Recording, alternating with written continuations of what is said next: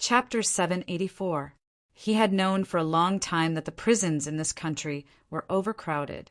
If possible, the warden even hoped to clear out some of the prisoners here.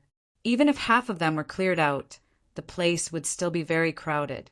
Scum, trash, vermin. The warden, who was enjoying his dinner in his office, was not in a good mood. He was thinking that he should find a few prisoners to play with so that he could feel better. After all, in a boring place like this, only by having fun with the prisoners could he feel a trace of excitement. This was a place filled with stench, noise, and death. Suddenly, two strong beams of light shone in from the glass window beside him. The light was so bright that the warden was unable to open his eyes. At the same time, a call came from the center of power in the country. Immediately pick up the following 2 prisoners. The escorts have arrived. The call was quickly hung up. The warden was able to clearly see the source of the strong beams of light, an armed helicopter. What would happen? How could they dispatch such a thing to escort 2 prisoners? Even though the 2 prisoners mentioned in the phone call were notorious fellows, they were not the only ones who had a good reputation. Ma, bring me Buggy and Doflamingo. Even so, the warden immediately arranged for his subordinates to take the 2 fellows out of the tightly guarded cabin. It was not just this place. On this hot summer night, the same situation occurred in 2 other prisons. Rio Municipal Theater. Song Hauren was looking at the screen of his mobile phone. Luvia was recording the situation on the scene through a video. All the guests were being supervised and squatted below the stage, making the place appear very crowded. This reminded Song Hauren of the current situation in this country's famous prisons. Due to the fact that he had left the venue midway to send a message to his father, Song Hauren was lucky enough to avoid this disaster. This made him appear less passive. At the very least, he had a lot of room to move around, away from the eyes of the bandits. There are bombs. Be careful. I will think of something.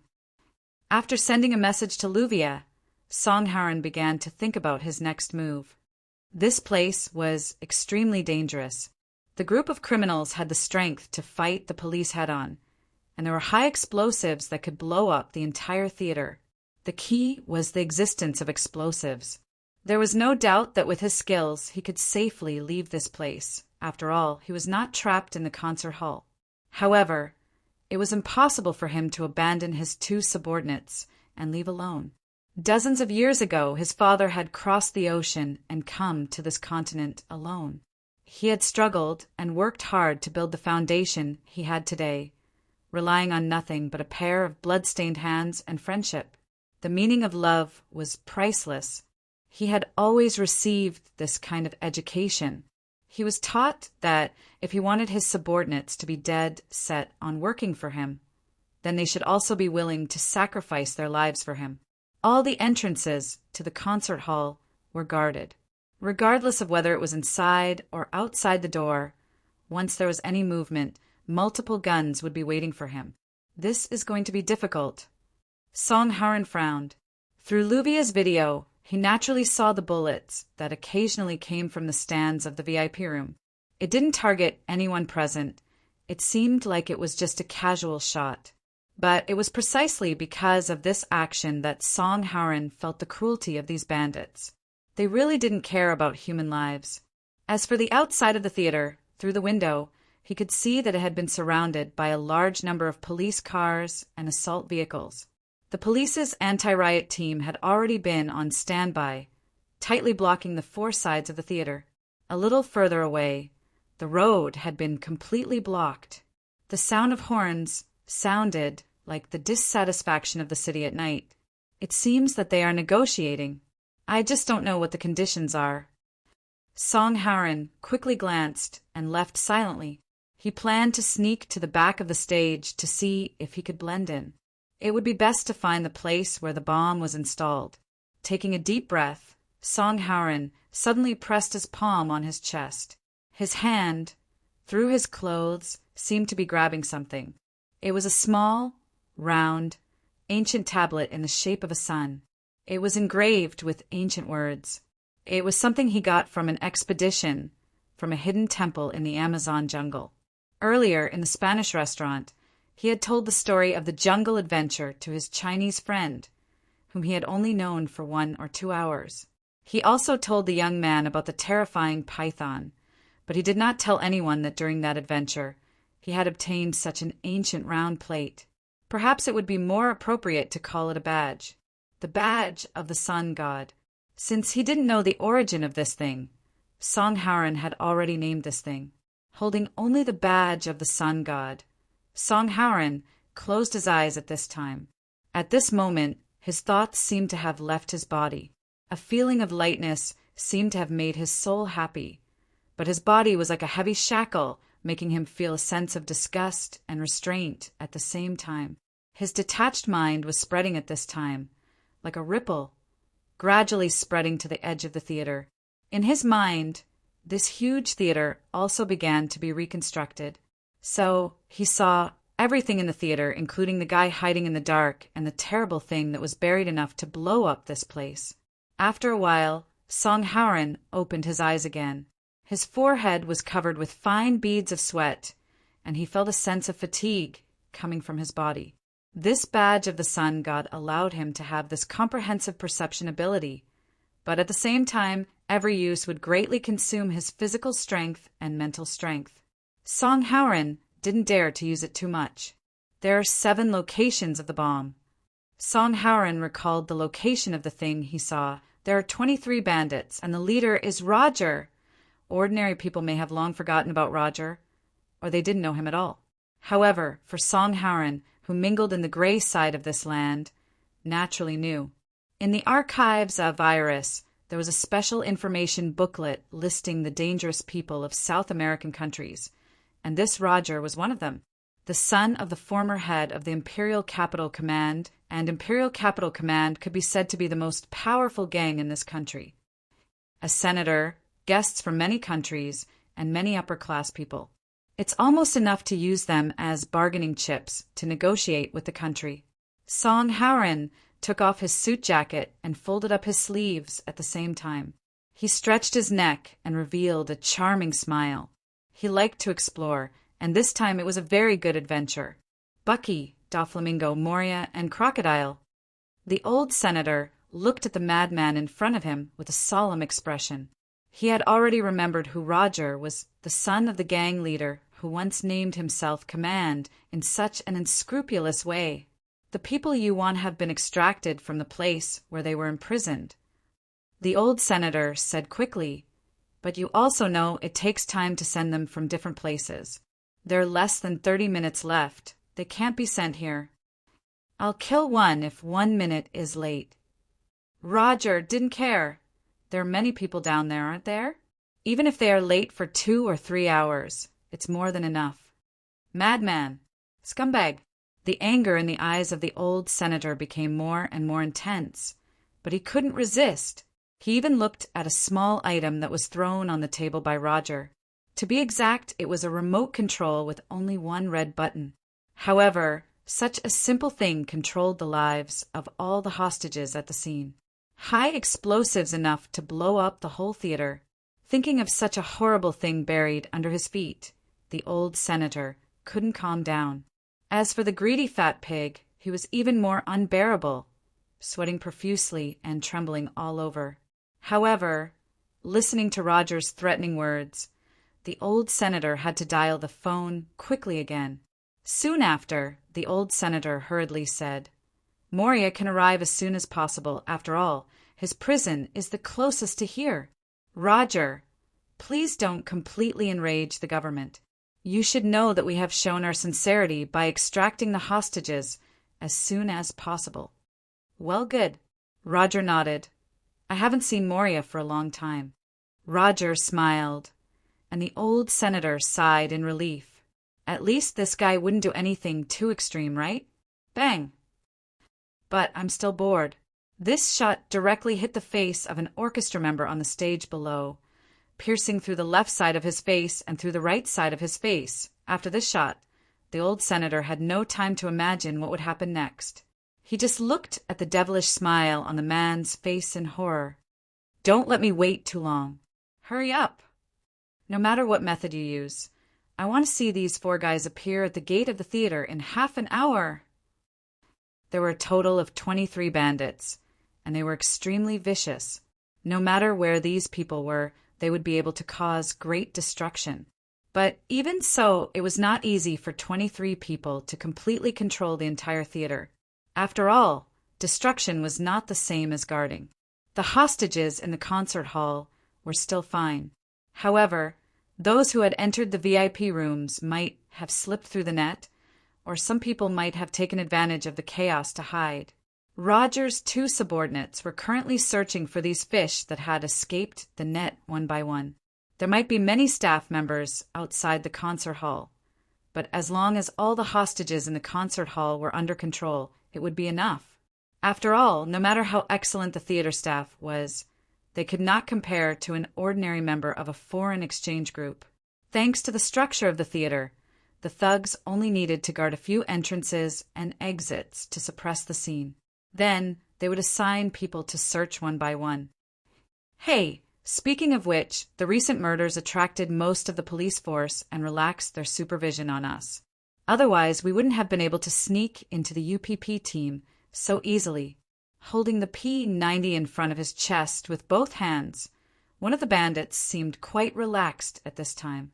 He walked in the corridor on the upper floor of the theater and opened a VIP room with his companion. Before this, they had already searched once, and now they were looking for loopholes to fill in the gaps.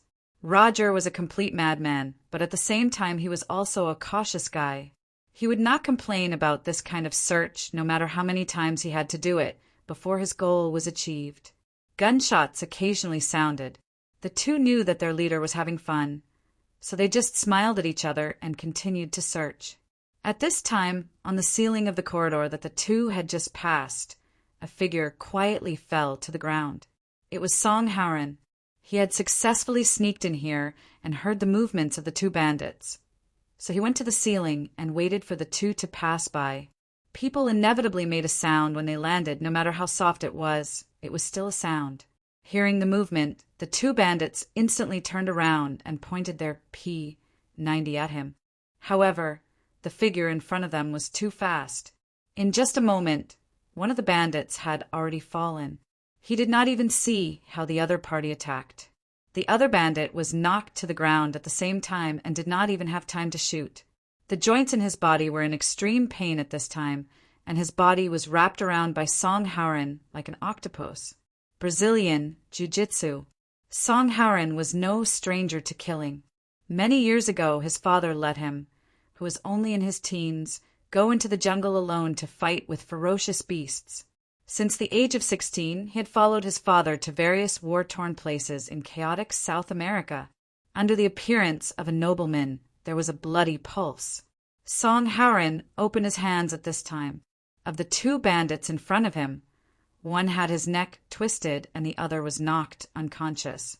Without any hesitation, Song Haren pulled out a black military knife from the unconscious bandit and directly cut his throat. 21 more.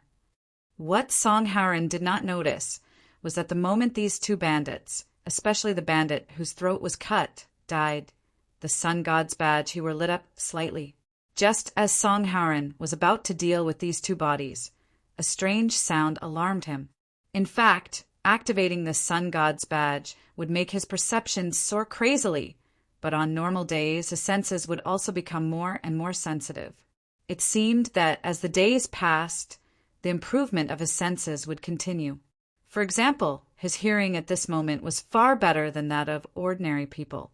The source of the sound came from another private room on the side. Song Haren's expression was indifferent as he slowly walked towards the box. He had already heard the movement. It was the sound of footsteps. There was indeed someone hiding in the room, and hearing the footsteps, he was sure that the person was very frightened at this time and kept retreating. Perhaps he was still looking around, trying to find a place to hide.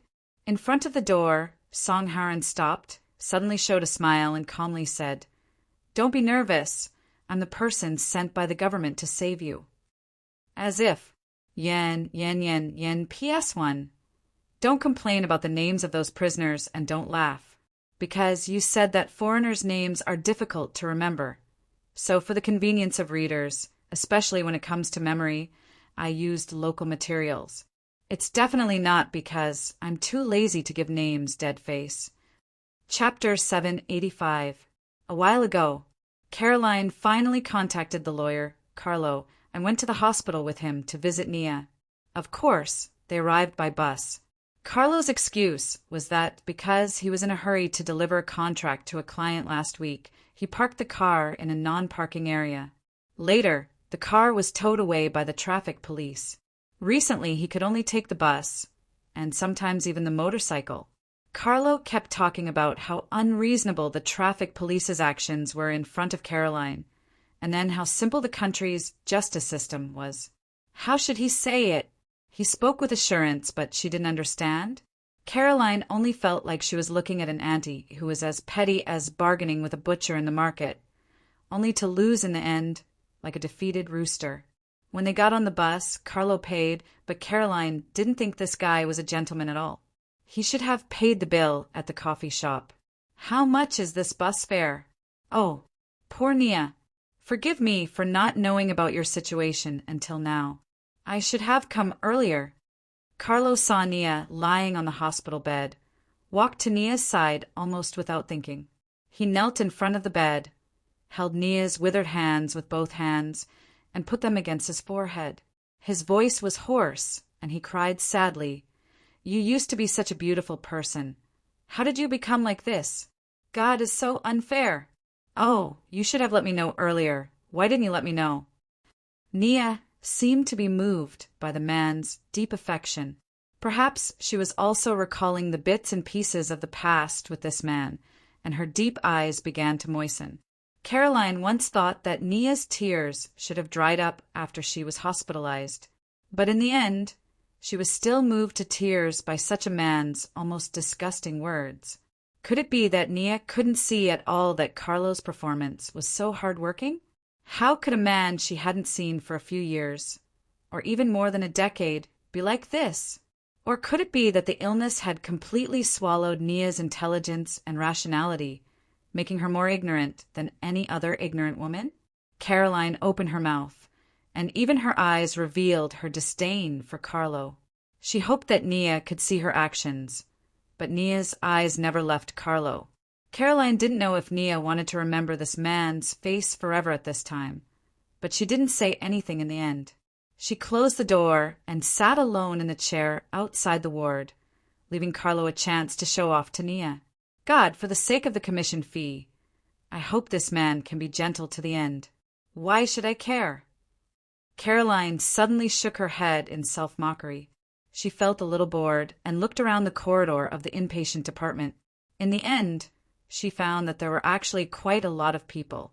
They all had relatives who were hospitalized here, right? With her thoughts in a mess, Caroline simply took out her phone and began to scroll through her WeChat moments and Twitter to kill time. I wonder how Nia and Carlo's discussion in the ward went. She sent a message to Livia. After waiting for a while, Livia did not reply. She made another call, but it turned out that Livia's phone was turned off. Livia said that she would also leave and live outside for a while. She should have left by now, right? Although this guy was in the flesh business in the district, Caroline knew very well that Livia had a boyfriend outside without telling her, and it seemed that he was still a college student. Livia, this fool, even secretly left a portion of money every month to subsidize this man's tuition and living expenses. Perhaps she went to her boyfriend's side. Caroline fell asleep as she thought about it. She sat in a dream. In the dream, she was an angel. Her wings were not the pure white of angels in the Bible, but gray. Her wings were folded and wrapped around her body. She couldn't fly, so her body began to fall from the sky. But she could never touch the ground. She just kept falling, seemingly without end. She couldn't open her mouth and could only watch helplessly as she fell. Her body was like a stone statue, and she felt as if she was a soul that had been imprisoned in a statue. Caroline didn't know when another version of herself appeared in front of her. It was the same face, but the other party didn't have wings and was no different from an ordinary version of herself. She was also falling at the same speed as her. Her line of sight was always on the same moving, horizontal line as her. She felt like she was looking into a mirror. The two of them were falling to the ground with their heads down, but they were still looking at each other with their eyes open. Caroline was still unable to speak. She had never been so anxious before. But the other party moved. The other version of herself moved. There was a slight smile on her face. It was a strange smile that frightened Caroline when she saw it. The other party moved. This person who looked exactly like her moved. While falling, the other party stretched out her palm and slowly reached out to her. Finally, she placed her palm below her abdomen. She opened her mouth, but no sound came out. Her mouth kept changing, and it was obvious that she was saying something. "I'm taking it." What? The ground below was suddenly swallowed up by darkness. The darkness was like ink dripping onto a piece of paper towel, quickly climbing up to the sky and finally dyeing the bright sky black. Caroline felt pain. It was very painful. The reason for the pain was that the mobile hospital bed being pushed by the doctors and nurses quickly passed through this narrow corridor. The wheels at the foot of the bed directly ran over Caroline's feet. It would be strange if it didn't hurt. Caroline woke up with a start in pain. She looked at the hospital bed in the distance with hatred and quickly took off her shoes. There was a red mark on her feet. She didn't know if her bones were hurt. Why am I so unlucky today? Caroline sighed and slowly rubbed her feet. At this moment, the door of the ward in front suddenly opened. Carlo walked out expressionlessly. He frowned when he saw Caroline still sitting here. "Have you finished your discussion? Where's Nia?" Caroline had to ask. Carlo said indifferently. She finally fell asleep. "You'd better not wake her up. By the way, do you have time? I want to talk to you about something." Caroline instinctively felt that it might not be a good thing, but she endured the pain in her feet, put on her shoes, and followed the man to a relatively quiet place. It was the overhead floor of the hospital's inpatient department, a place for patients to breathe. Caroline limped, and Carlo had no intention of supporting her. This old man, who still had a trace of his handsome appearance when he was young, took out a wrinkled soft pack of cigarettes from the pocket of his suit, picked one, and began to smoke. Caroline said impatiently, "If you have something to say, just say it. If there's nothing, I'm leaving. It's too late." She worked at night. Naturally, it was just an excuse to say that it was too late. She just didn't like to stay with this old man. It reminded her of Nia's appearance. It was completely different from when she was desperate. She glowed with a strange spirit, as if she saw hope. "You're also a prostitute." Carlo slowly exhaled a puff of smoke. "Nia told me some things about you." Caroline looked at him with her arms crossed and frowned. "If you have something to say, just say it." Carlo turned around and leaned against the railing with his back to the city's night lights. "Nia entrusted me to sell her house, and the remuneration has been negotiated, but she has another condition. I won't participate in the real estate business." Caroline shook her head. That kind of thing was too troublesome and thankless. She had no reason to help. Carlo said with a faint smile, "You really don't plan to participate? Even if you can get 10% of the wealth after the property is sold?" Caroline was startled. Carlo explained, "Nia didn't trust me, but she also entrusted you to be her agent." With that said, Carlo sneered, "This woman obviously doesn't trust me." Thinking of Carlo's performance in the ward, Caroline also sneered, "It would be strange if I believed you. It's really disgusting. It's just for the sake of money." Carlo shrugged. "If she's willing to give me money, even if she wants me to kiss her feet right away. And you always insist on visiting Nia in the hospital. Don't you have some purpose?" Caroline nodded. She didn't want to talk too much with this man. Nia was willing to give her 10% after the property was sold. To be honest, it made her surprised. Was this the reward for visiting all this time?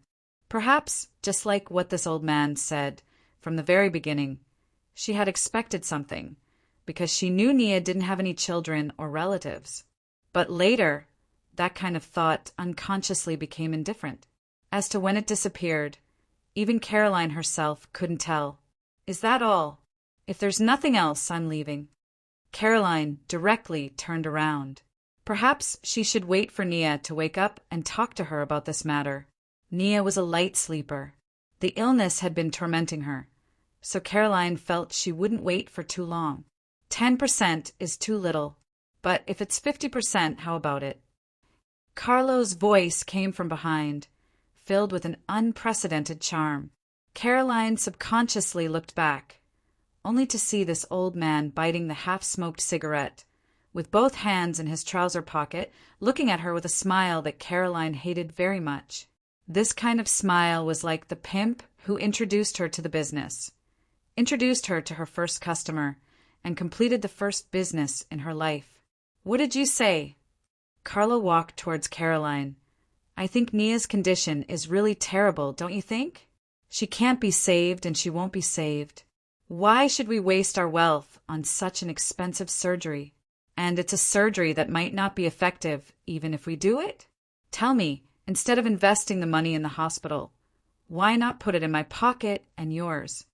Caroline's breathing couldn't help but speed up with every sentence that Carlo said. Carlo suddenly reached out and lifted Caroline's chin. With this money, your life and mine will become better, won't it? And what you and I need to do is just to weave a beautiful lie. You know, a house in the West District can be sold at a price you can't imagine. That's wealth that you can't earn even if you sleep with hundreds of men. Scum! Caroline slapped Carlo's face hard and left angrily. Carlo wasn't angry. Instead, he raised his voice and said behind Caroline, think about it carefully. As long as you nod, you can get a fortune. Nia can't live. Is it worth it or not? A house in the West District could indeed be sold at a sky-high price. Caroline didn't even know how Nia earned the money to buy such a house. Surgery. Are we really not going back to Nia? The doctor did say that Nia's condition was very bad. The surgery was just a last resort, and the chance of success wasn't high. It was more likely to accelerate her death or die during the surgery. Why entrust me? It seemed that she also noticed Carlo's hypocrisy, so she was worried. After all, Nia was already a dying person. She was very suspicious and didn't believe anyone.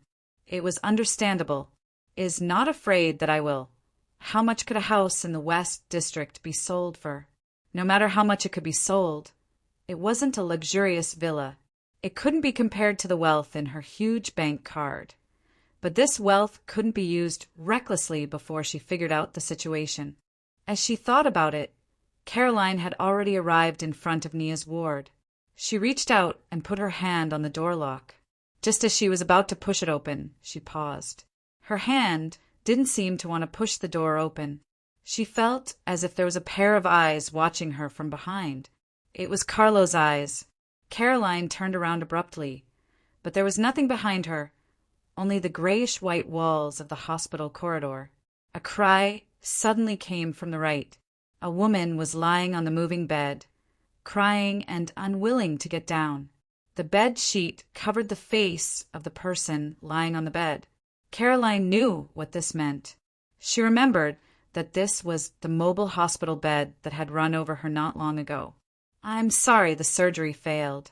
The doctor seemed to only be able to say some useless words.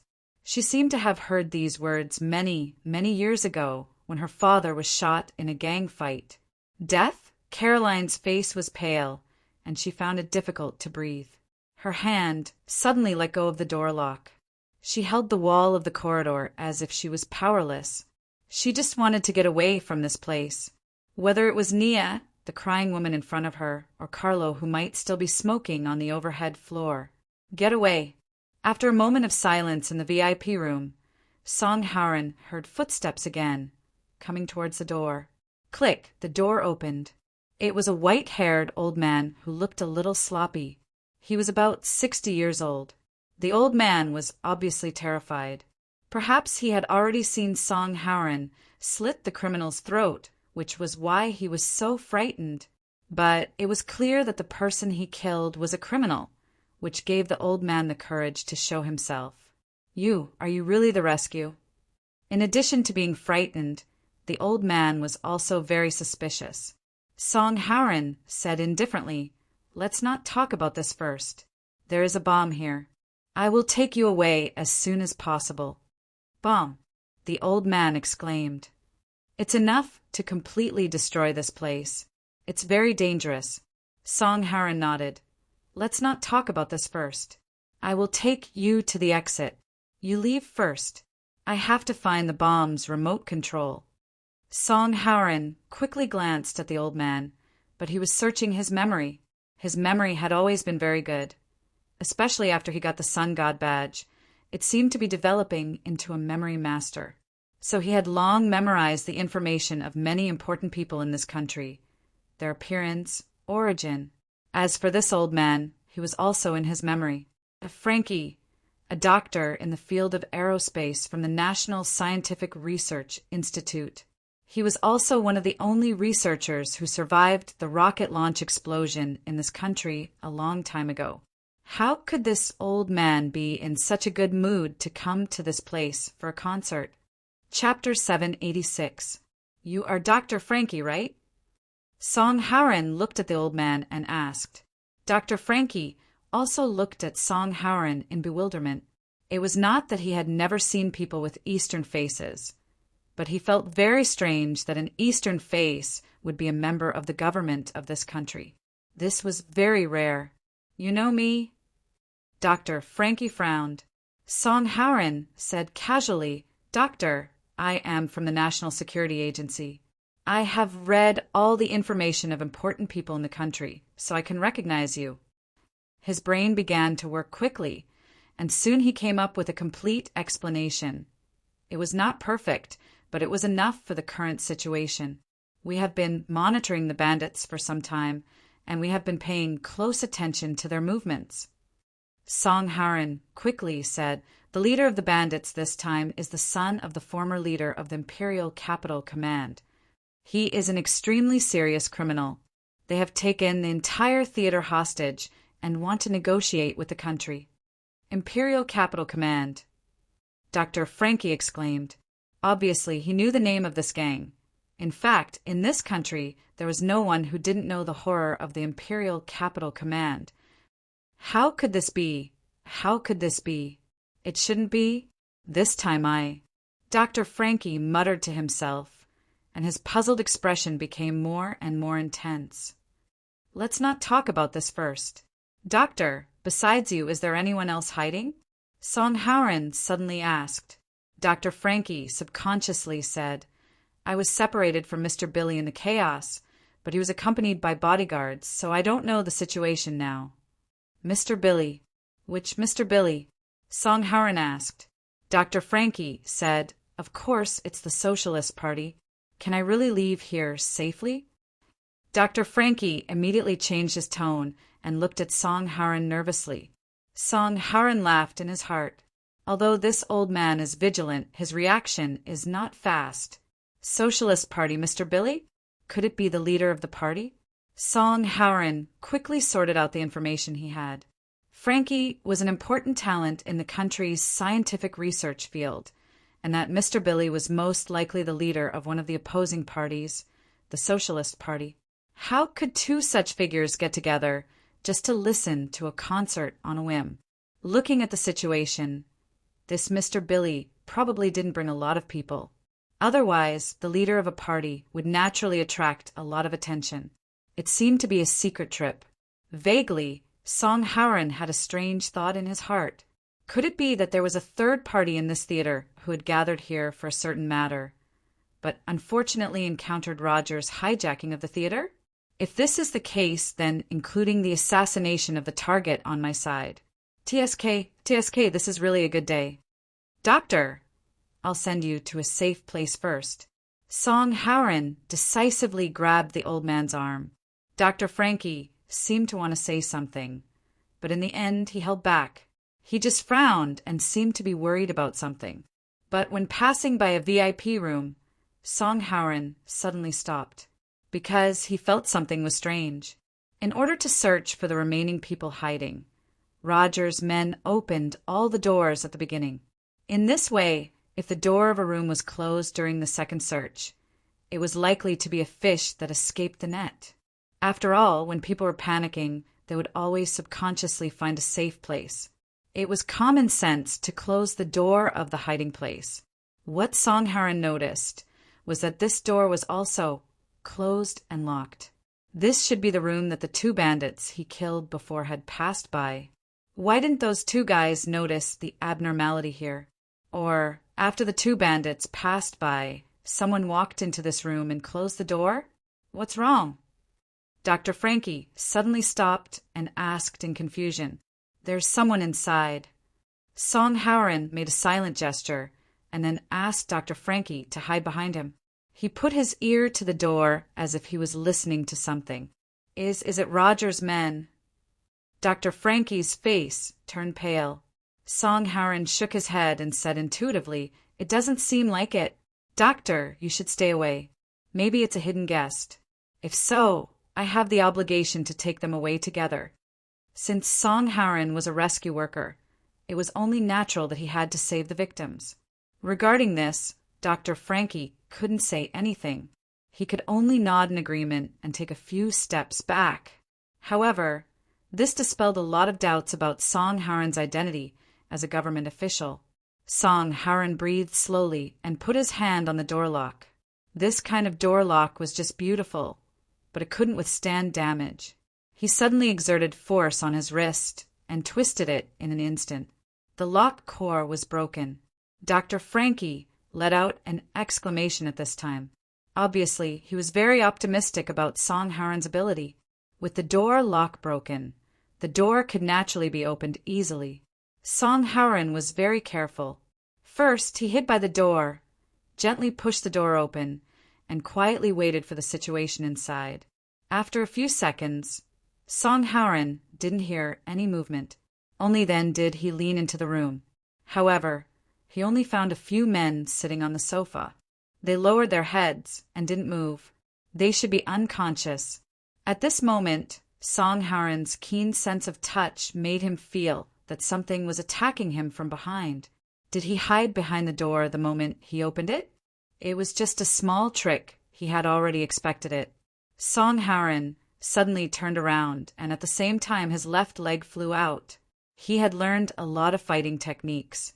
For example, this kind of spinning kick was a combination of Muay Thai and Taekwondo techniques at the same time.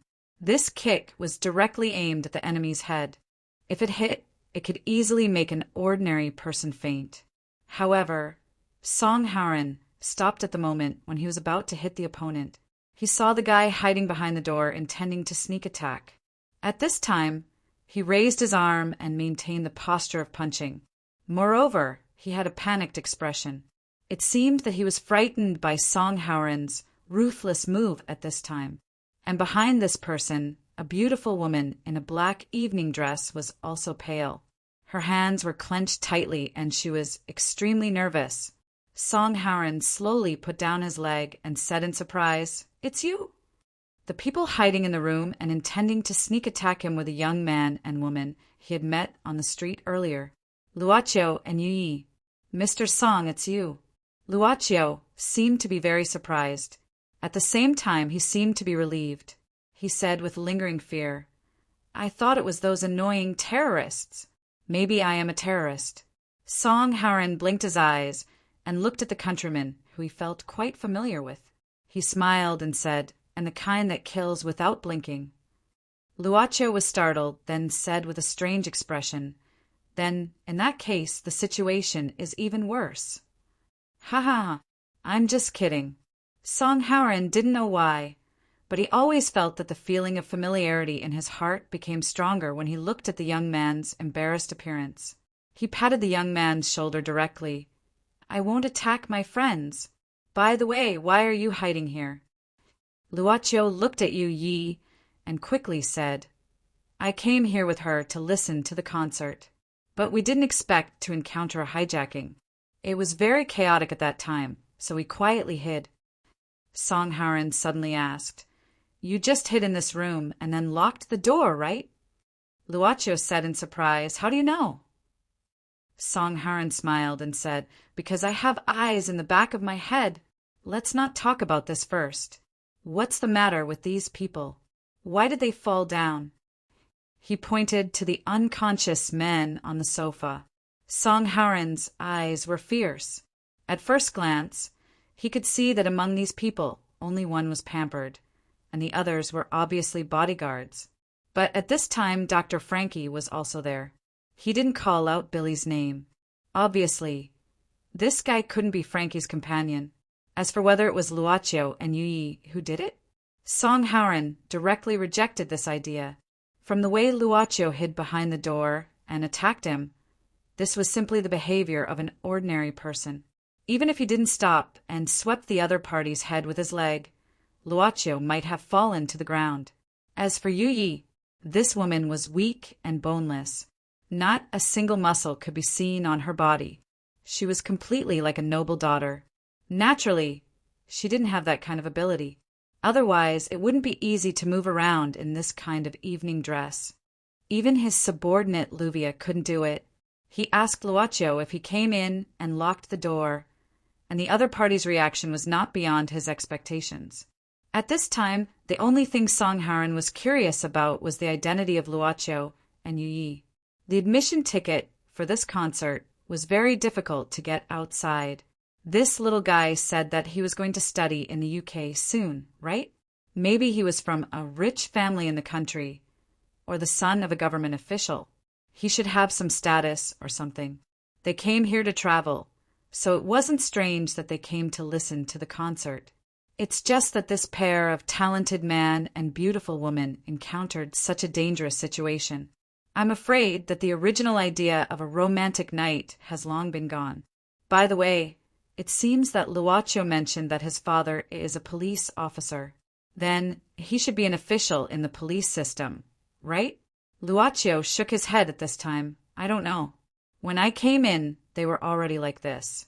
I wanted to wake them up, but before I could do so, I heard some noises outside, so I hid. Then you appeared, Mr. Song. What are you talking about? Dr. Frankie interrupted at this time, because Luocio and Song Haran were talking in Chinese. Dr. Frankie couldn't understand a word or two. His original wariness of Song Haran suddenly rose again. Doctor, don't be nervous. Song Haran waved his hand and said, "These two people are from a rich family in China. They are my friends. We just happened to meet here." Is that so? Dr. Frankie didn't comment. Song Haran didn't care. Instead, he directly walked to the unconscious men and observed their situation. They didn't seem to be knocked out. And even if they were knocked out, who would be so bored as to put them neatly on the sofa? He took out a business card from one of the men and glanced at it.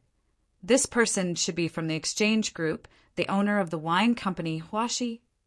When he heard this name, Dr. Frankie's expression clearly showed a trace of strangeness, but it was well captured by Song Haran. Song Haran didn't say anything, but frowned and said helplessly, "They fainted and can't be woken up for the time being. It's obviously unrealistic to take them away. Now we can only escape first, and I'll think of a way later." What if the criminals find them? Dr. Frankie blurted out at this time. Song Haran asked curiously, "Doctor, you seem to know these people? You seem to be nervous?" "Oh, it's a matter of life and death," Dr. Frankie quickly said. Song Haran shook his head and said, "I can only choose you who can move normally. This is not a place to stay. If Roger finds out that his men didn't report in time, I'm afraid he will find out about the situation here. We need to leave now." Okay. Dr. Frankie nodded hesitantly. Song Haran looked at Luocio and Yi at this time and patted Luocio's arm hard and laughed heartily. "How is it? Do you feel the charm of this country?" Luocio smiled bitterly. "I feel it." "Have you practiced it in the future?" Song Haran suddenly asked again. Luocio nodded and said casually, "When I was young, my father taught me self-defense skills, but after I grew up, I didn't practice much." Song Haran nodded. "There's no time to lose.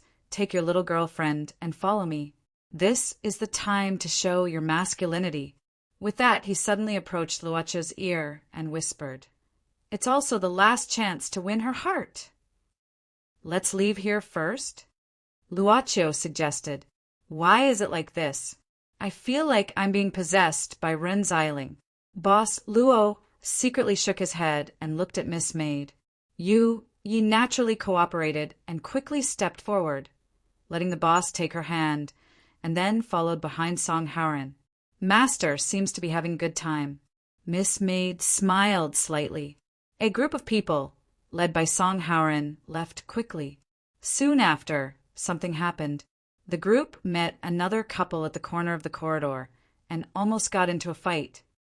"Jun, Chong, Xiaoli, it's me," Song Haoren suddenly shouted. "Chong? Xiaoli?"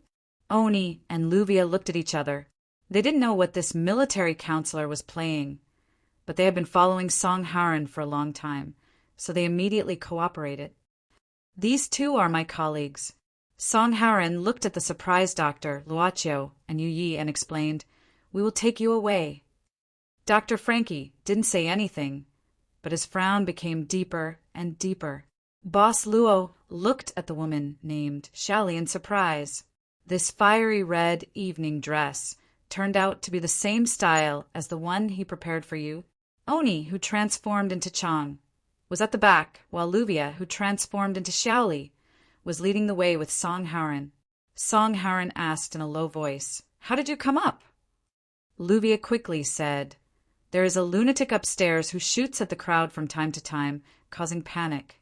However, he just shot and killed a person, so the hostages suddenly became chaotic. Oni and I took advantage of the chaos and quietly escaped from the backstage. We came up here to see if there is a way out." "Well, you did well. Now I don't have to waste my effort to get you out." Song Haoren was quite surprised. "By the way, military counselor, who are these three people?" Luvia asked curiously. Song Haoren said, "That old man is a scientist. It seems that something happened tonight that we don't know. As for the others, they are just ordinary people, so I brought them along. That young man always gives me a warm feeling, so I can't let go of him." "How willful! Don't you know it's very dangerous now?" Luvia glared at Song Haoren angrily, but perhaps this was the charm of the military counselor. Oni had been listening to the conversation between Song Haoren and Luvia through the headset. After listening to it, he subconsciously turned to look at Luocho. After a few glances, he nodded his head. This frail-looking fellow with weak legs was probably one of those young masters from China. Additionally, he was the type who specialized in playing with women. Gigolo weakling. Oni whistled. However, just as he finished, he let out a scream, alarming everyone in front of him. "Oni! Chong, what happened?" Song Haoren was greatly shocked. At this moment, Oni painfully raised his feet. After staring blankly for a while, he bitterly said, "Boss, why is there a nail here?" Chapter 787. The surrounding police officers completely cleared the main road, giving the helicopter a temporary landing place. An armed aircraft, painted with the country's military logo, landed quickly in the roar. When the hatch opened, a burly man in orange and yellow was the first to appear in everyone's eyes. The prisoner's hands were still handcuffed, and behind him, two soldiers surrounded him on both sides.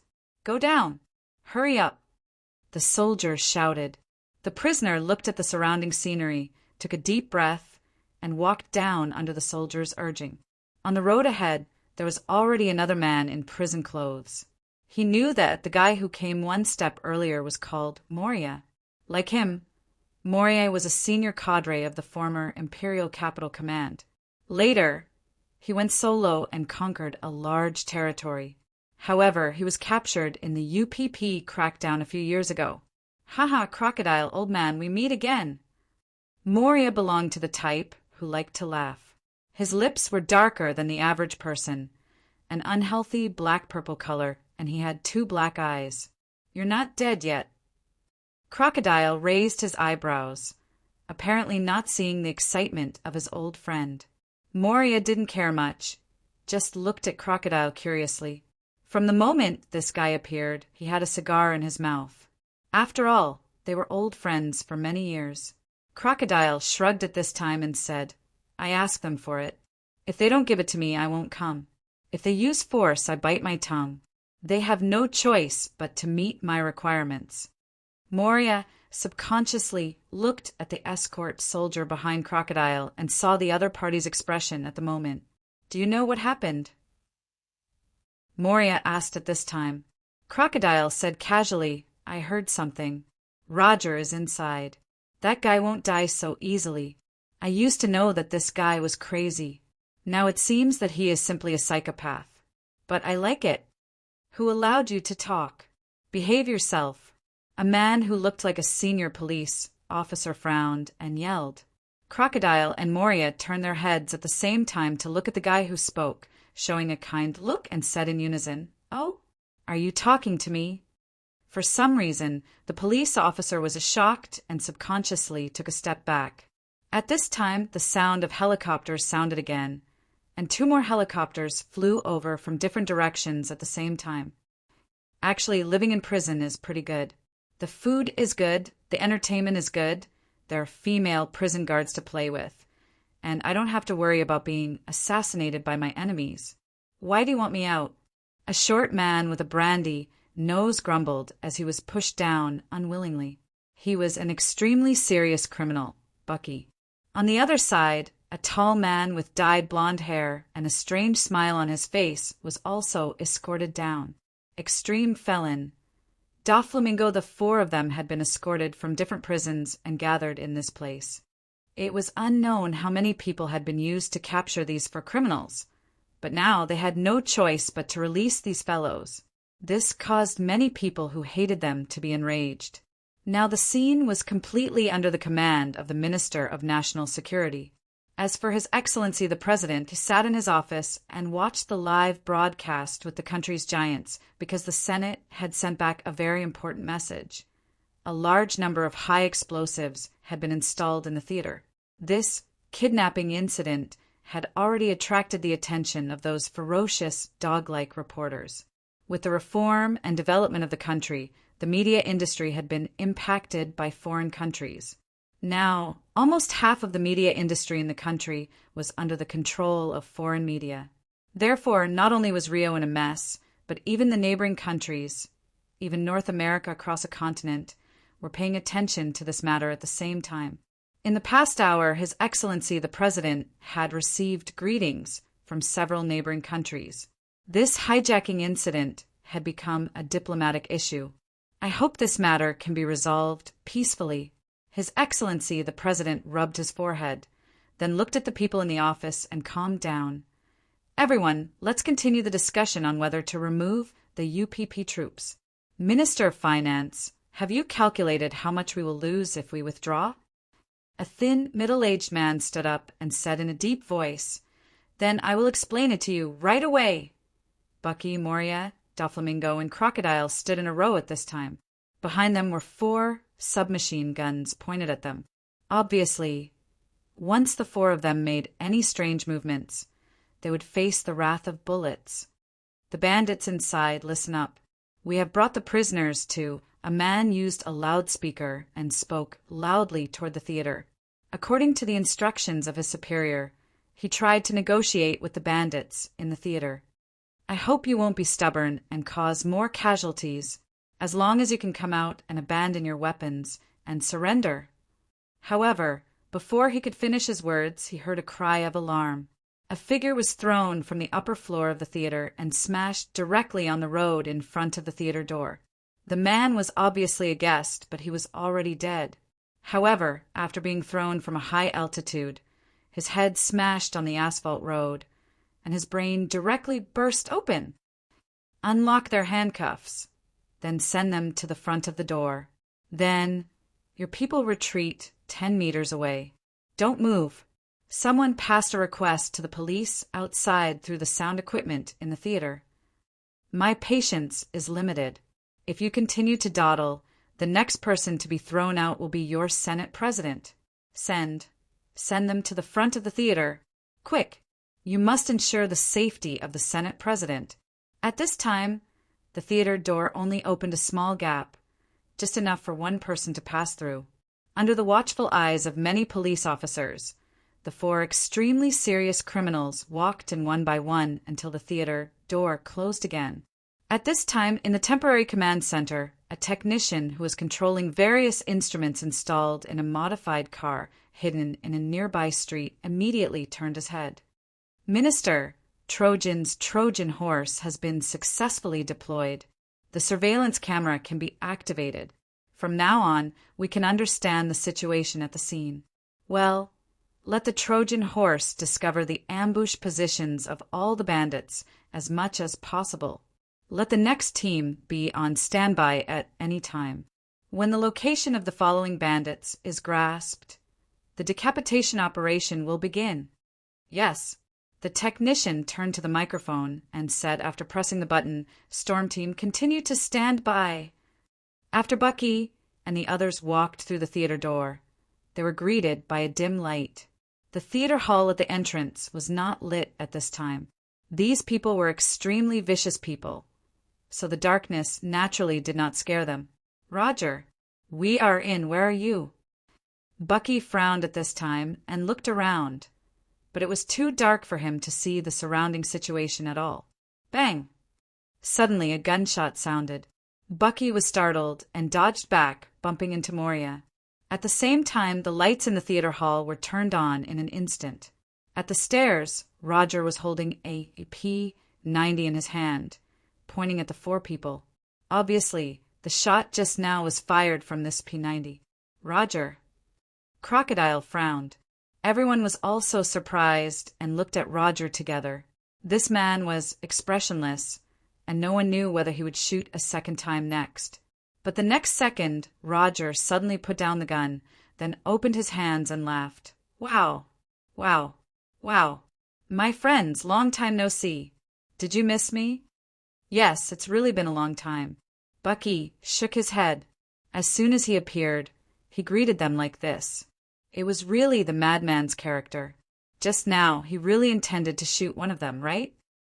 "When you were in prison, I heard that you fled to Russia. When did you come back?" Moria stepped forward. At the same time, he found that there were at least 4 guys hiding in different places. "I came back half a year ago." Roger hugged Moria, then looked at the other 3 and said, "Come on, let's go inside. If those stupid Rio policemen rush in here, I won't be able to stop them." "Bucky, what are you looking at? Come here. The vases hanging here are worthless things. Don't look at them anymore." Bucky shrugged and walked up. At this time, 2 gangsters came out of the dark and went directly to the gate of the theater. It seemed that they were guarding the first line of defense. After looking around a few times, Doflamingo smiled and said, "This place is good for defense. How many people do you have this time? How many weapons do you have? How long can the ammunition last? Hey, guys, I know you have been trapped for several years, and you have been bored for a long time. Don't worry, I will let you make a big fuss." Roger laughed and led the 4 people into the concert hall. "I want to go to the toilet. F***CK. I haven't heard anything along the way. I'm suffocating," Bucky said unhappily. "Before I went out, the female prison guard with a big but was sucking it for me. I only did half of it." Roger smiled and did not say anything. He just waved his hand and said, "Bah, 2, take him there." The remaining 3 people, led by Roger, walked into a VIP room. Here, they naturally saw Rio's greedy fat pig and the Senate president. Both of them were celebrities and could be seen at any time on TV. Crocodile and the other 2 naturally recognized them. Moria seemed to be quite interested in the greedy fat pig. He went directly to Director Jose with a grin on his face. Director Jose was so scared that he almost fainted. Crocodile walked to the front of the stand and looked down at the concert hall. He smiled and said, "It's really a big deal. There are so many people in this room. And there is our Senate president, who is the most important." Roger sneered. When the old Senate president heard this, he was angry but did not dare to say anything. Roger was already a homicidal maniac, and now there were 4 more extremely serious criminals This group of lawless guys gathered together. It was unknown how much damage they would cause to the city. At this time, Doflamingo was sitting on the sofa leisurely, crossing his legs and looking at Roger. "Roger, did you make such a big scene just to get us out?" Doflamingo then said, "You should understand that it is not difficult for us to get out. We just don't want to come out for the time being. Brother Ming, our era is about to start again." Roger's eyes were full of fanaticism. "I want Rio to return to the state of 20 years ago, and let everything return to the way it was before." Doflamingo sneered, "With these hostages in your hands, and your 20 or so men. Roger, it's not that I want to hurt you, but it is very likely that in the end, the 4 of us will just come out for a breather, and you and your men will go back with us. Do you know what is waiting for you outside? Helicopters, assault vehicles, riot squads, and even soldiers. There is no way for us to leave safely from so many encirclements." Roger said indifferently, "Brother Ming, are you going to give up?" "It doesn't matter. I can let you out. So can Crocodile and Moria. As long as you ask, I can send you off personally." "Haha. Roger, Brother Ming doesn't care about you." Moria sat up directly and used Director Jose as a chair. "And you have to understand that we have already left the headquarters. We are no longer under you and the old man. If the benefits are not enough, we will not work for you." Roger suddenly laughed. "Let me ask you, how many slums are there in Rio?"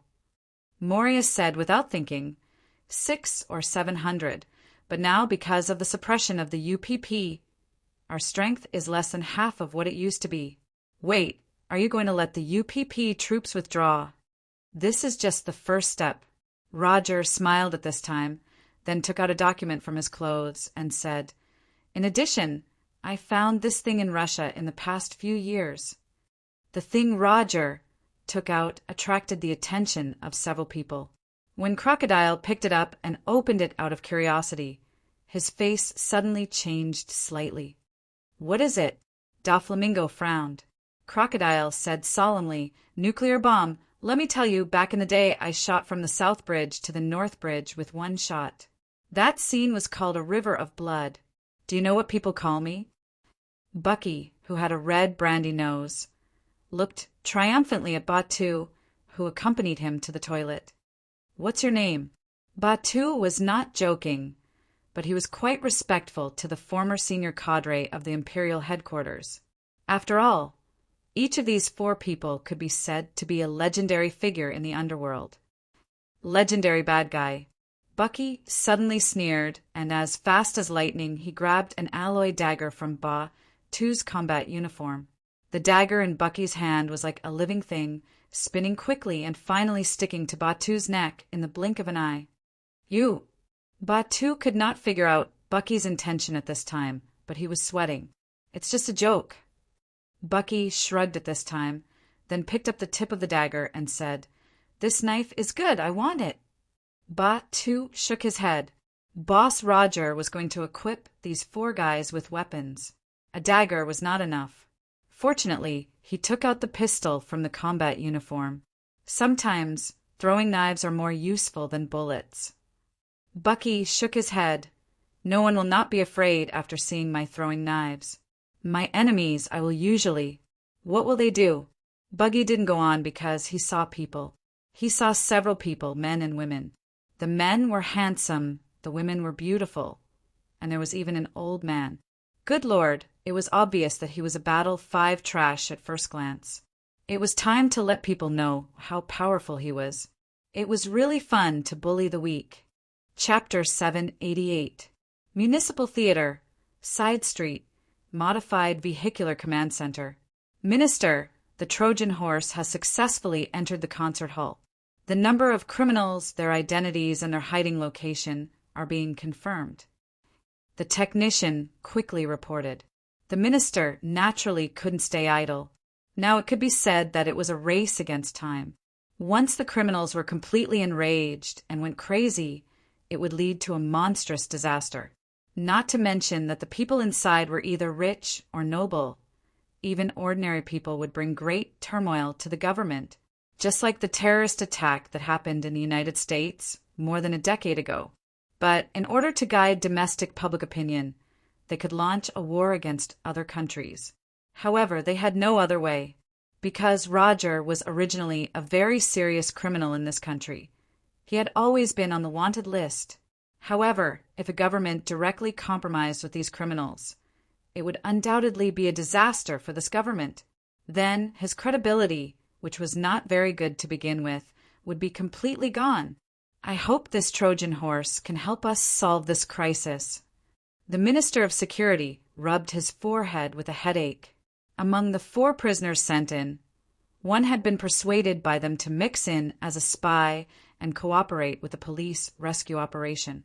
But would that guy really be so obedient and choose to cooperate with the government? I hope so. The minister sighed, his gaze once again cast on the screen in front of the podium, looking at the situation in the concert hall bit by bit. In fact, Buggy thought that there was really no problem with his judgment. You see, although he and Batu were only 2 people, the other side had a total of 6 men and women. It seemed that the other side had the advantage. However, Batu was fully armed, and he still had a dagger in his hand, didn't he? What about the other side? 2 women in evening gowns, an old man, and the other 3 men were even more unarmed. This was simply like 2 kings meeting a rookie who didn't even know how to operate when fighting in the jungle. So Buggy thought that there was really no problem with his judgment. But why was it like this? Why was Batu's weapon already in the hands of someone else? Why was he pressed to the ground by this woman in a red evening gown? I am the legendary bad guy. Bucky Barton Barkus, I recognize you. At this moment, Song Haran sized up the other party with great interest.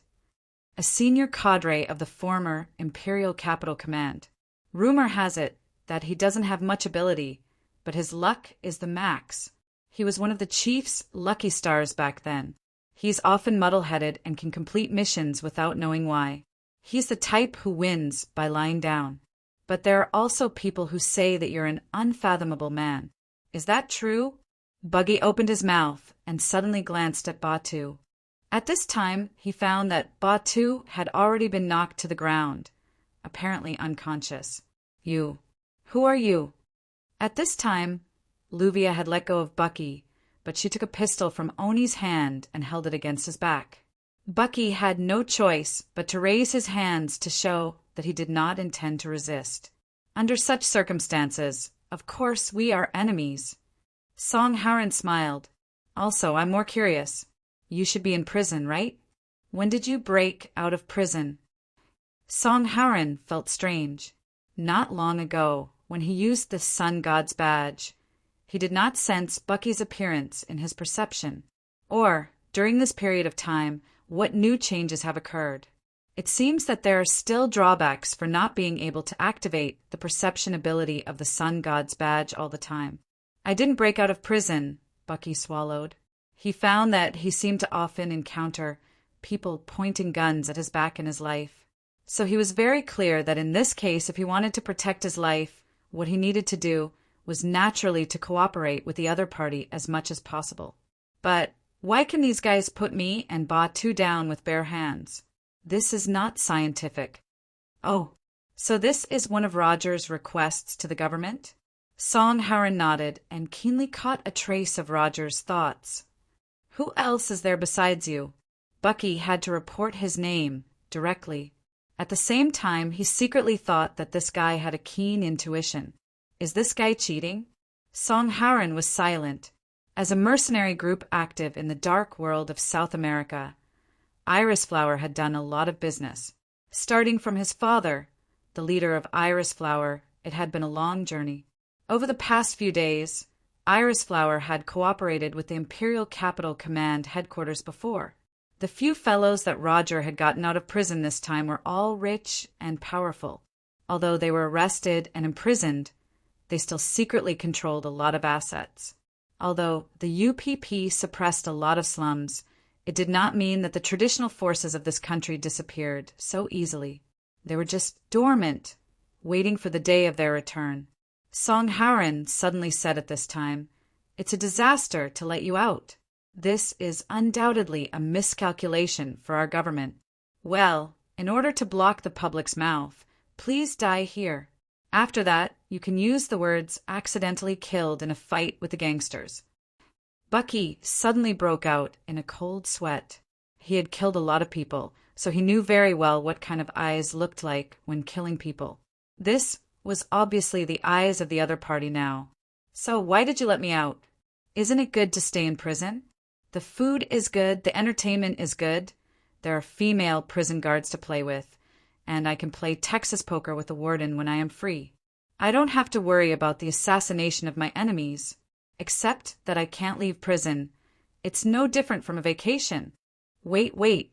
What did he just say? Our government? Is this guy a member of the government? Wait, don't do it first. Bucky hurriedly said, "Don't do it first. I came in with a special mission this time. I am.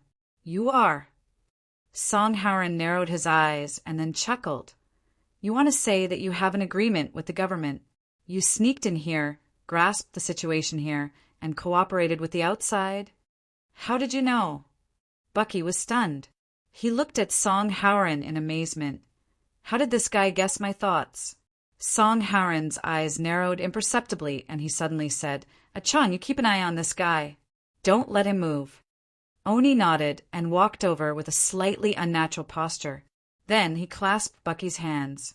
Songhauren was checking the equipment that he had stripped from Ba Tuesday. He took out the other party's walkie-talkie. It was unknown what he was thinking. Luvia quietly came to Songhauren's side and asked in a low voice, "Do you really believe his words? Do you want to check it?" If he had really assisted the government, then Bucky would have at least hidden a surveillance device on him. If they could not find it, then the lie would be exposed. "Don't you think it's interesting?" Songhauren narrowed his eyes. Luvia was stunned and said, "Interesting." Songhauren said indifferently, Roger's real intention. Luvia frowned and said, "But there are a lot of explosives hidden here. After all, it's too dangerous. I promised Dad that I would protect you." Songhauren said, "Do you think Roger really dares to press the detonator? Although he is a madman, he is certainly not crazy enough to risk his life to perish together with the enemy. If he still has something in his heart that he wants to accomplish, then he will cherish his life more. So, before he safely leaves the theater, we are the safest." With that, he glanced at Luaccio and the others who were left aside and whispered in Luvia's ear, "Now there are all people from the government outside." They had already surrounded the outside of the city, so tightly that not even a drop of water could leak out. "Although we can leave now, once we walk out of the theater, we are bound to be discovered by the police. The three of them should be fine, but the three of us—" Luvia nodded solemnly. "Their identities were all fake and could not be verified by the police. Moreover, a large number of hostages in the concert hall were still being held, while they walked out safely. If the group of police in Rio were not full of fat, they would definitely investigate carefully. We can only wait for the police to rescue us, and then we can blend in with the hostages and leave," Luvia said helplessly. If they left before the arrival of the police deployment, they did not have to care about this. But now it was obvious that they had missed the best opportunity. Luvia glanced at Songhauren. Originally, the military counselor who happened to be outside and communicating with Dad before the accident could have left directly, but he stayed. Luvia subconsciously held Songhauren's hand. "The three people you have with you are a burden. Do you think we should? After all, they have seen what we look like." Songhauren shook his head. "They don't know our identity. They just think that we are people sent by the government to rescue them. Although it is not easy for us to leave. If they go out, there should be no problem. Let's find an opportunity to send them out halfway." Military counselor. Luvia seemed to want to say something. Songhauren said, "Dad taught us that one more friend is one less enemy. Whether it is Frankie or Luaccio, their identities are not simple. Maybe they can be useful in the future. Life is a huge river. There are fish in it, and we are the fish in it. We will meet again." Luvia did not say anything more. At this time, they moved the unconscious Ba two and buggy to a pantry in the corridor. There was a lot of food here. It was originally for the guests in the VIP room, but now it was good for everyone to replenish their physical strength. It was easy for people to lose their physical strength and consume their body heat in fear and tension. Song Howren suggested that everyone take a 10-minute break here for the time being. Dr. Frankie took out his mobile phone at this time and waved it around, but he could not receive a signal. Song Howren said it is useless. The criminals should have released a special interference wave. Otherwise, with so many people in the concert hall holding mobile phones, it is impossible for the police not to know the situation here. It should be said that without the permission of the channel, there is no way to contact the outside world. Dr. Frankie shook his head, grabbed a bottle of champagne here, walked to the corner and squatted down, drinking alone, or maybe to boost his courage. Are you okay? Song Howren, Luochio, and Yi sat quietly in the corner, walked to Luochio and asked casually, Not bad. Boss Luo responded simply. He should be the kind of person who should be traveling with his family. It seemed that he should not be too calm. So Boss Luo then asked with concern, Mr. Song, can we get out safely? Song Howren smiled and said, We will go to the second floor later. The bathroom there has a window. I checked before. Next to the window is a sewer. It should be no problem to climb down. The police are outside. As long as you don't alarm the criminals halfway, you should be safe if there is a gunfight. That's good. Luochio nodded. Song Howren tore open a packet of biscuits and sent it to Luochio, blinked and said, Don't let your lovely companion starve. This is not the behavior of a gentleman. Luochio smiled slightly. Song Howren seemed to be born to give people a good sense of security. He was humorous and elegant, confident and orderly, as if he was a person who was confident that he could do everything. There was a God in his heart, and he was confident that he was that God, so he was strong. Have you ever played with a pistol? Song Howren took a pistol and quickly pulled the safety off in front of Luochio and asked at the same time, I played at the shooting club. Luochio thought and said truthfully, But they are all domestic goods. In fact, they are all about the same. Song Howren put the pistol in front of Luochio, and there were 2 clips of bullets. A real gun is slightly heavier, so when pointing at the enemy, it is best to raise your wrist slightly, so it is not easy to shoot down when shooting. He grabbed Luochio's wrist and let Luochio hold the pistol, and then he pointed the gun at himself and adjusted his posture slightly. Yes, like this. Oh, very good. Your hand is not too shaky. You have some potential. Luochio suddenly asked, Can you let me hold it? If we meet the enemy and we fight, I may not be able to protect you. Song Howren waved his hand and said, The one who can protect yourself the most is yourself. Don't feel burdened. These are all murderers whose hands are stained with blood. If you kill one, the King of Hell may record your merit in the merit book. Boss Luo relaxed a bit, smiled, and said, I always feel that you are cursing me to die later. Song Howren laughed and said, It was a slip of the tongue. I was talking about later. My old man believes in this kind of thing. He has heard a lot since he was young. Don't be offended. Your father is? Luochio slightly raised his head. Song Howren did not seem to want to say more, and just said casually, He is a hospitable person, especially us Chinese, but he has not been out for a long time and has been recuperating at home recently. Boss Luo did not continue to ask, so that it would be natural. At this moment, a man's voice suddenly sounded in the pantry, startling Dr. Frankie. It turned out that the communicator that Ba Tu carried with him was ringing.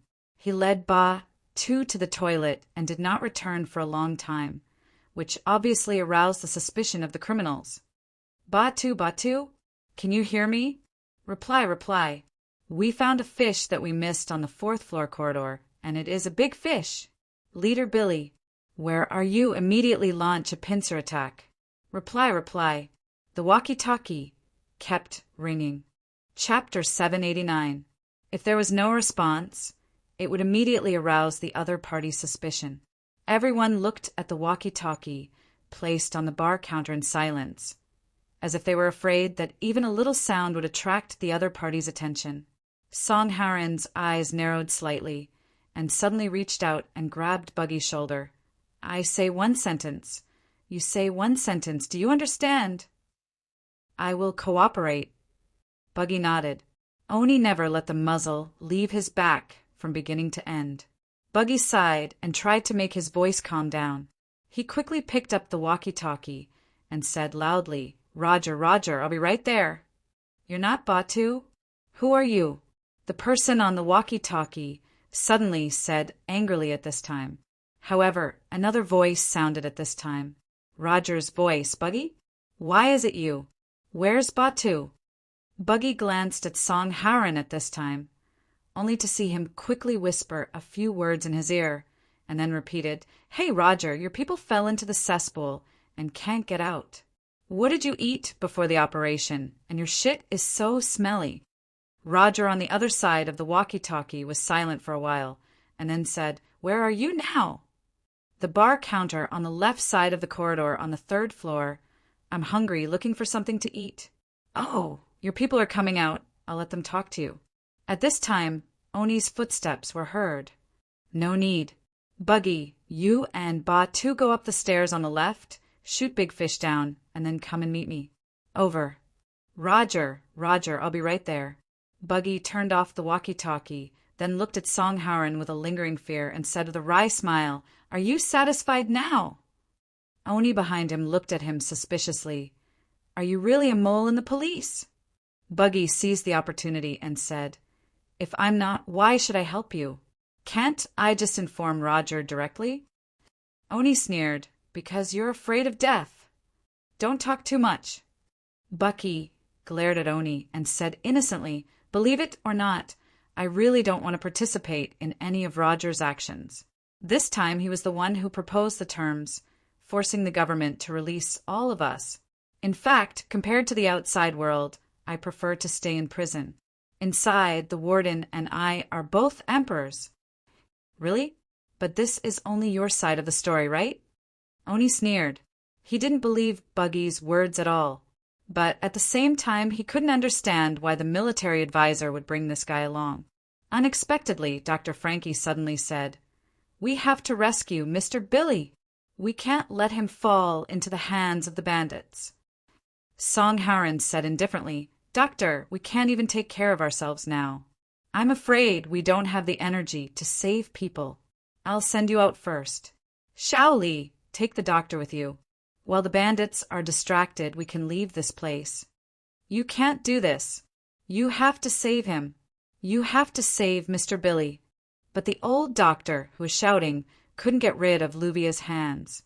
He could only try to persuade everyone while being pulled to move. Before leaving, Boss Luo took away the ballpoint pen and sticky notes placed on the bar counter. Although Song Haren found Luocho's action strange, he didn't ask much. Everyone then left the bar, except for Oni. But he soon caught up with everyone and quietly made a gesture to Song Haren. But Buggy thought of the unconscious Batu, who was not brought out. He thought that Batu might have been quietly killed, although it was understandable if the bandits were killed in a fight. But in this case, it didn't seem to be the police's style to kill someone when they had already caught him alive. Are these guys really from the government? Bang, bang, bang, bang. A few gunshots suddenly rang out. They didn't know whether these were bullets fired by Roger for fun, or by the bandits chasing after Mr. Billy, or by Billy's resistance. However, the place to evacuate that Song Haren mentioned was already in front of them. Song Haren opened the window of the bathroom and quickly glanced down. There were at least 7 police cars parked on the street. The police put up riot shields and stood in a human wall, completely encircling the area below. "You'll be safe if you go down from here." Song Haren turned around and smiled, "but it may be difficult for a lady to climb down. It's a pity that such a beautiful dress is wasted." Yi looked at the sewer next to her with some difficulty. "Do I really have to climb down in such an indecent way?"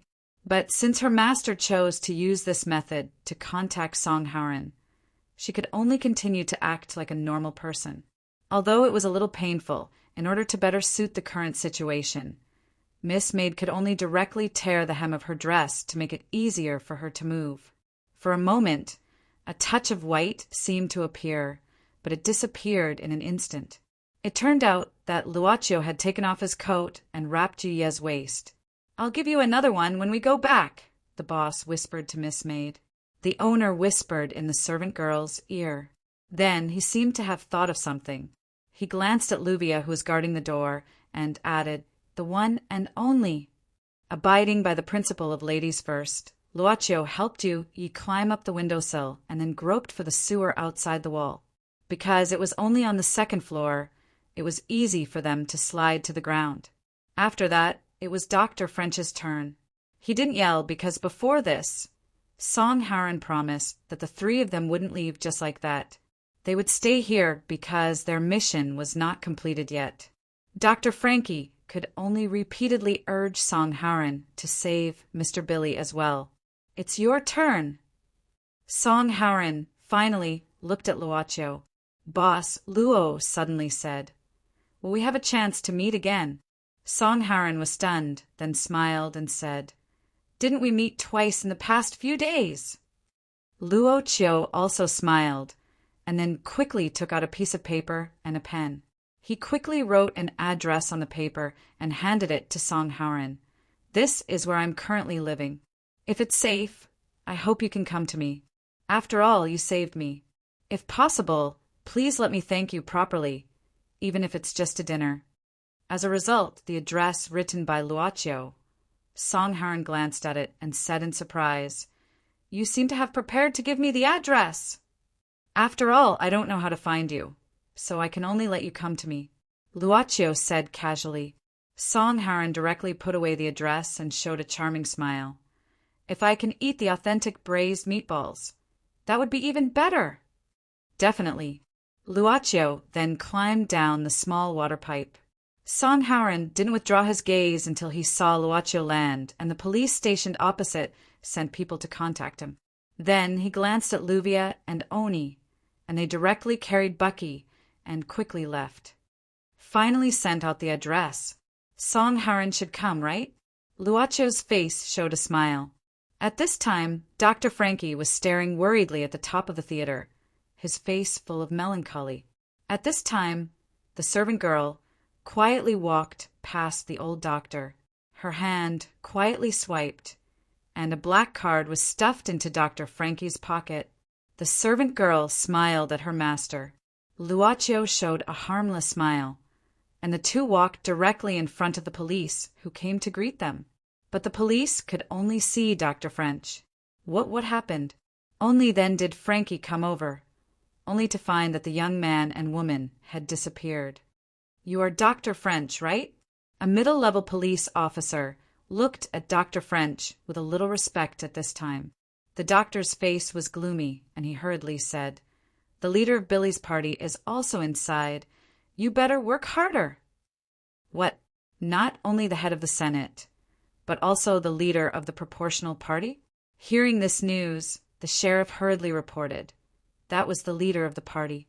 Now that the president was about to change, no one could say for sure whether the next one in power would be Mr. Billy's regime or not. After that, Dr. Frankie was taken to a safe place to wait. He didn't want to leave just like that.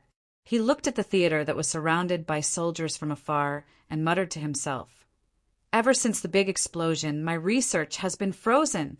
The country doubted my ability and has been unwilling to provide me with research funds. This time, Mr. Billy is finally willing to support me and buy foreign technology for me. Please don't have an accident. You want to fulfill your wish? No matter what it is." Something was whispering in Dr. Frankie's ears, which made his heart tremble. "Haven't you caught them yet? Roger, your men seem to have ordinary abilities." In the VIP room, Crocodile shook his head, seeming a little disappointed. Roger indifferently said, "They won't be able to escape. Besides, Buggy is also involved. I believe that they'll be able to catch this big fish for me very soon.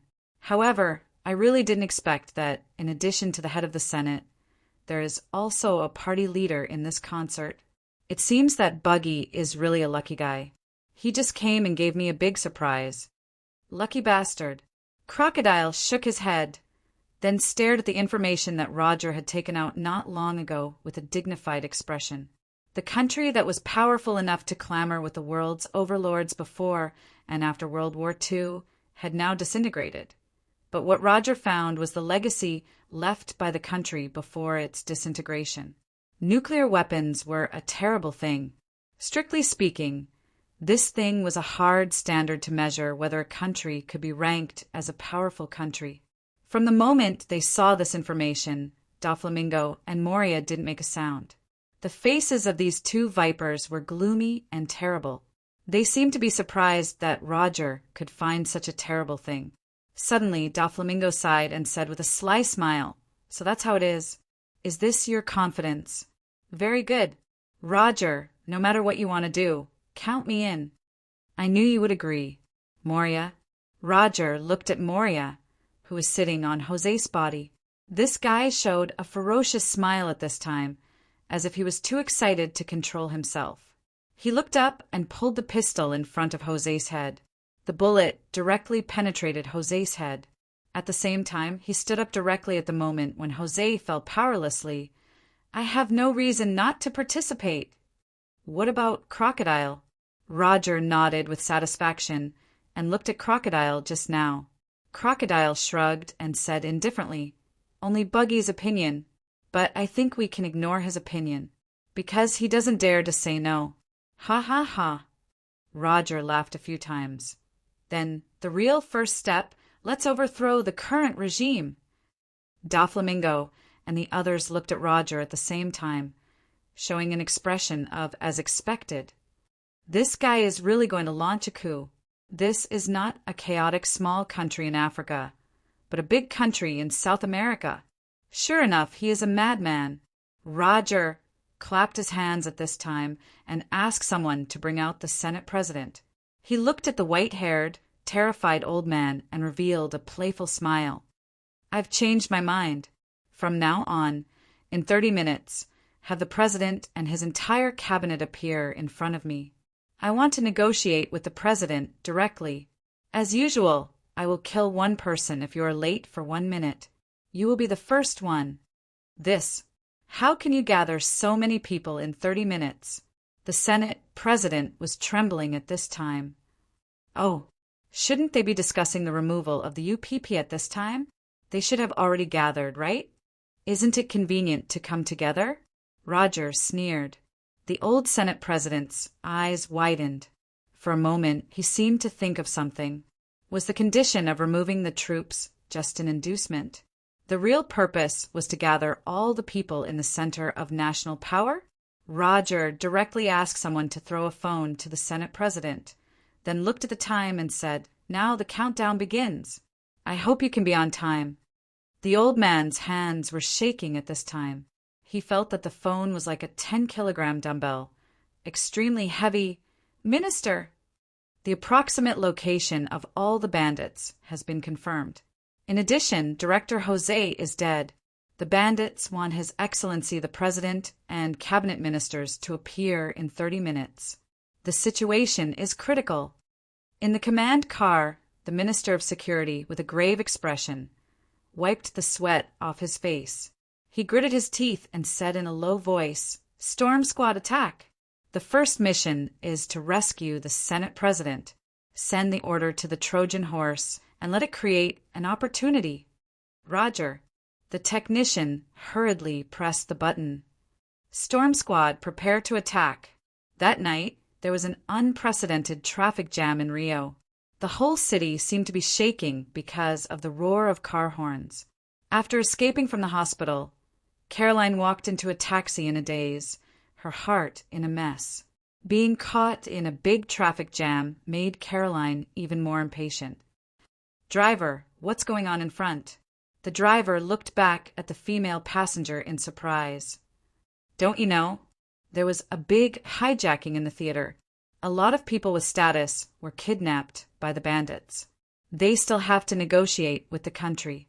I heard that they want the president to be there in person.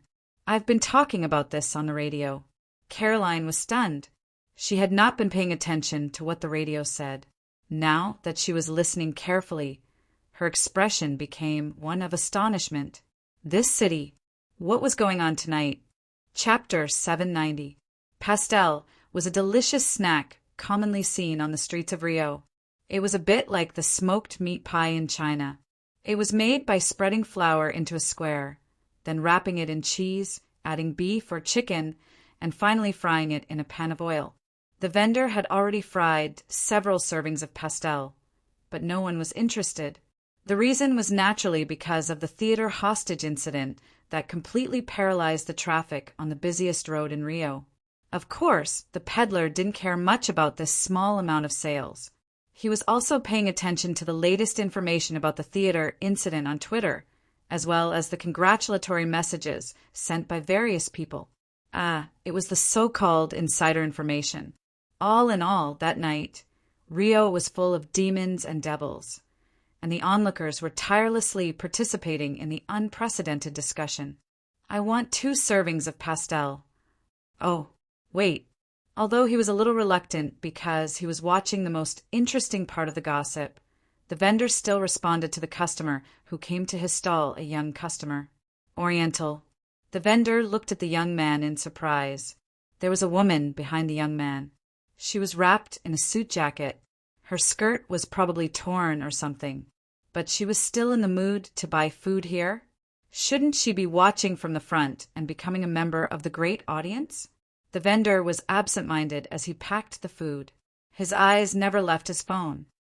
"There should be a lot of people over there who are hungry. Maybe you can bring some fresh pastel and ask the crowd to buy. I think business should be good." After the young man took the 2 servings of pastel from the vendor, he smiled. The vendor was stunned. Then he slapped his head. F***CK. Why didn't I think of this as the best time to do business? There are so many people here. There must be a lot of people who haven't eaten dinner yet. "Thank you. Where is she?" The vendor could no longer see the young man, and even the woman who was waiting for him had disappeared. But he didn't think too much about it. Instead, his hands were almost invisible as he madly made fresh pastel. Then he put it in a basket and rushed into the crowd, shouting, "Fresh pastel from the pot! Buy 3, buy 4, get 1 free!" Looking at the peddler brother who was yelling hard and starting to have business, the servant girl who was taking a bite of pastel smiled faintly. "The ingredients are not very fresh, but the sauce is specially made so it tastes good. For street food, it's indeed very good." The boss smiled. Yu took a handkerchief and wiped the grease from the boss's mouth, so that her master could be a clean and quiet foodie. "Speaking of which, I forgot to return this pistol." Boss Luo took out a pistol, which was given to him by Song Haren. He shook his head. "Forget it. I'll return it the next time we meet." Yu suddenly asked, "Master, Mr. Song has that thing on him. Is it okay?" Luocho said indifferently, "It's just a remnant soul that has just been born. No matter what kind of glory or power it had in the past, it has now disappeared in the long river of history. Whether it succeeds in becoming Song Haren, or Song Haren succeeds in becoming it, that's the fate between him and it. But is it an ancient relic hidden in the depths of the jungle? It seems that there may be other gains in this trip to South America." The servant girl didn't ask any more questions. Her master only cared about the story behind his father's life, not the so-called blood relatives. "Speaking of which, I've only done 1 business here in a few days. It's not very good." Luocho pondered for a moment. "I can almost hear a lot of desires.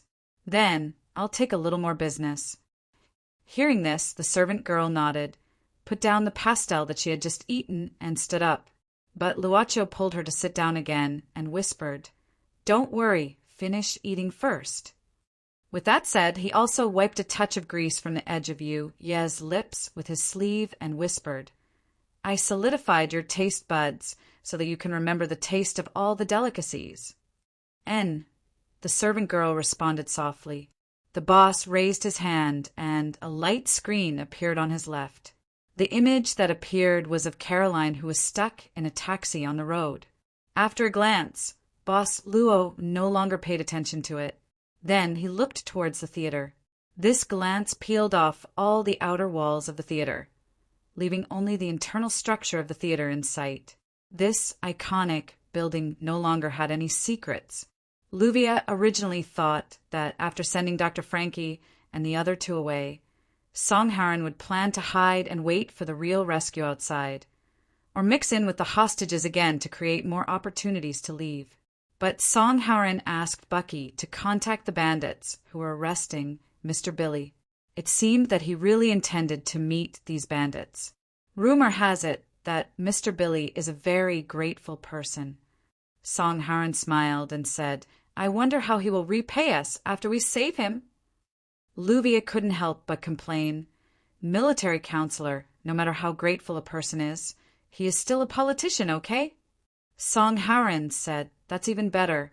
Politicians are often the ones who hire us the most.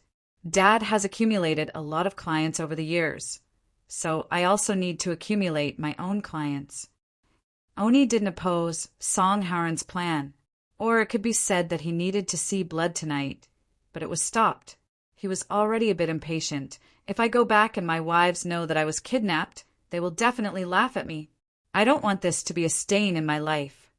Luvia was still a bit conservative. She was full of worries and resisted Song Haran's adventurous character from the bottom of her heart. Song Haran suddenly lifted Luvia's chin and said intimately, "Besides, don't forget our action tonight." Although Dad said to stop the action temporarily, there is no such word in Song Haran's dictionary. She couldn't win this man's wild, beast-like eyes under the noble young master's shell. "You will definitely become the king of iris flowers." According to Song Haran's instructions, Oni and Luvia were directly lying in ambush at this time, waiting for the people who were chasing Billy to appear, and then ambush them unexpectedly. As for Buggy, Song Haran personally looked after him and directed his actions. "Hey, kid, you're not really a government person, are you?" Buggy's eyes flickered, and no one knew what he was thinking. "You're not a mole in the police force, are you?" Song Haran replied in a neutral tone. "Let's make a deal. If you let me go, I can give you unimaginable wealth. Brother, we're just looking for wealth. There's no need to lose our lives." Buggy quickly suggested. Song Haran curiously asked, "You seem to believe that Roger can win this round? The outside is full of armed forces, and this place is impenetrable. Do you really think he can easily escape? Or do you really think that he has the capital to negotiate with the country with these hostages in his hands?" Buggy shook his head. "According to what you said, there is no such thing. Both sides are just stalling for time. Including the release of me and Moria, it's all a snatch of time. But we old guys watched Roger grow up. Although he is a complete madman, he is not a fool. He will never do things that he is not sure of. That's why I think he might have some crucial cards up his sleeve. A card that really makes him dare to talk to the country is called the Ace of Spades. You're not as stupid as the rumors say." Song Haran nodded and suddenly said, "Do you know that Roger buried a lot of explosives here that can raise this place to the ground in a few seconds?" Buggy's face changed dramatically at this moment, and he looked at Song Haran in horror. "If it's true, damn. Why didn't I just climb the drainage pipe with the old man and the young couple and leave? It's too dangerous here. I want to go back to prison." "Are you sure I'm joking?" Song Haran looked at Buggy with a playful look. Buggy's face was pale, and he smiled bitterly. "Roger can do it. During the great huntback then, this madman lured all the enemies to his father's side and used his father as a shield. Only then was he able to escape. So there is nothing he can't do. I won't let you go. If you dare to leave now, I will kill you directly." Song Haran's eyes were murderous. Buggy looked depressed and felt that luck had left him. He had to say with a sullen face, "What do you want me to do?" "Of course. It's something that suits your current identity." Song Haran smiled. "I am a government person, and you are a mole in the police. We naturally need to cooperate, don't we? If you don't want to die here, then you'd better display your value to the fullest." Buggy sighed. He was helpless and full of hatred. He stared at Songharen and said, "I know you and Roger are actually the same type of people. Your ambition is boundless." "Thank you for the compliment." Songharen handed a dagger to Buggy. "I have always been friendly to my collaborators." Buggy frowned and finally took the dagger. He really didn't want to participate in any of Roger's actions. He really felt that prison was more suitable for him. Even if he didn't know what Roger was planning behind the scenes, the kidnapping incident alone was enough of a crime. He was sure that the officials he had spent a lot of time building a good relationship with would never protect him afterward. "I'm sorry, Luo Jie. I really just want to be a quiet person in prison." Looking at Buggy's eyes, Songharen knew that this guy had been successfully instigated. "Haven't you caught the big fish yet? Your people are really slow." Crocodile frowned. Roger said indifferently, "It's just a hidden rat. It can't run far. Anyway, there's still some time. Just treat it as an entertainment." Crocodile snorted and suddenly looked at the Senate leader who was guarded in the corner. He grinned. "Speaking of which, I have a personal grudge with this old guy. Roger, let me have a good chat with this old guy." Oh, Roger was a little curious. Crocodile looked at the old Senate leader and sneered. "This old guy has probably forgotten how much trouble the bill he promoted 5 years ago brought to me." You mean the foreign trade case 5 years ago?" The old Senate leader was surprised. "You may not know that my business is foreign trade. Thanks to your care, my business has suffered a great loss." Crocodile sneered and walked directly to the old man. He grabbed his hair and dragged him to the door. "Give me 20 minutes. I promise to let him come back alive." Roger waved his hand. "But let people follow him." He said indifferently, "Watch him closely. This old man can't take a beating. Don't let Crocodile accidentally kill him." "Got it, boss." One of the men nodded and followed him out. Moria shook his head. "I heard that this guy killed a lot of people in prison. Why is he still so rude after such a long time? Brother Ming, why don't you talk? You've been silent since just now. Are you thinking of something bad?" "I'm suddenly curious about one thing." Brother Ming looked at Roger. "How did you find such a horrible guy? I don't believe in the existence of these big guys, but I'm curious. Why did you get it?" Roger said indifferently, "I'll tell you later. Of course, I know your character. If you don't figure it out, you will never give up.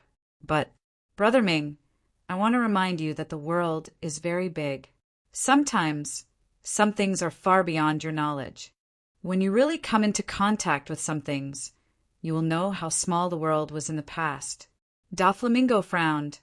"I don't like this kind of rhetoric, but Doflamingo couldn't say it because the walkie-talkie Roger was holding on the table suddenly exploded at this time. It was a scream. Everyone could hear that the voice belonged to Bucky. "Roger, reinforcements! Reinforcements! Help! What happened?" Roger picked up the walkie-talkie and asked directly. After waiting for 10 seconds, there was no sound from the other side. He then called another person who was sent to catch Billy, but there was no response. Roger's face was gloomy like an extinct volcano. "It seems that this big fish bit the net." Moria chuckled. "Billy, Crocodile and the senator have some old feelings that need to be contacted. I also have some things to visit this guy." "Wait." Roger frowned. "Things are a bit strange. Including Bucky and Badu, we have a total of 5 people. According to the report, there are only 2 bodyguards around Billy, and they only have pistols in their hands. What do you want to say?" Doflamingo looked at Roger with interest and suddenly smiled. "You said Bucky is a fraud? That coward?" "Be careful. You will live longer," Roger said indifferently.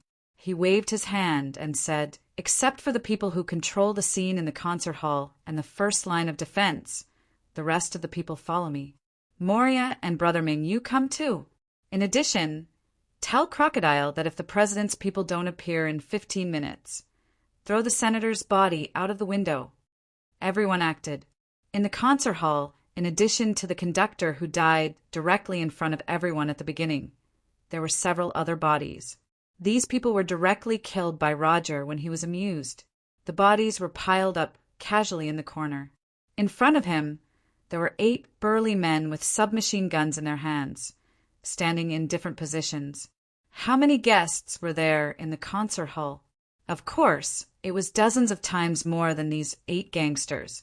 But the problem was, who dared to hit the ruthless muzzle? They had been pampered for too long. They cherished life and were unwilling to fight for the precious future. "Mom, I want to go home." There was the sound of children sobbing in the crowd, but soon someone reached out to cover it, for fear of provoking the ferocity of these fanatics. "Oh God, please save us." "God, who cares?" "What's wrong with the police?" "Husband, I'm scared." Panic and despair seemed to have found the best hotbed, growing at a terrifying speed and shrouding everyone's heads. Then they seemed to hear something whispering. Chapter 791. In terms of form, the operation was similar to the virtual game world that Miss Maid and Tae Yinzi had created together. It sold a single product and let customers who were willing to buy such things buy it. Of course, this time it was not a product that the club actively produced. It just happened to be in a situation that was desired by more than one people. Product name, survival. In order to survive, humans were often willing to give up a lot of things. I'm about to die. What else do I have to hold on to? Of course, the public thought so. Fear and despair bred in this huge concert hall. As time went by, the desire of the hostages here had been pushed to the peak. The police didn't take any action for a long time. They were isolated from the outside world. Every second was as sad as the end of the year.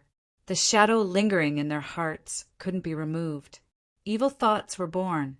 Who can save me? Even the devil can, outside the theater.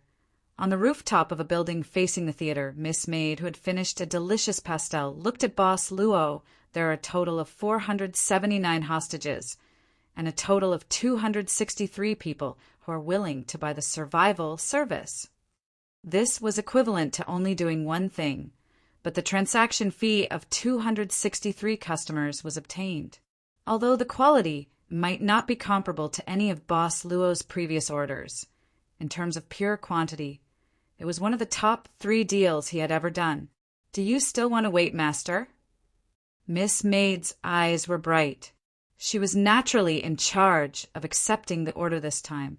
Normal Black Soul envoys didn't have the complex calculation ability of Miss Maid. She had to contact all the hostages and complete 263 parts of the contract, which was equivalent to dividing her spirit into a certain number of parts. Each part of her spirit would communicate with the customer.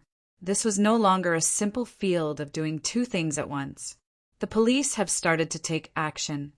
Luaccio shook his head at this time. No one knows if the police's rescue process will irritate the gangsters.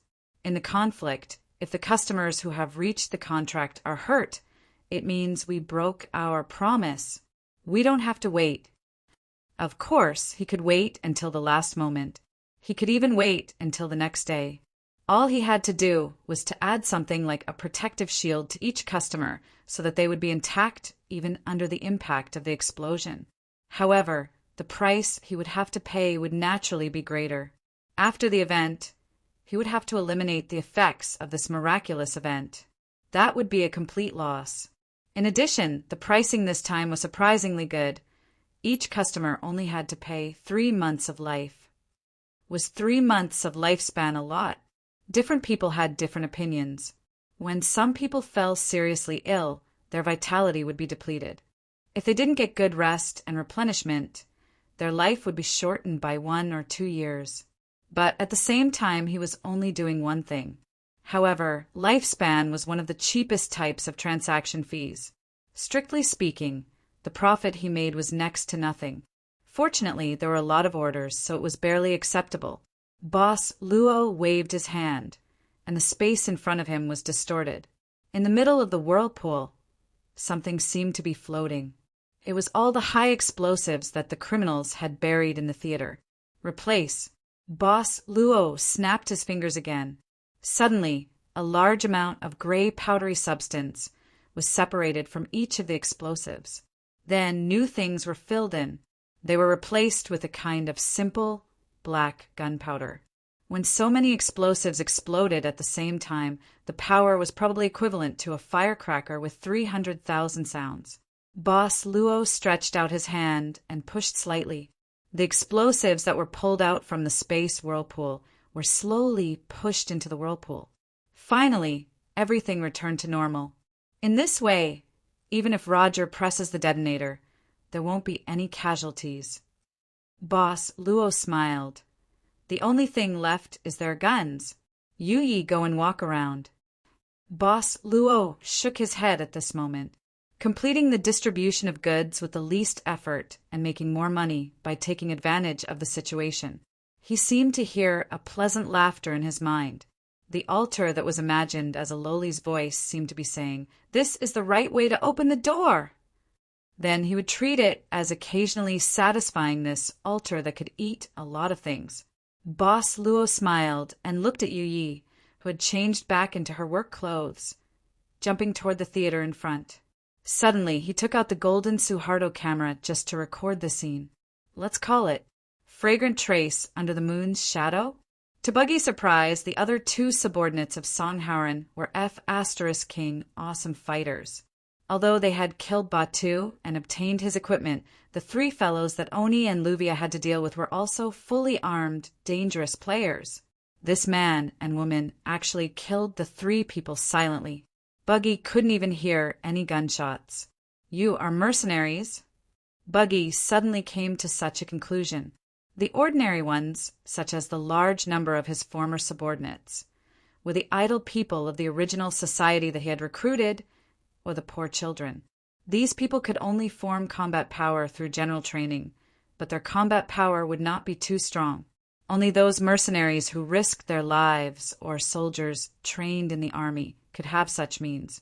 The latter, Oni and Luvia, were naturally not the latter. Otherwise, why would Song Hauran say those words of cooperation to him? What do you think Roger will do next? Song Hauran did not answer but asked, "Does he suspect you? Or does he not suspect you?" Buggy's face was gloomy. Anyway, deceiving Roger this time was equivalent to betraying him. Of course, in the gray world, betrayal was a common thing. Roger had also betrayed his father directly before. It was just a common thing, but it did not mean that he could accept it when he was betrayed. Roger would definitely shoot him directly. It seemed that there was no way to get off Song Hauran's pirate ship. He hoped that the ship would not capsize. I think he will send someone to confirm it again. Buggy thought about it and felt that this was the most likely possibility. However, Song Hauran's eyes lit up as he said, "Why didn't he do it himself and cut the Gordian knot?" "It can't be?" Buggy hesitated. "You will know later." Song Hauran smiled indifferently and then showed a smile. "Now, let me get to know the leader of Billy's gang. Luvia, invite Mr. Billy here. Be polite." In less than 10 seconds, Oni and Luvia brought 3 embarrassed men to Song Hauran. 2 of them were bodyguards. One of them was bleeding from his arm, and the injury was not very serious. As for Mr. Billy, his face was pale. Obviously, he was too frightened. But after all, he was a gang leader and was still calm at this time. Mr. Billy, who was in his 40s, was at the peak of his career. Naturally, he had the spirit of a big boss. "Which department do you belong to?" In Billy's view, these people had extraordinary skills. They fought with the gangsters and saved him. For the time being, they could be classified as non-enemies. But he was not sure whether they were allies or not. Song Hauran said, "Let's not talk about this first. Mr. Billy, we have successfully sent Dr. Frankie out. Please come with me." "Doctor?" Mr. Billy was startled and then showed a touch of joy. He nodded in surprise. "Thank you. No matter who you are, I will not forget your kindness in the future." He could hear that Song Hauran seemed to be deliberately hiding his identity. Now that there was a crisis, he was not a person who stuck to trifles, so he simply followed good advice. At this time, da-da-da-da-da-da, there was a series of urgent sounds. It was the sound of shooting. At the same time, there was an arrogant voice. "Buggy! Come out. I know you won't die like this. Buggy! It's Roger. He's here." Buggy's eyes shrank at this time, and the word fear was written in his eyes. He looked in the direction of the gunshot and could not help but take a step back. "It's faster than I thought." Song Howren narrowed his eyes and walked towards the direction of the gunshot. "Wait, what do you want to do?" However, the injured bodyguard beside Mr. Billy could not help but frown and say, "At this time, we should not fight with the other party. We should go this way." He pointed to the other side of the corridor in the opposite direction. Song Howren said faintly, "When you want to block a person, will you blatantly tell others that you are there?"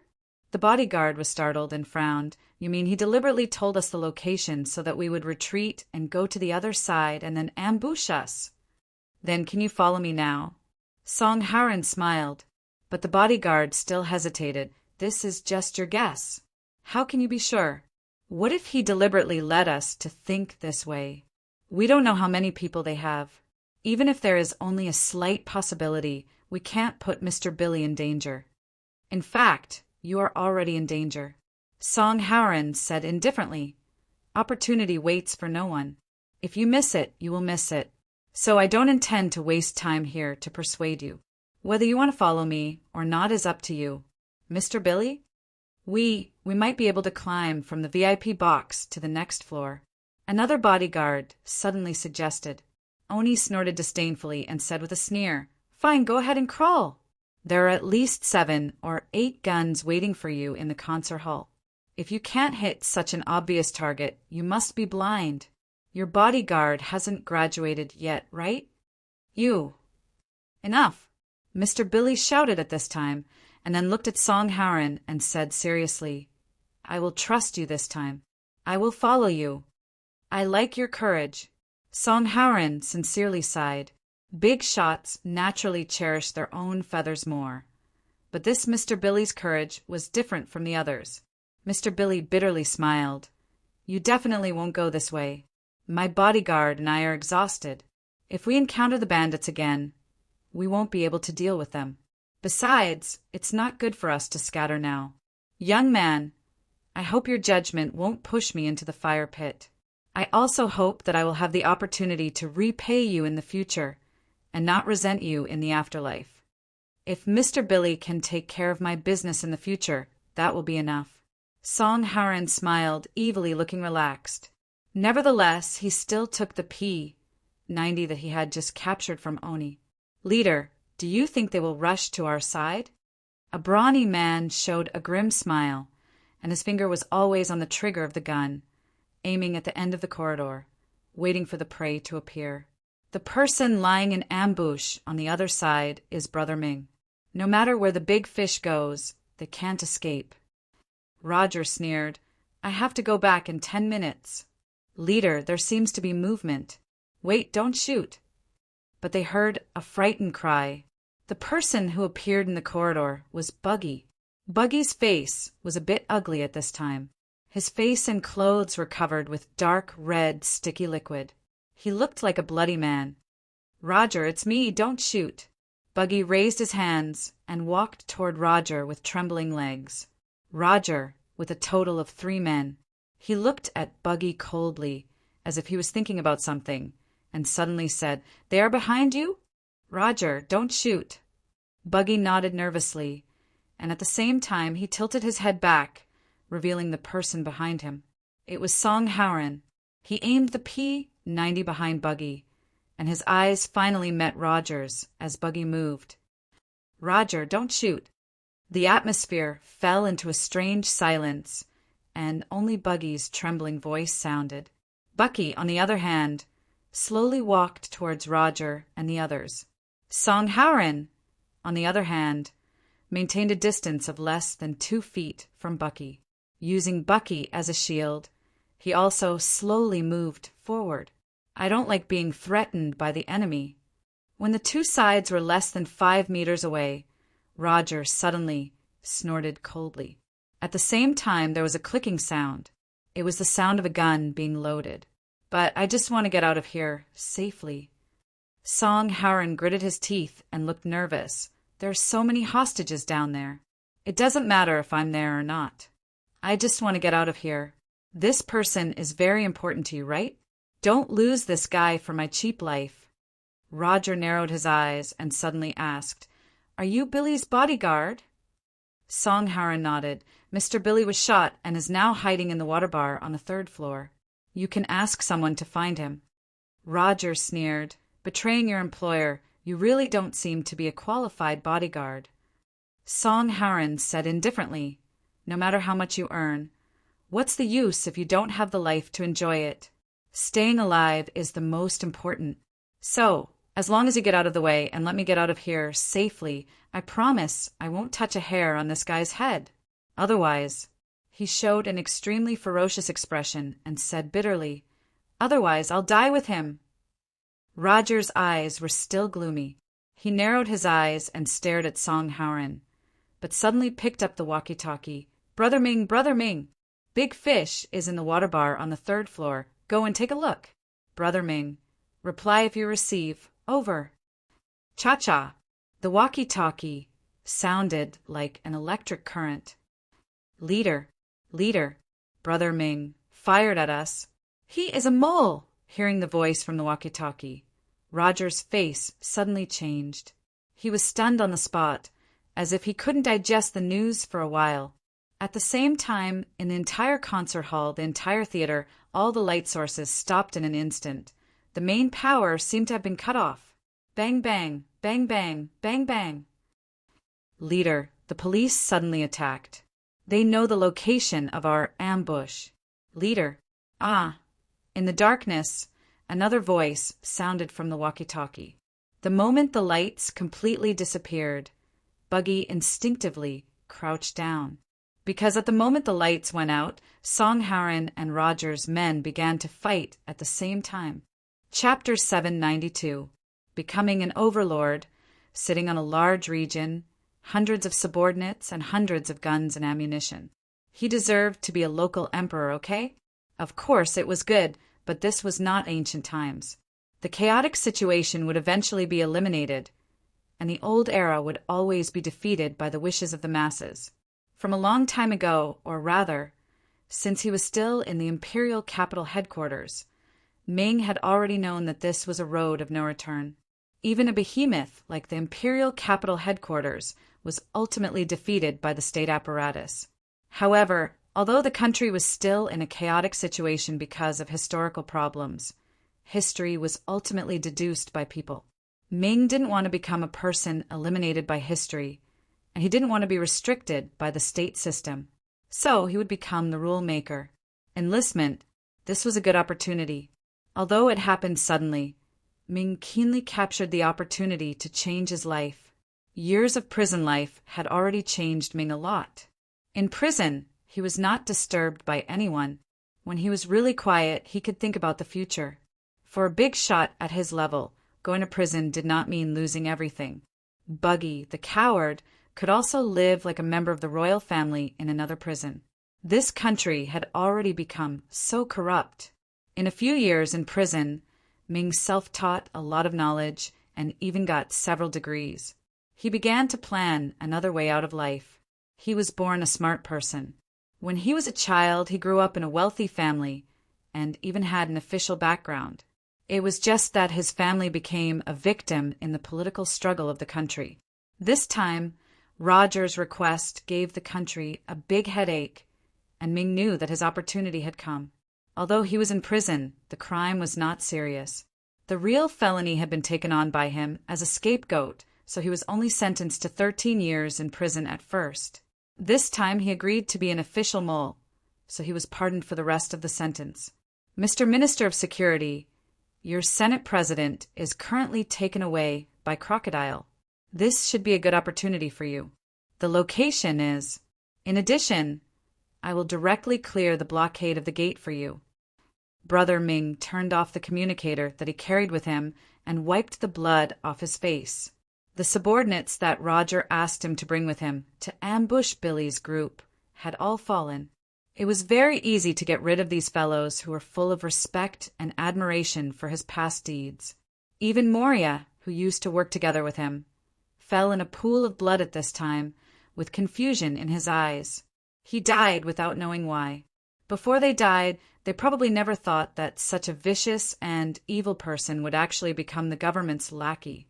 Well, Brother Ming didn't like the term lackey, or it should be called collaborator. However, there was a small mistake. There was actually a guy who was not dead and had informed Roger in time. However, it didn't matter anymore. As long as the police's special operations team took action, they would naturally take care of the bandits in the concert hall at an extremely fast speed. The biggest problem was the detonator in Roger's hand. However, Brother Ming did not think that Roger would have the idea of dying together with the enemy. After all, this was a ruthless person who was willing to betray his own father in order to survive. Perhaps after washing away his identity as a gang leader, it would be a good choice to appear with another identity. The funds he transferred before he went to prison were quite sufficient. Then, how about becoming a senator and then a politician? But Roger actually mastered that kind of thing. Ming sneered, "Let me take this kind of thing." Of course, he did not report some of his conversations with Roger. Ming laughed strangely and moved forward in the darkness, but his steps were light as if he was walking on a sunny road. A few minutes before the power went out, listening to the screams in the room, the gangster who followed Roger's order to Crocodile yawned in boredom, lit a cigarette and smoked comfortably. Boss Crocodile had always been famous for his cruelty and liked to torture and kill. Although the old man was not killed by the leader, when he came out he was afraid that he would be hanging on by his last breath. Inside the room, just as the bandits outside had thought, the head of the Senate was already drenched in cold sweat, and his face was bruised and swollen. At this time, Crocodile pulled the old man's tie with one hand, making him grasp his collar in pain and struggle. Seeing the old man's painful expression, Crocodile grinned. "Dear Uncle Bervold, you never thought that you would fall into my hands one day, did you?" "Crocodile, don't make mistakes. Make mistakes again." The old man begged with difficulty. "Uncle, since you married into the Cape Dawn family, you have tried to distance yourself from us poor relatives. The Cape Dawn family does value you and even pushed you all the way to the position of senator. But, Uncle, aren't you a bit too ruthless?" Crocodile pressed the old senator's head against the wall. "But it doesn't matter. I don't intend to let people know that my uncle is you. Otherwise, after this release, the government may be interested in talking to me." Bervold saw stars and felt dizzy, but he suddenly felt a sense of regret. If he had not completely concealed his relationship with Crocodile since he came to power and let the government know some of it, maybe he would not be in such a dangerous situation now. Unfortunately, no matter how regretful you are, it's too late. Crocodile grinned. "In less than 10 minutes, I will throw your body out, as Roger said. Dear Uncle Bervold, let me call you for the last time." He kicked Bervold's stomach hard, making Bervold spit out red and white turbid things, and his body twitched because of the pain. "Crocodile, my dear nephew, let me go. I don't have a long time to live." Bervold grasped Crocodile's trousers with difficulty, raised his head and begged, I can give you all my wealth." He knew Crocodile's hatred for him. If it was another person, he would at least have a trace of confidence and would not beg bitterly. Crocodile directly stepped on Bervold's palm, as if breaking his finger bones, and then snorted. "How much wealth of the Cape Dawn family can you control? I may not have less wealth than you, and I can even create more in the future. This country's prison exists in name only for me. Don't you know how much my wealth has increased over the past few years? Why did you ask me to hide behind the scenes? Idiot, I've been waiting for 20 years to kill you. 8 minutes. It's the first time I feel that time is so long." Looking at Crocodile's playful smile, Bervold was desperate. In the last few minutes of life, the joys, sorrows, and spicy came one after another. He had been seriously injured, and his body was already old. How could he bear it? Perhaps his internal organs had already been ruptured. Bervold only felt that everything in front of him became dim. Perhaps this was the moment of his death. The door of the room seemed to suddenly open, and someone rushed in, saying something to Crocodile. After hearing it, Crocodile did not seem to have any hesitation, and directly grabbed a pistol from that person's hand, and directly pointed it at his forehead. He even felt the cold breath of the muzzle. God, I don't want to die like this, even if I have to sacrifice my soul. I beg you, narrowing his eyes. Bervold only felt that his eyelids were extremely heavy, and he gradually lost consciousness as if waiting for him was an eternal darkness. The fire of life was weak, like a candle in the wind, gradually extinguishing. Sir, the survival you requested has been delivered. It was a woman's voice. Enjoy the rest of your life. Although it's not much, I hope you can enjoy your old age. When it's over, please allow us to come and take your soul. The voice spiraled away like a dream. Bervold slowly opened his eyes and seemed to feel that the pain in his body was much better. Although he was still very weak, he could open his eyes and even recovered a lot of strength. But there was still darkness in front of him. But at this moment, the door of the room was opened again. It seemed to be kicked open, for fully armed and masked police troops rushed in at the same time. The strong lights installed on the guns illuminated the scene in the room, and Bervold also saw the situation in front of him. Crocodile had fallen to the ground, together with a criminal. What happened? Bervold's mind wasn't completely blank. He could at least tell that the fall of Crocodile and the criminals happened before the special forces broke in. How infuriating! Bervold suddenly felt angry. Why couldn't these incompetent guys appear in time? At that moment, Crocodile really wanted to kill himself, if he didn't suddenly fall down. But who shot him? 2 living people had fallen down without a sound. Calling the headquarters, calling the headquarters. The head of the Senate has been successfully rescued. Calling the headquarters, the head of the Senate has been successfully rescued, and the criminal Crocodile has been captured. Roger. Now, please immediately protect the head of the Senate and evacuate from the safe route. No mistakes. Roger. Bervold's face was gloomy as he watched 2 special forces take the fainted Crocodile and the criminal away, and he followed the last special force and left quickly. Before you came in, did you see anyone or hear anything? Bervold suddenly asked. His voice was as oppressive as a beast in the corridor without light due to the power outage. No, the special force didn't dare to be presumptuous in front of the real big shot of the country. He respectfully said, when we came in, we saw the same scene as when you saw us coming in. Bervold rubbed his forehead. Enjoy the rest of your life. Although it's not much, I hope you can enjoy your old age in peace. When it's over, please allow us to come and take your soul as a reward. That voice seemed to be engraved in the bottom of his heart. Once again, it was a cold female voice. Bervold followed the special force and left quickly.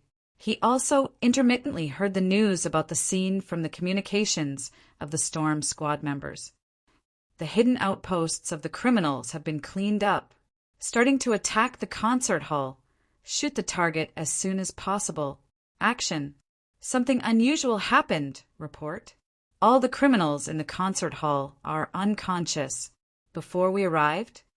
Report the number of remaining criminals.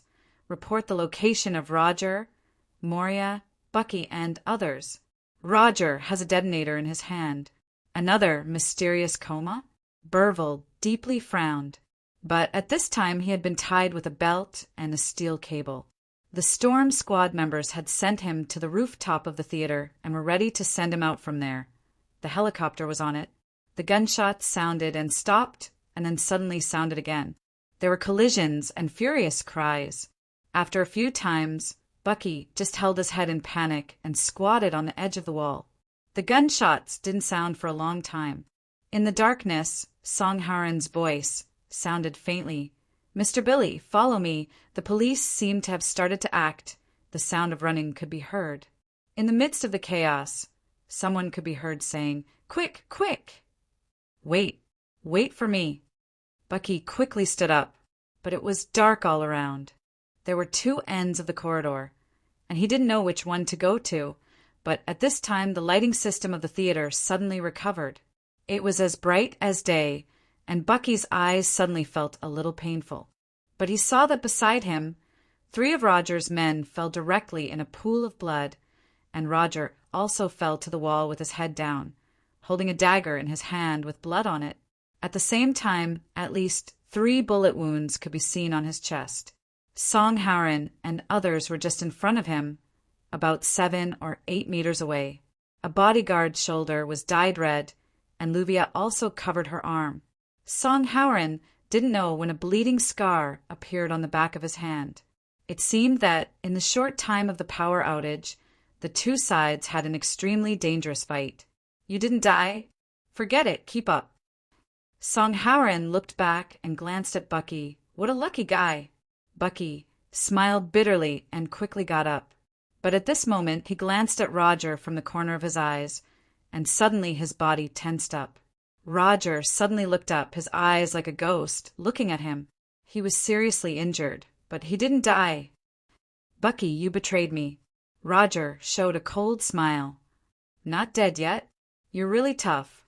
Not far away, Song-Haran shook his head, took a pistol from Luvia's hand, and quickly aimed at Roger's head. At a distance of less than 10 meters, he naturally wouldn't miss. But Roger quickly took something out of his tactical waist bag, and then suddenly stabbed it at his neck. Song-Haran couldn't see what it was, but Bucky saw very clearly that it was a syringe, and it seemed to contain a dark blue liquid. Chapter 793.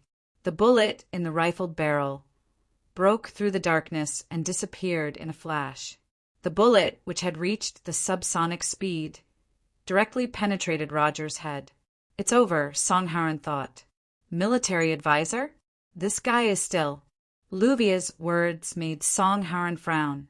After Roger's head was shot, his reaction seemed a little strange. To be precise, Roger's body suddenly became a little strange. Blood vessels!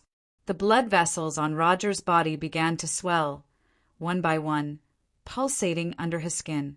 It was even possible to see the contraction of the blood as it surged. "He's not dead?" Roger's throat was producing a strange sound. It was very stifling. It was a scream, a low roar when enduring some kind of extreme pain. He should be dead. The probability of surviving a bullet piercing through the brain was 1 in 100 million. Song-Haran naturally did not think that Roger was that lucky 1 in 100 million. All signs pointed to the strange changes in Roger's body at this time. His muscles began to grow like a Frankenstein monster. It was a level that made the world's bodybuilders flinch.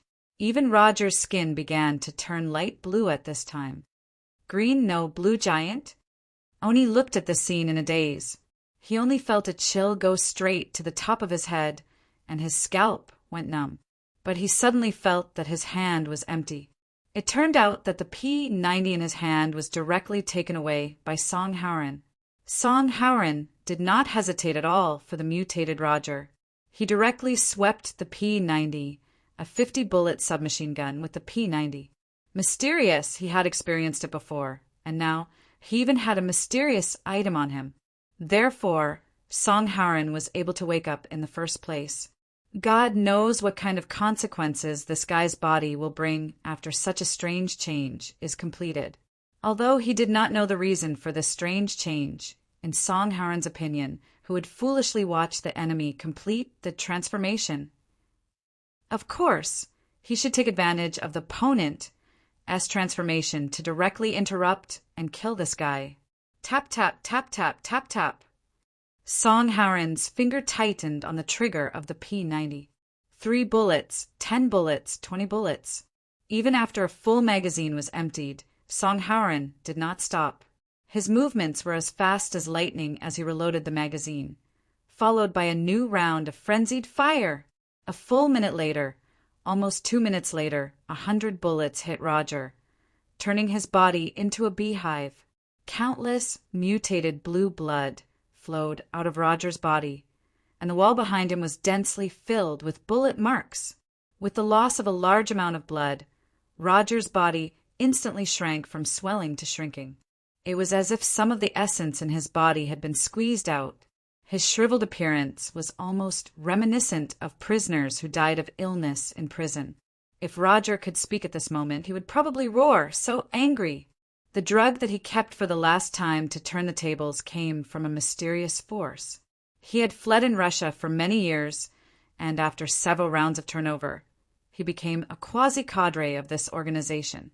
Now, if Roger could successfully stir up a storm in this country and become the source of chaos, he would be able to become a senior member of this organization and come into contact with an even larger and more mysterious world.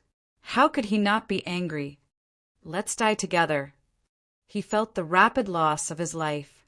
With the last bit of strength left, Roger put his hand into his trouser pocket. Oh no, his detonator. Song Howren's expression changed dramatically at this time. Hearing his shout, everyone suddenly lost consciousness. Song Howren naturally mentioned that Roger had buried a large number of explosives in the theater. Their consciousness went blank because they felt the arrival of death. Without saying a word, Song Howren rushed to Roger's side and pulled out Roger's arm from under his stiff and strange smile. This guy was probably dead by now, but his hand was tightly grasping a small remote control. The bright red circular button had been pressed long ago. Song Howren could hear the rapid beeping sound, like a countdown timer. Damn it, if I had known that when the power was restored, I would have found the detonator when I saw Roger, who was paralyzed and unconscious. But at that time he had considered that since Roger was dead, there was no need to touch this thing. Next, he would let the police, who had broken in, deal with it. This would save him a lot of trouble. Moreover, Billy and the others were also present. It would be inconvenient for them to see him take this thing. But he did not expect that Roger was still alive and even had the chance to turn the tables, if he had not decisively fired 2 clips of bullets. However, this was not the time to regret. His brain experienced regret, anger, and panic in an instant, and he calmed down. Song Howren could only shout, "Everyone, get down!" This was a device that could explode in an instant.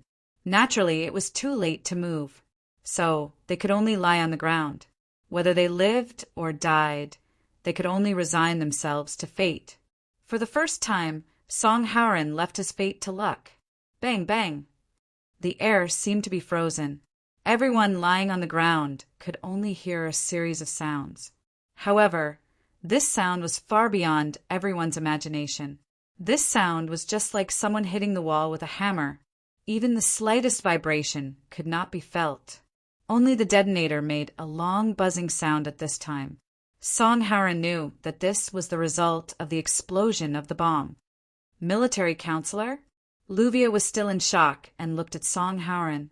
Buggy was lying on the ground, holding his head with both hands. At this time, his chin was on the floor. He looked around with a confused expression. Song Howren frowned and said, "It's true that there were bombs, but they weren't as powerful as we thought. Roger lied to everyone." This. Young Roger? Buggy subconsciously looked at Roger. His intuition told him that Roger was the kind of person who would really install a strong bomb. Let's not talk about it first. We have to leave this place quickly. Song Howren quickly got up. Mr. Billy, the leader of the gangsters, Roger, is dead. I guess now the police are likely to have controlled the scene. We are basically in a safe state now. That's good. Mr. Billy heaved a long sigh. At this time, a series of footsteps came quickly. They could even hear shouts such as, "The gunshots came from here," and "Hurry up, it may be the gangsters." They should have heard Song Howren's crazy gunshots and hurried to rescue them. Song Howren said decisively, "Mr. Billy, it's up to you now." But Mr. Billy suddenly fell to the ground at this time. Everyone was shocked. 2 bodyguards quickly helped Billy up. They took off his coat and found that Billy's waist was dyed red at this time. Did he get shot when they were fighting in the dark? I can still hold on. Mr. Billy was still conscious. Cold sweat dripped down his pale face, as if he would faint at any time. The moment he closed his eyes, he insisted, "Help them. A bit. The bodyguard nodded. Then he turned to Song Haren and the other two and nodded. Although he still did not know the identity and origin of these three people, if it were not for them, the result might have been different. Undoubtedly, his master, Billy, was a person who knew how to repay kindness. Back then, it was because he admired Billy's spirit that he followed Mr. Billy all the time. "Don't worry, I know how to tell the police," the bodyguard quickly said. "After that, you can take advantage of the chaos to leave. We will keep what happened today a secret." Song Haren nodded. He directly threw away all the weapons in his hands and walked together with Luvia, pretending to be innocent. Buggy took a long breath and sighed in his heart. "This time, I should be able to go back to prison, right?" At this time, Buggy walked in front of Roger and sighed. He reached out and wiped Roger's open eyes. He said somewhat sadly, "Roger, don't blame me. You also wanted to kill me. I was just protecting myself. In the future, I will apply to the prison to come out and pay my respects to you. Don't worry, I am very familiar with the prison warden. Every year, I will be on time to visit your grave." Buggy shook his head and was about to leave when he saw a black rope around Roger's neck. Out of curiosity, he pulled it and found that it was a short silver key. Without thinking, Buggy tore the thing off. Song Haren curiously asked, "What is that?" Buggy shook his head and said, "I don't know. I just want to keep a memento. If you want it, I will give it to you." After that, Buggy indifferently threw the necklace directly to Song Haren. Song Haren raised his hand and caught it. He looked at it carefully, but could not see what it was.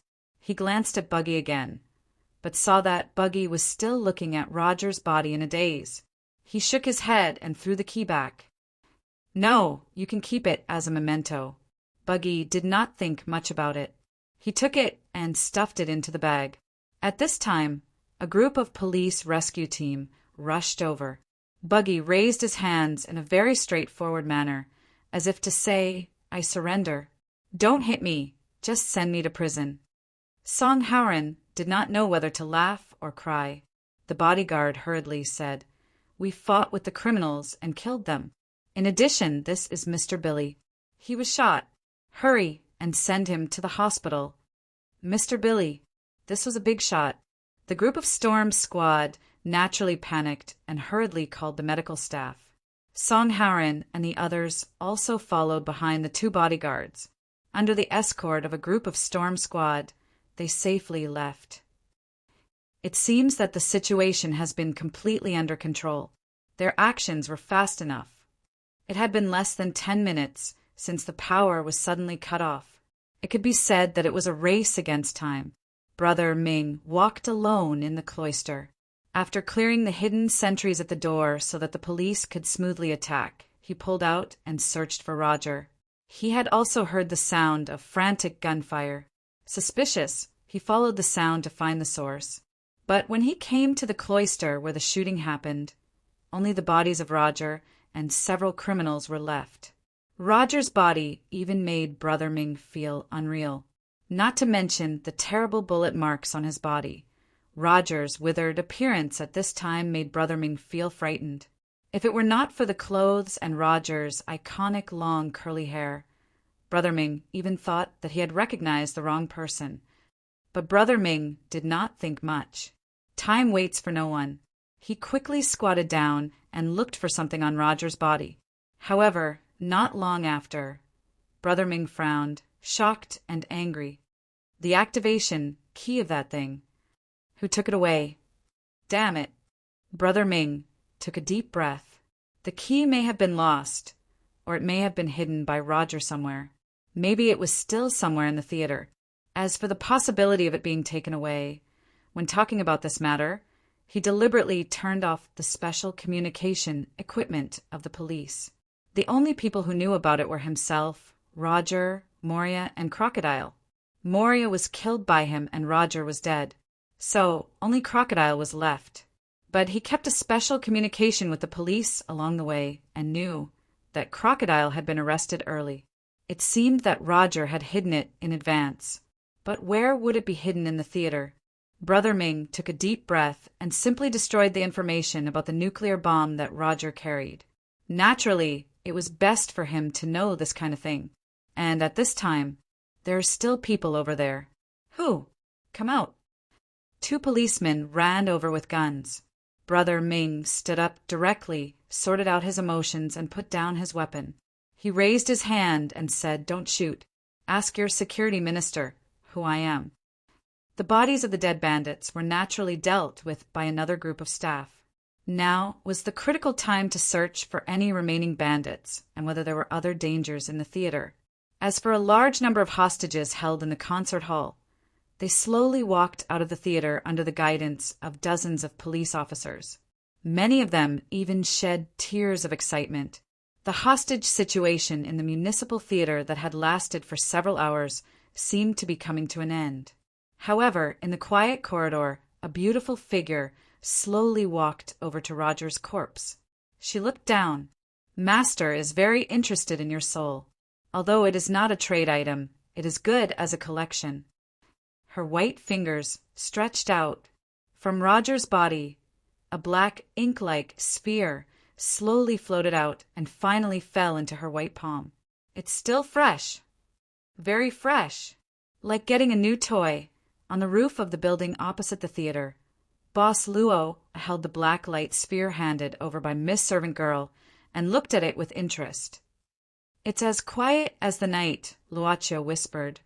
"Rainbow soul spheres are rare, and so are the dark ones. Unfortunately, it is not a trade item."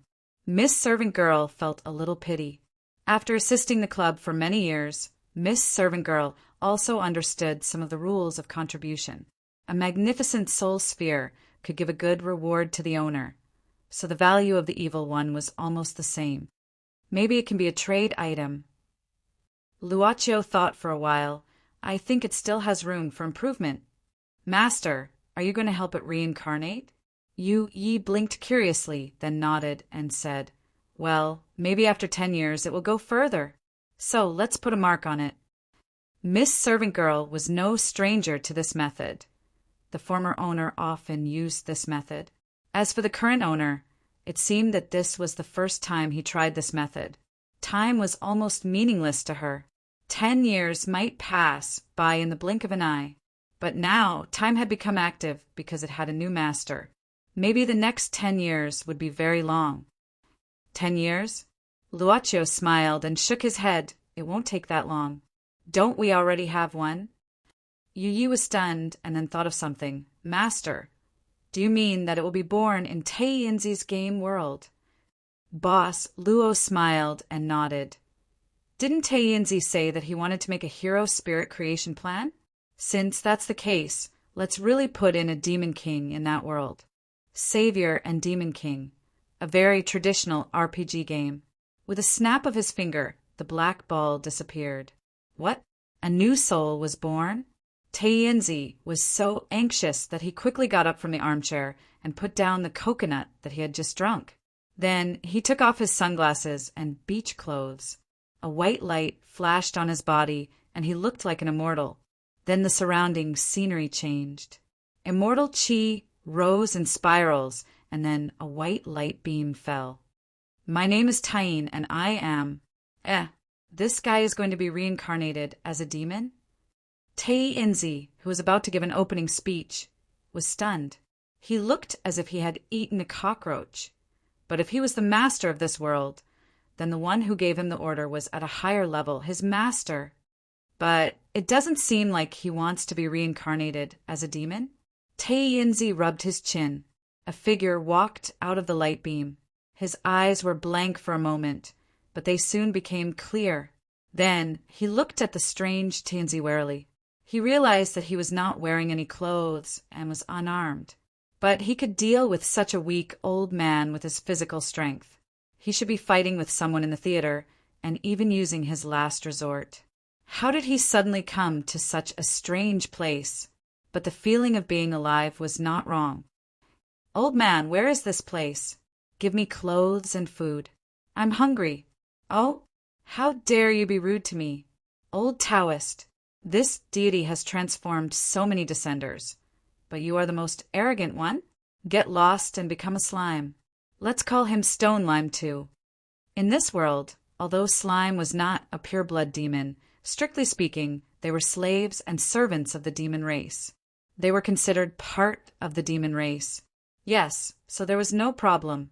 Tei Inzi waved his hand and swept the surprised man out of his secret realm with a look of disgust.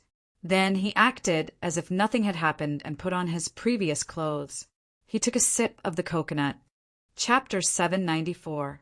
The traffic in the city began to gradually recover, but the blockade of the theater had not been lifted yet. Now the police were once again investigating the theater for danger, collecting evidence, and cleaning up the scene.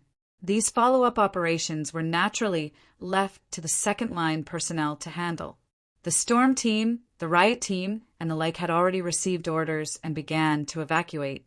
The corpses of the bandits began to be packed in bags, then moved out one by one, and finally sent to a special transport vehicle. The captain had just ordered a newly delivered corpse. It was said to be a wanted criminal. But wasn't he already dead? The captain shook his head and watched the people continue to move the corpses into the theater. His son leaned against the front of the car and began to smoke and chat with his colleagues.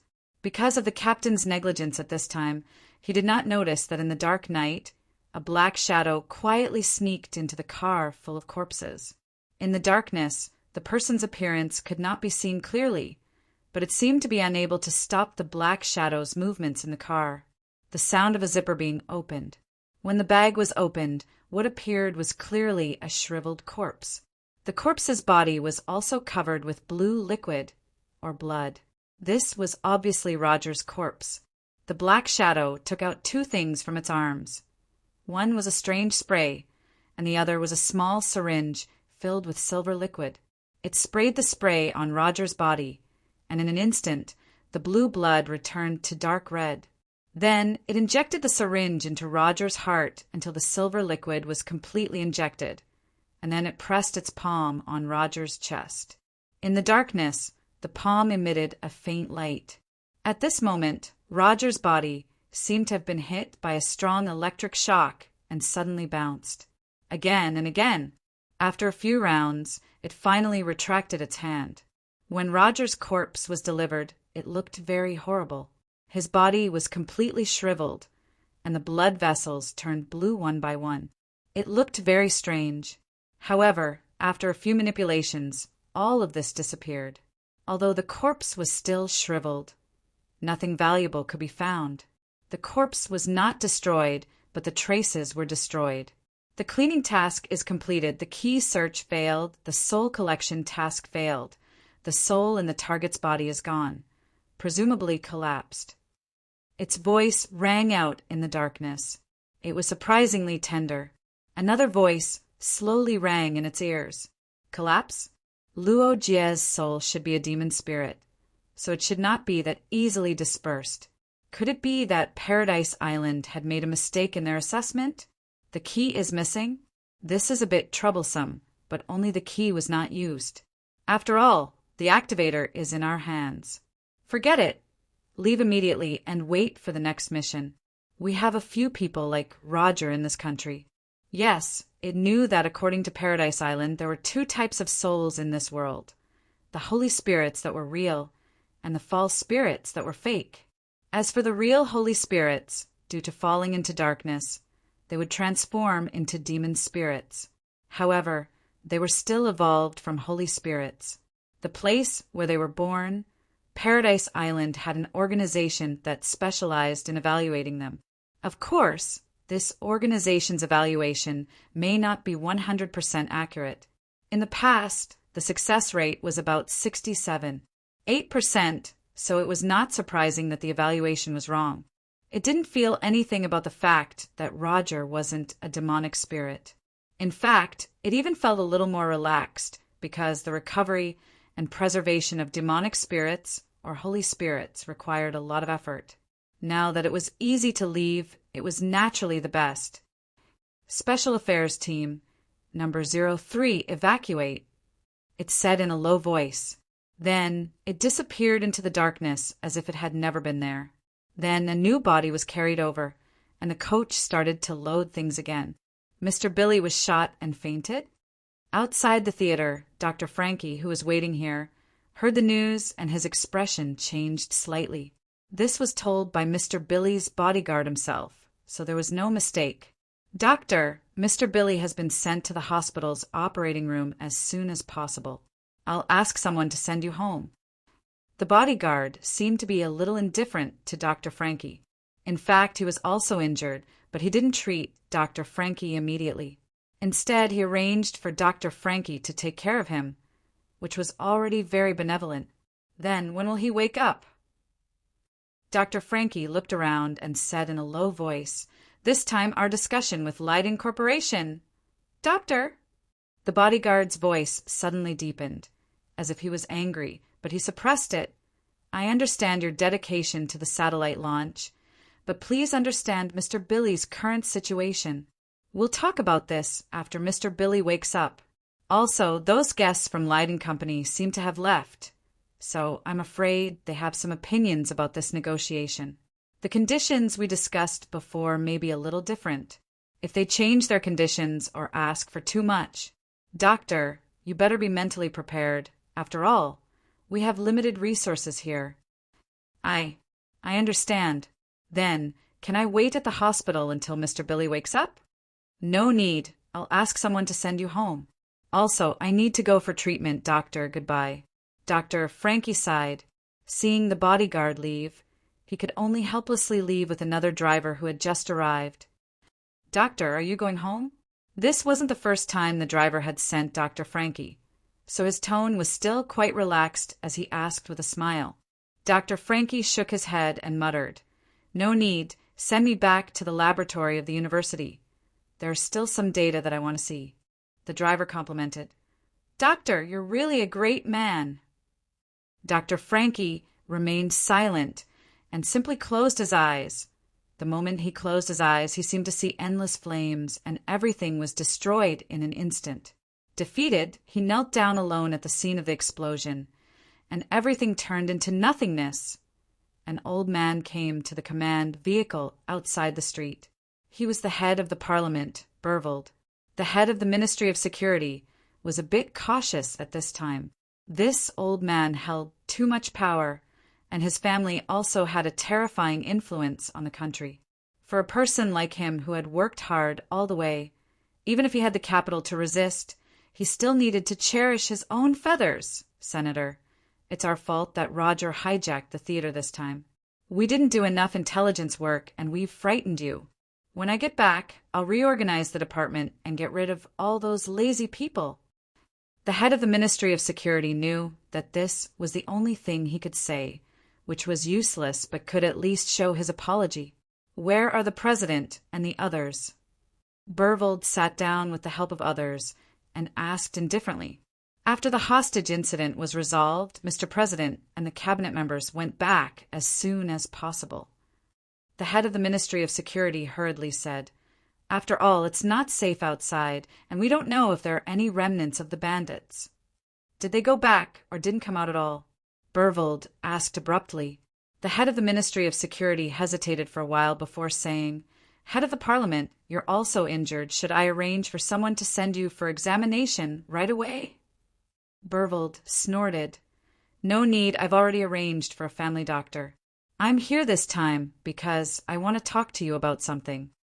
The head of the Ministry of Security hurriedly asked the other people in the command vehicle to leave, leaving only himself and the head of the Parliament. Then he said seriously, "Go ahead." Bervold stretched out 2 fingers. "2 things. First, Jose is dead, and the position of the chief of the Rio Police Department is vacant. I have several recommended candidates. You can evaluate them and see which one is suitable." The head of the Ministry of Security looked a little pale. In fact, before this old man came, several other big shots had sent him similar messages. "Is there a problem? Or do you have your own candidates? If you already have, I won't recommend them." Bervold glanced at the head of the Ministry of Security kindly. No. The head of the Ministry of Security hurriedly said, "The one who can be recommended by the head of the Parliament must be a rare talent. I'll think about it. So what's the second thing? Burvold squinted. I heard that 4 extremely serious criminals were released this time. One of them is called Moria, right? He's already dead, Burvold said. Why should we keep people like him who will bring great harm to society? It's just a sentence, which means nothing to these people. So it's better for him to die. You're right. The head of the Ministry of Security nodded, having no objection to Burvold's statement. But it's a pity that only one of them died. Burvold sighed and shook his head. If the other 3 guys also died in this fight, it's actually a good thing for us. It was said that when the head of the parliament was rescued, he was in the same room with Crocodile and seemed to have been beaten up. It seemed that it was for revenge. The head of the Ministry of Security thought for a while and quickly made a decision. He suddenly patted his head. Oh, how could I forget this? I heard that Crocodile was also seriously injured. I'm afraid he can't be saved. Oh, really? Burvold smiled, then stood up with his hands on his knees. Oh, I fell down today, and I don't know where I fell. I have to go back and have a good look. Take care. By the way, only Crocodile can't be saved? Burvold suddenly turned back and asked before getting off the car. The head of the Ministry of Security gritted his teeth. It seems that Buggy is also one of them. As for Doflamingo, in fact, this time it was him who helped us to complete the rescue work. Burvold looked at the head of the Ministry of Security meaningfully, then nodded and said indifferently, I'm so old. I hope the Congress can work as usual next Monday. Take care. After Burvold left, the head of the Ministry of Security was relieved. Finally, this big Buddha was sent away. He shook his head and called the secretary who was waiting outside, whispering, Deal with Crocodile and Buggy. The secretary nodded quickly. Yes, sir. Sending the prisoners and sending them back were 2 completely different lineups. After all, the crisis had been solved. Even so, the transport van was still relatively secure, with police cars guarding the front and back. But, of course, it couldn't be compared with the armed helicopters at the beginning. But the military naturally wouldn't casually transfer them. There were too many factors involved, so I won't go into details. In the prisoner van, Crocodile hadn't woken up yet. But even if he woke up, it would be useless because he was surrounded by heavily armed police officers. In addition, he was also put on a restraining suit, completely cutting off the possibility of struggling. The police car in front suddenly stopped. So did the entire convoy escorting the prisoners. It was a deserted area because this was the road leading to the suburban prison. Get off the van and smoke a cigarette. Take a rest, the driver suddenly suggested. Everyone agreed readily. There was only one guard left in the prisoner van. Seeing that everyone was chatting outside, he nodded, then took out a few packets of tissue and then covered Crocodile's face layer by layer, until all 4 packets of tissue were covered. He unscrewed the bottle of mineral water and slowly soaked the tissue. Crocodile, who was in a coma, suddenly woke up at this time and then struggled to move his body, but he couldn't move. The restraining suit made his hands completely unable to free, and his body was pinned down. He made an angry sound in his throat. He first tried to break the wet tissue covering his face with his tongue, but the thickness of dozens of tissues made him helpless. His legs were struggling, and he was in extreme pain. However, the police officer held his body down tightly. Finally, Crocodile's legs stopped moving, without making a sound. After another 10 minutes, the police took the tissue away from Crocodile's face and then pretended that nothing had happened. At this time, the driver came back and started again. The group went to the prison as usual. Bucky tried to build a good relationship with the people in the van because he was too thirsty at the moment and wanted to get some water to drink. In addition, the escorts stared at him with dead fish eyes and didn't speak. This made Bucky, who always liked to be lively, feel that he was going to be moldy. Hey, are you new here? Why haven't I seen you before? Bucky looked at the young man next to him. The prison van was sent by the prison he was originally in. He even knew the person driving the van. However, the prison guard next to him seemed to be a stranger. Speaking of which, other than this guard, He did not seem to have any impression of the others. "Yes, is there a problem?" The prison guard then responded. Bucky shrugged and said, "Listen, when you go back, arrange hot water for me immediately. I want to take a bath and have a midnight snack. Otherwise, I won't be able to sleep. Also, let Pauline come to my room tonight." "Who's Pauline?" the prison guard asked curiously. Bucky said casually, "She's the secretary of the prison warden's office, don't you know?" The prison guard didn't speak, just frowned. At this time, Bucky suddenly said, "Stop, stop! Cage, stop the car! Do you hear me?" The driver looked back through the iron fence. "Boss Bucky, we'll be back to the prison in half an hour. Why stop the car at this time?" "Shit, I need to pee." Bucky frowned and said, "I just remembered that I wanted to go to the toilet in the theater, but I haven't gone yet. No, I can't stand it anymore. Stop the car, or I won't be able to control myself." "Boss Bucky, can't you bear it? After all, we're almost there." The driver tried hard. Bucky said fiercely, "Do you want to die? I'm about to pee." "Cage, I'm telling you, if you don't stop and let me wet my pants, you'll pack up and get out of here. Don't even think about getting your pension." It's not easy to stop the car. Cage looked at the prison guards in the prison van with an awkward expression. The prison guard said indifferently, "Then let him take care of it, otherwise he'll dirty the place."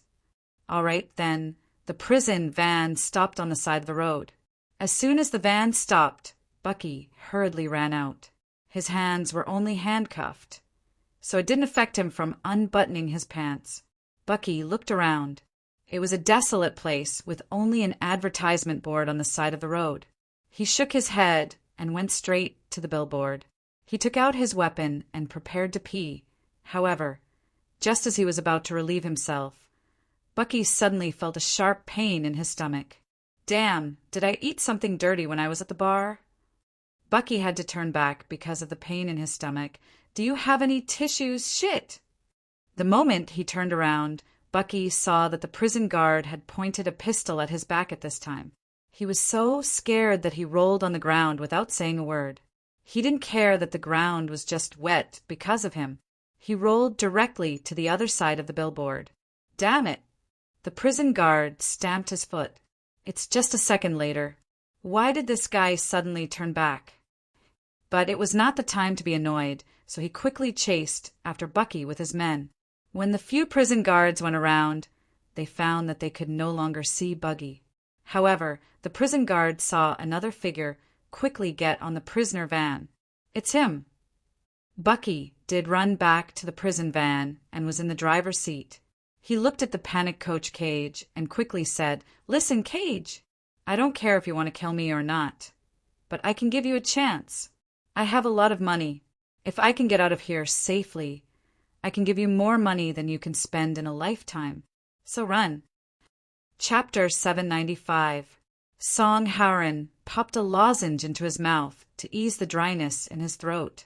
Now that he was sitting in an ordinary black car parked by the roadside, Song Haren began to talk to his father, Song Tianyu.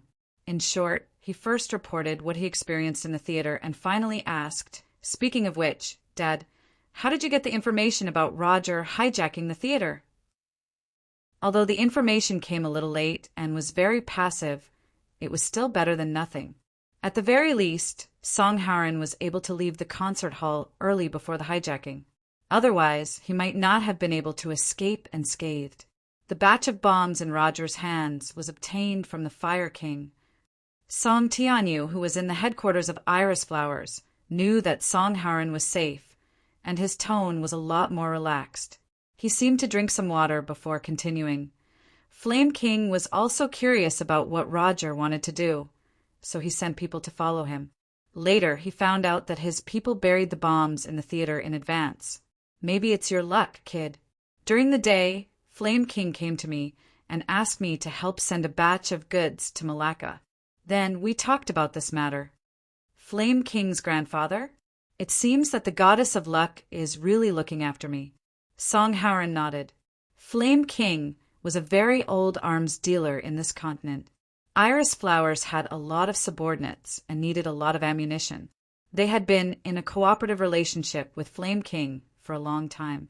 But soon, Song Haran was stunned. Wait a minute, Dad. Does that mean that Roger really bought a lot of strong bombs? Song Tianyu was puzzled. Flame King's goods have never been a problem. If he said that they were powerful enough, then they were powerful enough. Is there a problem? No. Song Haran shook his head, but in his heart he was puzzled. If Roger really had this kind of bomb, why was it that when he pressed the detonator in the theater, it was all bark and no bite? Since Flame King's people secretly saw that Roger's subordinates had buried the bombs in the theater, then the bombs in the theater should be from Flame King. But looking at the situation after the explosion, the Flame Emperor probably wouldn't sell fake goods and ruin his reputation. And after Roger got the explosives, he should have at least checked the goods, right? Then, what exactly happened in the middle? Song Haran was puzzled. At this time, Luvia opened the door from the outside and sat in the car. Military advisor, we're starting to implement the backup plan. Let's not talk about it for now. Song Haran said into the phone and ended the call. He then started the engine and drove away. At this time, in the trunk of this ordinary black car, there was a man tied up and placed there. The man was even blindfolded and gagged. He was motionless, probably knocked out. Obviously, this car was snatched at the last minute. As for the so-called backup plan, it was naturally a supplementary plan after the original assassination in the theater failed. Because of the kidnapping, the last person on the death list was still safe. Song Haran slammed on the accelerator and looked at the GPS in the car. At the same time, he pressed the Bluetooth headset in his ear and said indifferently, "Oni, 3rd Street, bank location. Wait for the target to enter your line of sight in 10 minutes. I will create an opportunity for you. You only have one shot. Whether it succeeds or fails, evacuate immediately." Roger. Bucky was struggling to cut his handcuffs with the large scissors he found in the prison van's toolbox. As for Captain Cage, his heart was beating wildly as he stepped on the accelerator. There were several police cars following closely behind. Bucky was holding the phone by his neck. He had snatched the phone from Captain Cage. He said angrily, "Mark, why do your people want to kill me? How did I offend you?" Mark seems to be the warden's name. Cage took the time to look at Bucky, knowing that he couldn't interrupt this kind of conversation at all. But at the same time, he couldn't help but secretly regret. What the hell is wrong with my brain? Why did I help Bucky? Money. No matter how much money I have, I need to be alive to spend it. Mark, you F** King, talk to me. Don't I pay you a salary every month? You F** King eat so much of my money for nothing? It's written clearly in my account book. At worst, we can break up. Bucky continued to roar. Bucky, don't be impulsive. Let me think about what to say. By the way, where are you now? Bucky looked around, on the way back to the prison. What? The other side seemed to be shocked. After a moment of silence, he hurriedly said, Bucky, don't come back. I'll tell you the truth. Someone above wants your life. I guess someone above wants to take this opportunity to get rid of you. It's not that I don't want to help you, but I can't protect myself. Then I can only F** King be shot into a hornet's nest? Bucky was so angry that he laughed and said, When you were eating me, you laughed like a pig's head. Someone wants to kill me, but no one says a word for me? In short, don't come back. Warden Mark said in a panic, There are people waiting for you in the prison. You go back to the city. I will give you a place to hide for a few days. This is all I can help you with. Shit. Bucky fiercely smashed the phone on the windshield in front of him, making Captain Cage's heart ache.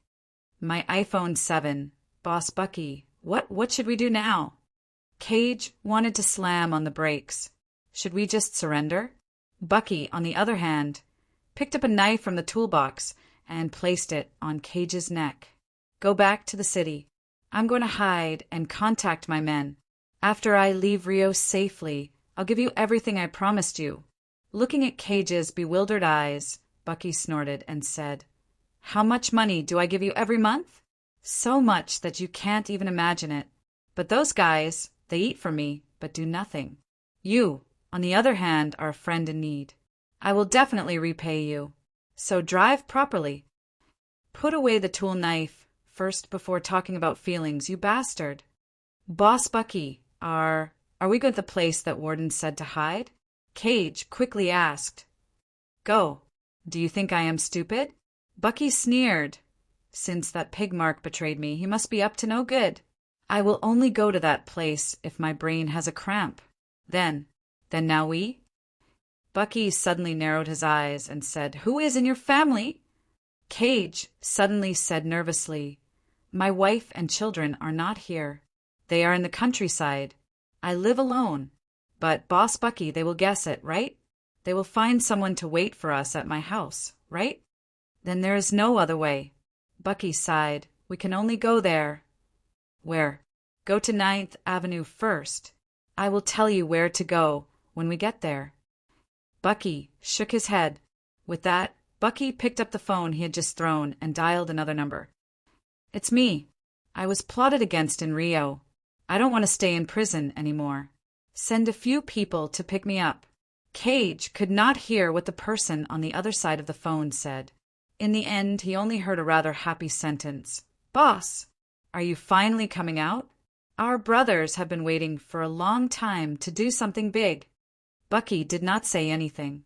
He just quickly said, "I will be there before noon tomorrow," and then hung up the phone. Finally, he looked at Cage and patted him on the shoulder. But he still did not put away the tool knife. He encouraged him. "Cage, now is the time to show your driving skills. Didn't you always boast in front of me that the best car you did on Bread Mountain was 5 consecutive hairpin turns? You put away the tool knife first. Has Crocodile been dealt with? Very good." The head of the security department nodded, but the phone soon called him again. His happy mood suddenly turned bad. "Bucky escaped? What the hell are you doing?" He roared into the phone. "In short, I give you 2 hours to get rid of this guy. Otherwise, you all pack your bags and get the hell out of here." The head of the security department threw the phone on the table and sat down while rubbing his head. Although a large number of prisoners successfully escaped from prison every year in this country, even if those cats and dogs escaped, it had no impact on the overall situation. Anyway, the prison was always overcrowded. If there were fewer prisoners, they could even save on funds. But Bucky was different. He was a big crocodile that the operation a few years ago took a lot of manpower and material resources to catch. Although because of too many reasons, this big crocodile was only sentenced to more than 10 years in prison. At least he was controlled within the scope of surveillance. The battle strategy of the country's upper echelons against the slums was to disintegrate these poor and vicious people, and then slowly encroach on them. At this time, they absolutely could not allow problems to happen to the policy that they had worked so hard to achieve, and let the country return to the chaotic period of more than 10 years ago. Fortunately, Crocodile had been dealt with, so the head of the Senate should be accounted for. As for Bucky's problem, they could only deal with it later. The head of the security department summoned his secretary and then ordered, "In a while, call the head of the Senate's secretary and tell him about Crocodile. I'm going to the presidential palace now to explain what happened today." Got it. The secretary had been with the head of the security department for many years and had long understood his temperament. At this time, he quickly said, "Before you arrive, I will prepare the report summary." The head of the security department did not say much. He walked out of the command vehicle and then went to another car that was going to the presidential palace. But when he just got into the car, the secretary ran over from a distance with an anxious face and patted the window. The head of the security department frowned and opened the window. He looked at the secretary, who was still holding the phone in his hand. "What happened?" At this time, the secretary said in horror, "Head, it's not good." The head of the Senate, He was shot on the way home." "What?" burbled. "How did it happen? Tell me clearly." The head of the security department could not completely calm down. He just rolled down the window and stared at the secretary who had been with him for 10 years. The secretary could only say, "I don't know the details. It is said that when the head of the Senate's car passed by the 3rd Avenue Bank, a private car suddenly lost control and crashed into it. Then, the assassination happened at this time. According to the driver and the guard, there was an ambush in the distance." What about the private car that lost control? There was no one in the car. It is presumed that they had jumped out before the crash. But the car owner was found tied up in the trunk. I'm afraid that the criminals temporarily hijacked the car, but whether it is or not still needs follow-up investigation. The head of the security department felt like his brain exploded. What about the police? Why didn't the police open the way? It's too chaotic. The secretary said helplessly, "Wasn't Director Jose killed by criminals in the theater?" Now the police station was in a mess.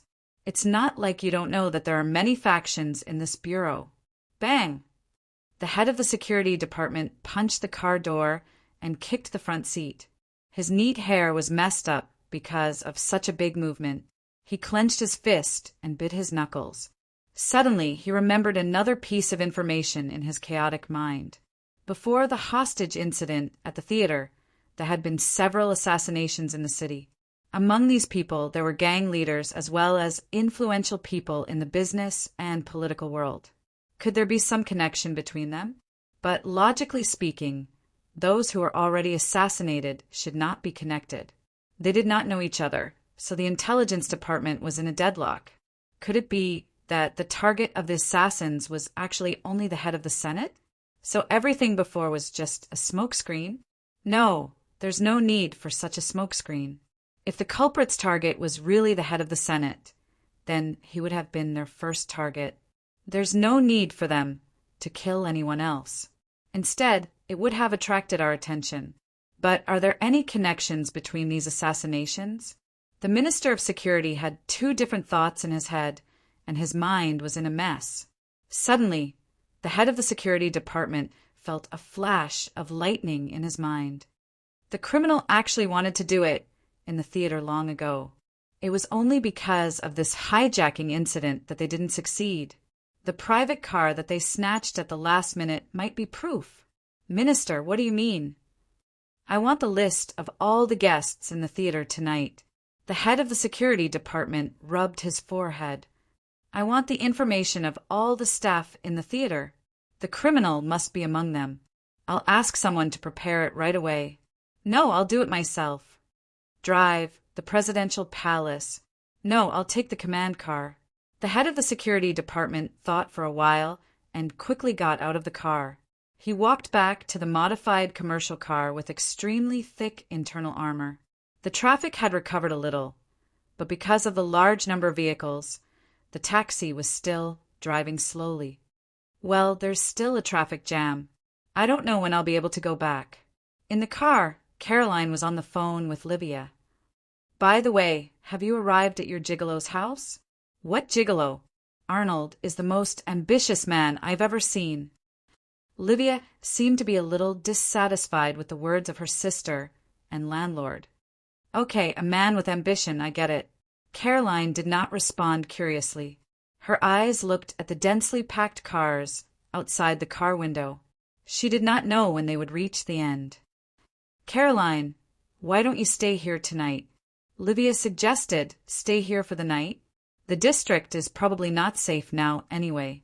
Who knows if you'll be in danger if you go back so late? I have a small room here. I'll help you tidy it up. Chapter 796. Cheers! Cheers!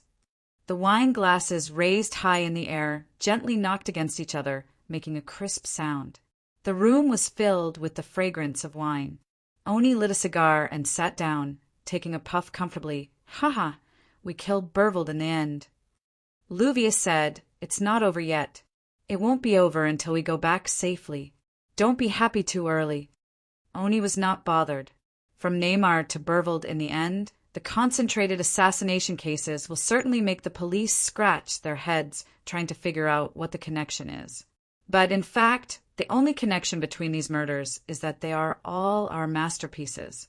But those incompetent policemen must have never thought that the guys we killed were all commissioned by different customers.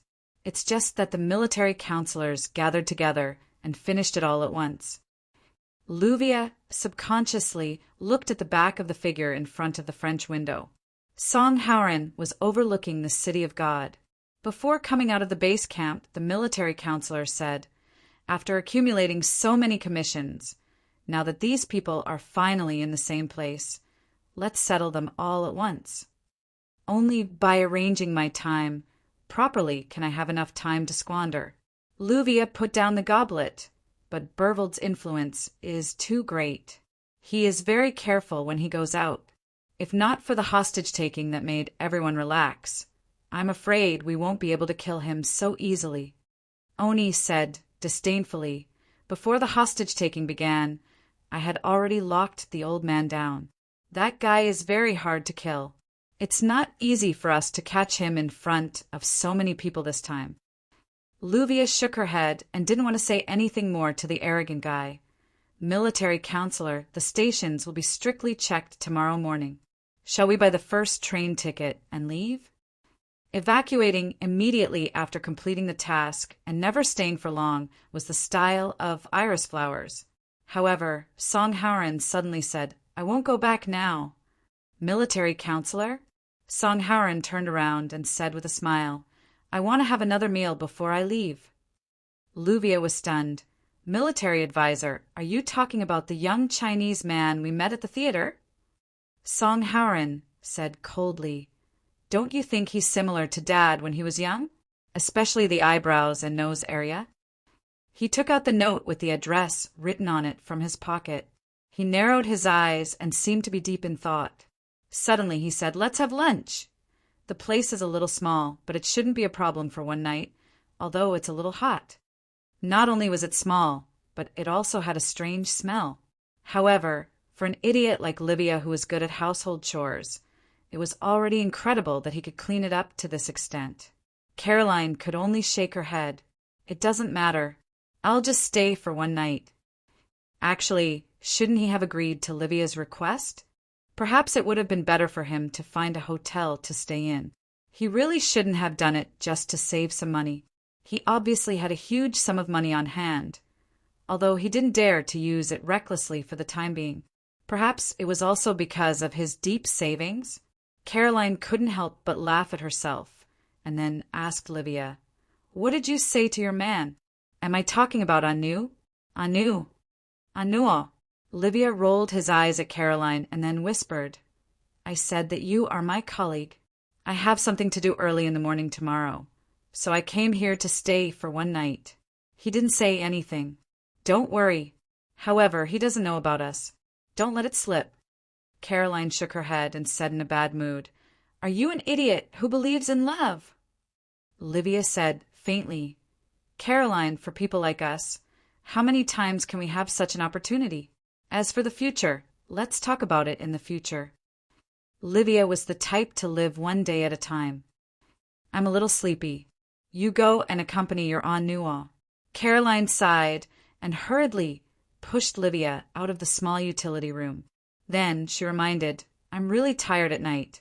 When you do things, please be more ladylike. Don't worry about this. After closing the door of the utility room, it immediately turned into an almost sealed and narrow space with only a one-sided window. The summer heat made Caroline sweat a little. The house was an old house, and the soundproofing conditions were not good. Caroline could even hear Livia and her boyfriend Anua talking in the next room. She sighed. The sleeping conditions were obviously very poor. This reminded Caroline of the time when she lived in the repair shop of her adoptive father's house when she was a child. Soon after, Caroline began to hear Livia's familiar and suppressed moans. But didn't these guys know that the bed they were using was making too much noise? Perhaps it was because she was too tired, but even so, she still fell asleep in a daze. In the middle of the night, Caroline woke up from the heat. But at this time, she could no longer hear the voices of Livia and her boyfriend Anua. They must have fallen asleep after finishing their business. Caroline hurriedly opened the door. She planned to take a cold shower and then perhaps the sofa in the living room with cracked leather would be more comfortable. At least, the living room would not be so hot. When the sun rose, she would leave and send a text message to Livia later. After taking a shower, Caroline sat alone on the sofa and turned on the cool breeze. Gradually, she felt more comfortable. Unknowingly, she fell asleep here. There were dazzling lights, explosive sound systems, and people swaying wildly. Cage, the conductor, looked at the place in a daze. He knew that this was a bar, but he did not expect that Bucky would ask him to come here. If he wanted to hide, shouldn't he find a remote place? But soon, Cage felt that Bucky did not go to the place arranged by Warden Mark and came here for a great purpose. I understand, Boss Bucky. As the saying goes, a great hermit hides in the city. There are so many people here, and those guys won't expect you to be so high profile and dare to come here to visit the nightclub. Am I right? Cage looked at Bucky with admiration. No wonder he was the boss of the Legend of Legends. His courage was really. Bucky glanced at Cage indifferently. Should he tell this idiot that this place was actually one of his properties, but he was using another identity? But Cage's driving skills were really good. Driving such a heavy prison van, he actually got rid of a few police cars. Of course, the prison van had been thrown away somewhere else. Later, Cage bought 2 sets of clothes from a ready-made clothing store. After they changed, they went directly to this place. Strictly speaking, this bar had its own boss, and Bucky was just an investor. As for all the profits of the bar, Bucky had never taken a penny from it all these years. Flaming Red Lips. Cage patted his head. I remember Flaming Red Lips. Isn't this the famous bar on 9th Avenue? It's rumored that the boss of Flaming Red Lips Bar is a great beauty. Unfortunately, she's a rose with thorns.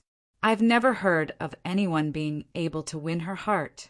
According to the gossip, a famous football player bought 3 carts of red roses and sent them to the door of this bar. He just wanted to have a meal with this beautiful boss, but he was rejected. Cage, you stay here. If I don't come, you don't need to come out. Bucky directly took Cage to a private room.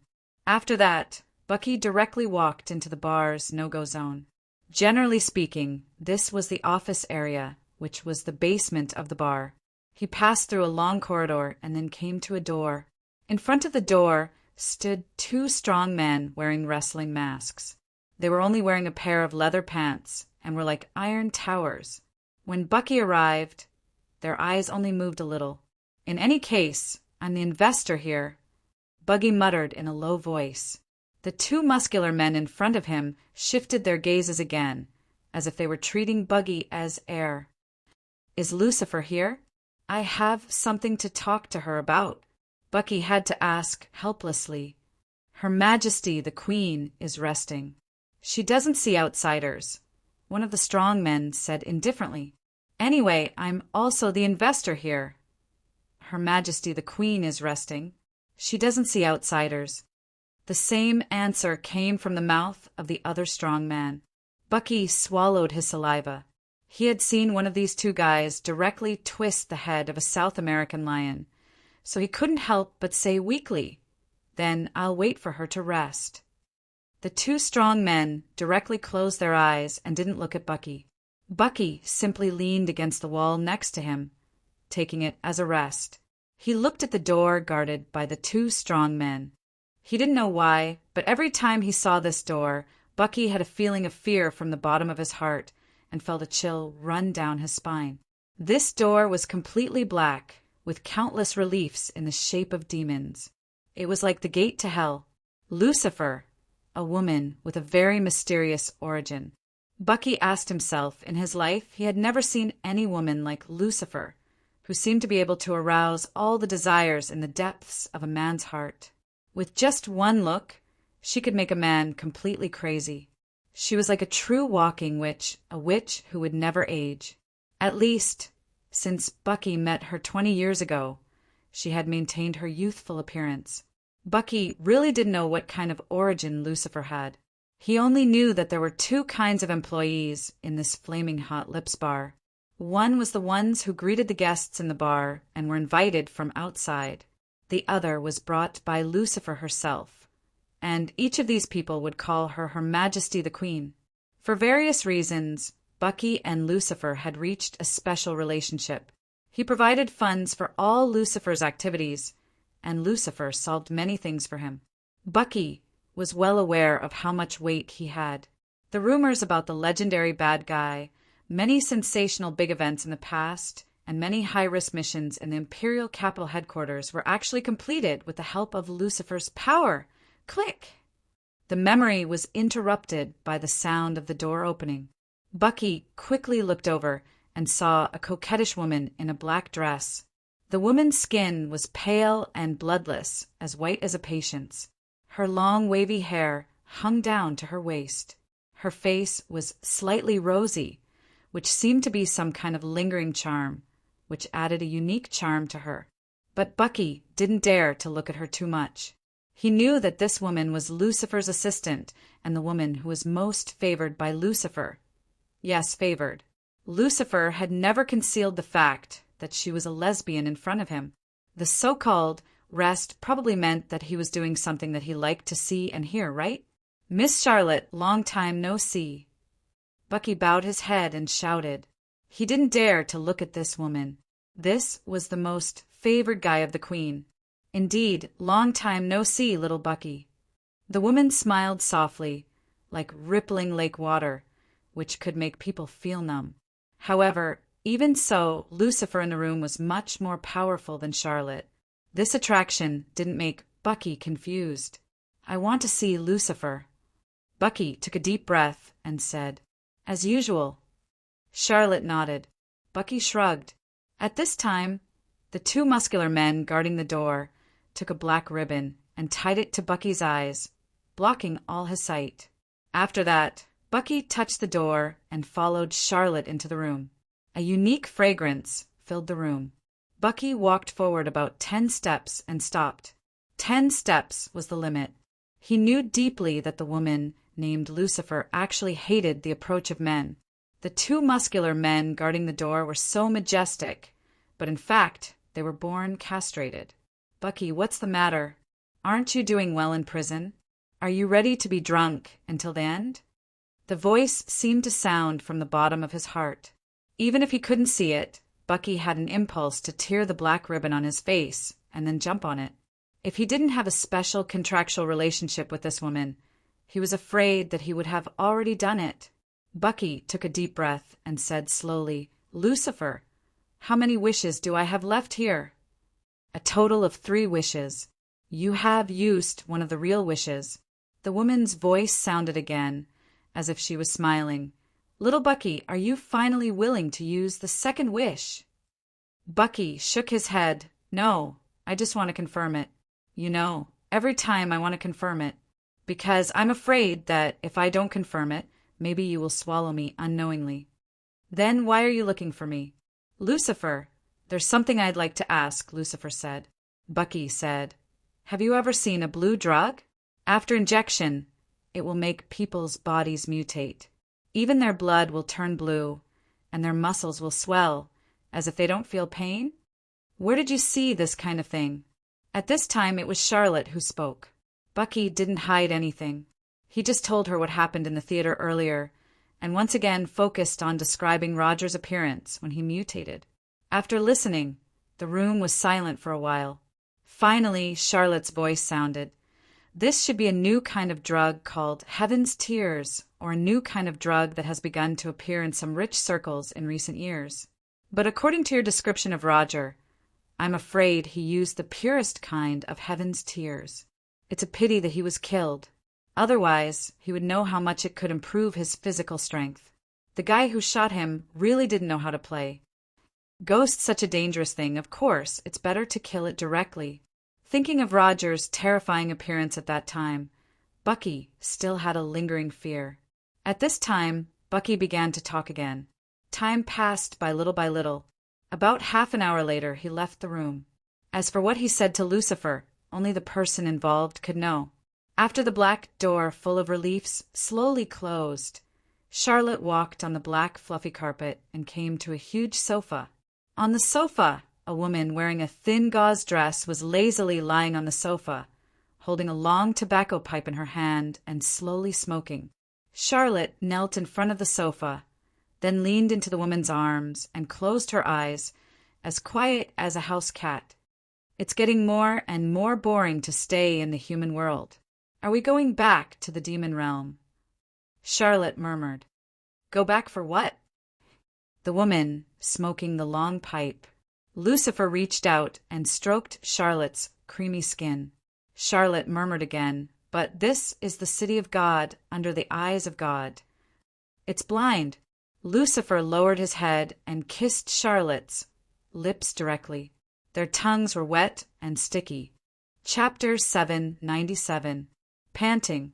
It was as if his ears had been covered, but through the resonance of his skull, he could clearly hear the sound of his breathing with all his might. There was also the sound of her heartbeat. It was dark all around. She didn't know if it was dawn or after sunset. She was running, looking back from time to time with a panicked expression. She was barefoot, but the ground wasn't soft. There was no green grass because it was mud and even uneven. She looked back again, and there seemed to be something terrifying chasing after her. Later, she fell to the ground, but she immediately got up. She couldn't care less about her injured knee and continued to run while panting. Finally, she seemed to have crashed into something soft, warm, and gentle. Don't be afraid, Caroline. Dad, a dog, a very fierce dog, is chasing me. Don't be afraid, Caroline, I'm here. I'm here. I'm here. I'm here. She took a deep breath. Her pupils, which were as beautiful as paint patterns blooming in water, suddenly appeared, breaking through all the darkness. The first thing Caroline saw was the slowly rotating blades of the ceiling fan. Her whole body was wet. She didn't know when she had sweated, but she felt uncomfortable all over. The sunlight shone in from the outside, and it was a little dazzling. She should still be lying on the sofa in the living room of Livia's boyfriend, Arnold. Caroline closed her eyes again to clear her mind. It seemed that she had overslept. She had planned to leave early in the morning. Caroline opened her eyes again and felt much more comfortable. At the same time, she felt that the hand hanging under the sofa seemed to be holding something. She subconsciously let go of her hand, and then she heard a clanging sound. It seemed to be metal. Caroline tilted her head and looked under the sofa. Her vision went from blurry to clear. Then she saw a knife. To be exact, it was a small knife used to peel fruit. There was a bright red color at the front of the silver blade. It was easy to imagine that the color attached to the blade would be blood. A few seconds later, Caroline, who seemed to realize something, suddenly sat up, stood up, and tried to call Livia's name. Livia, Livia, Livia. She tried to look in the direction of Livia and her boyfriend's room, but at that moment, she saw Livia sitting at the dining table. She sat facing the chair, her chin resting on the back, and looked at Caroline with wide eyes. Her hands hung down naturally, and there was a large, dark, red puddle on the floor under the chair. Caroline could even see the blood flowing down the white plastic chair legs. Livia! Caroline rushed to the front of the chair and patted Livia's shoulder with her trembling hands in fear, as if she was trying to wake Livia up so that she could tell her that it was just a joke. His body was so stiff and even a little cold. It didn't have the softness of a woman's skin. Caroline shrieked in horror. Corpses! Blood! Blood-stained sabers. In an instant, Caroline seemed to realize something. This room was terrifyingly quiet at this moment. Clearly, there was one person missing. Livia's boyfriend, the man who was in college, a new-aw. Calm down, calm down, calm down. Caroline forced herself to calm down.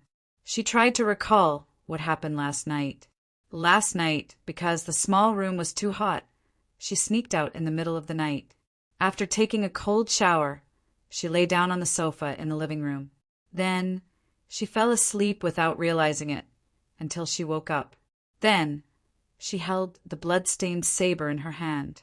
Livia was dead and Anua was missing. Since she was asleep, she naturally couldn't do anything. So it was, Anua. He killed Livia and left in a hurry. Out of fear, he even stuffed the murder weapon in her hand, trying to frame her. But why did Anua want to kill Livia? Caroline couldn't figure it out. She couldn't figure it out at all.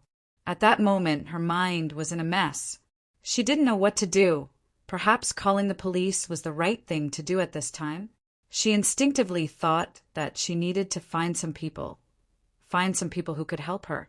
Mobile phone. She returned to the sofa and looked for her mobile phone. At the same time, she saw her bag on the other side of the coffee table. Caroline suddenly had a bad feeling. She immediately picked up her bag and quickly searched through it. Nothing. She even poured out all the things in the bag. Makeup mirror, lipstick, keys, tissues. A lot of things were scattered on the ground. Caroline even shook the emptied bag vigorously, but still nothing. That bank card. The bathroom, nothing. The utility room that she stayed in last night, nothing. Anua's room, nothing. Everywhere. She searched the house like a madwoman. Everything in sight, nothing. Caroline knelt on the ground weakly. What should I do? At this moment, there was a knock on the door, followed by a woman's voice. What happened? Is anyone here? There was a continuous knock on the door.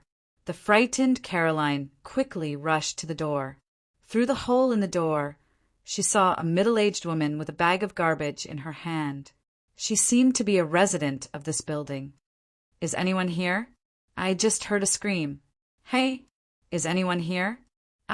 Caroline instinctively called out, but her voice was not loud. She immediately covered her mouth. Asking this woman for help? Obviously, it was not realistic. Anua, you're back? The woman outside the door suddenly turned around and looked in the direction of the stairs. Caroline listened to the woman outside the door, and her face changed slightly.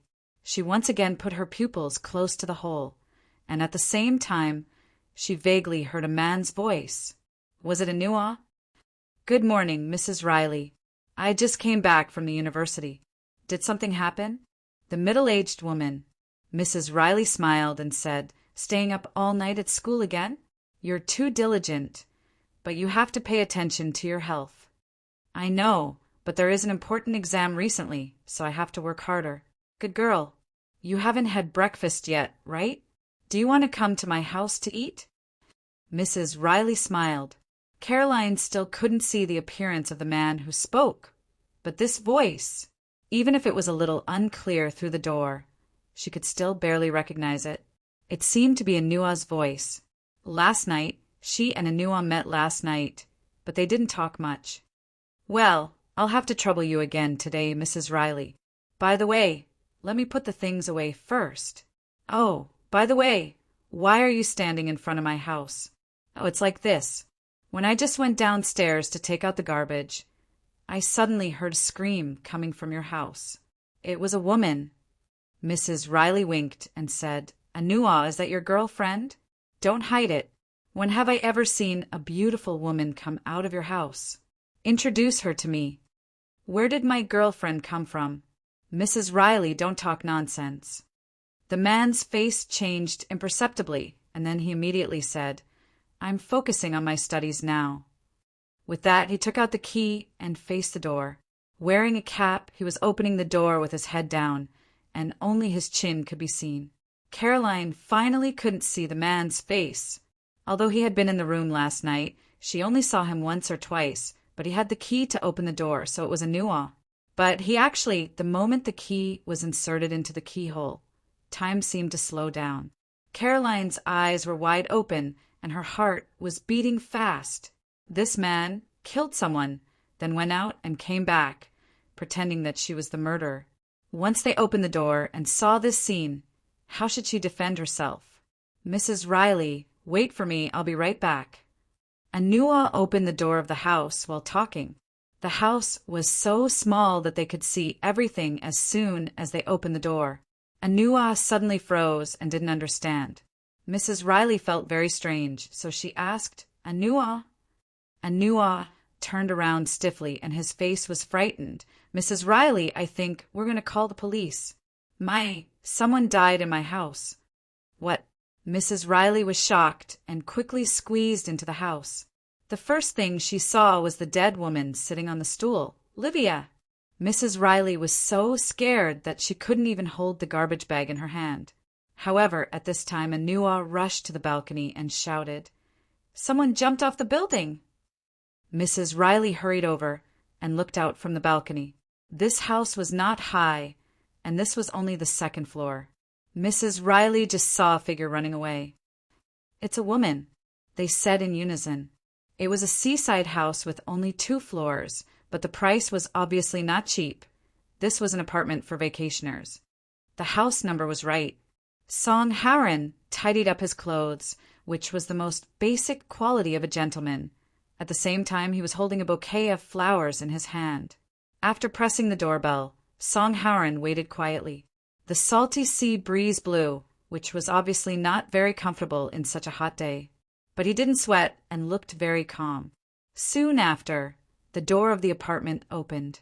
Song Haran showed a bright smile. "Hello, you. We meet again." The servant girl, who was simply dressed in casual clothes, showed a surprised expression.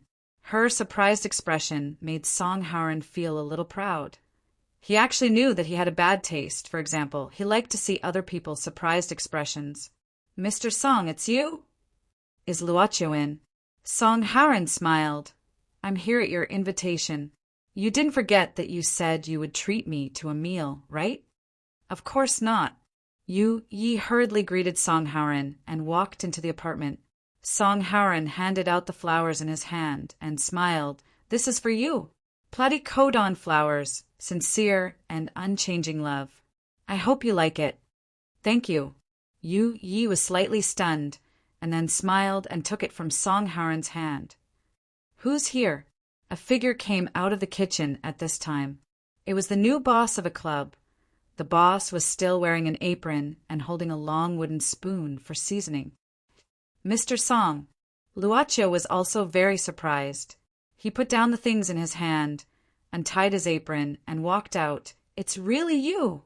Song Haran moved his nose.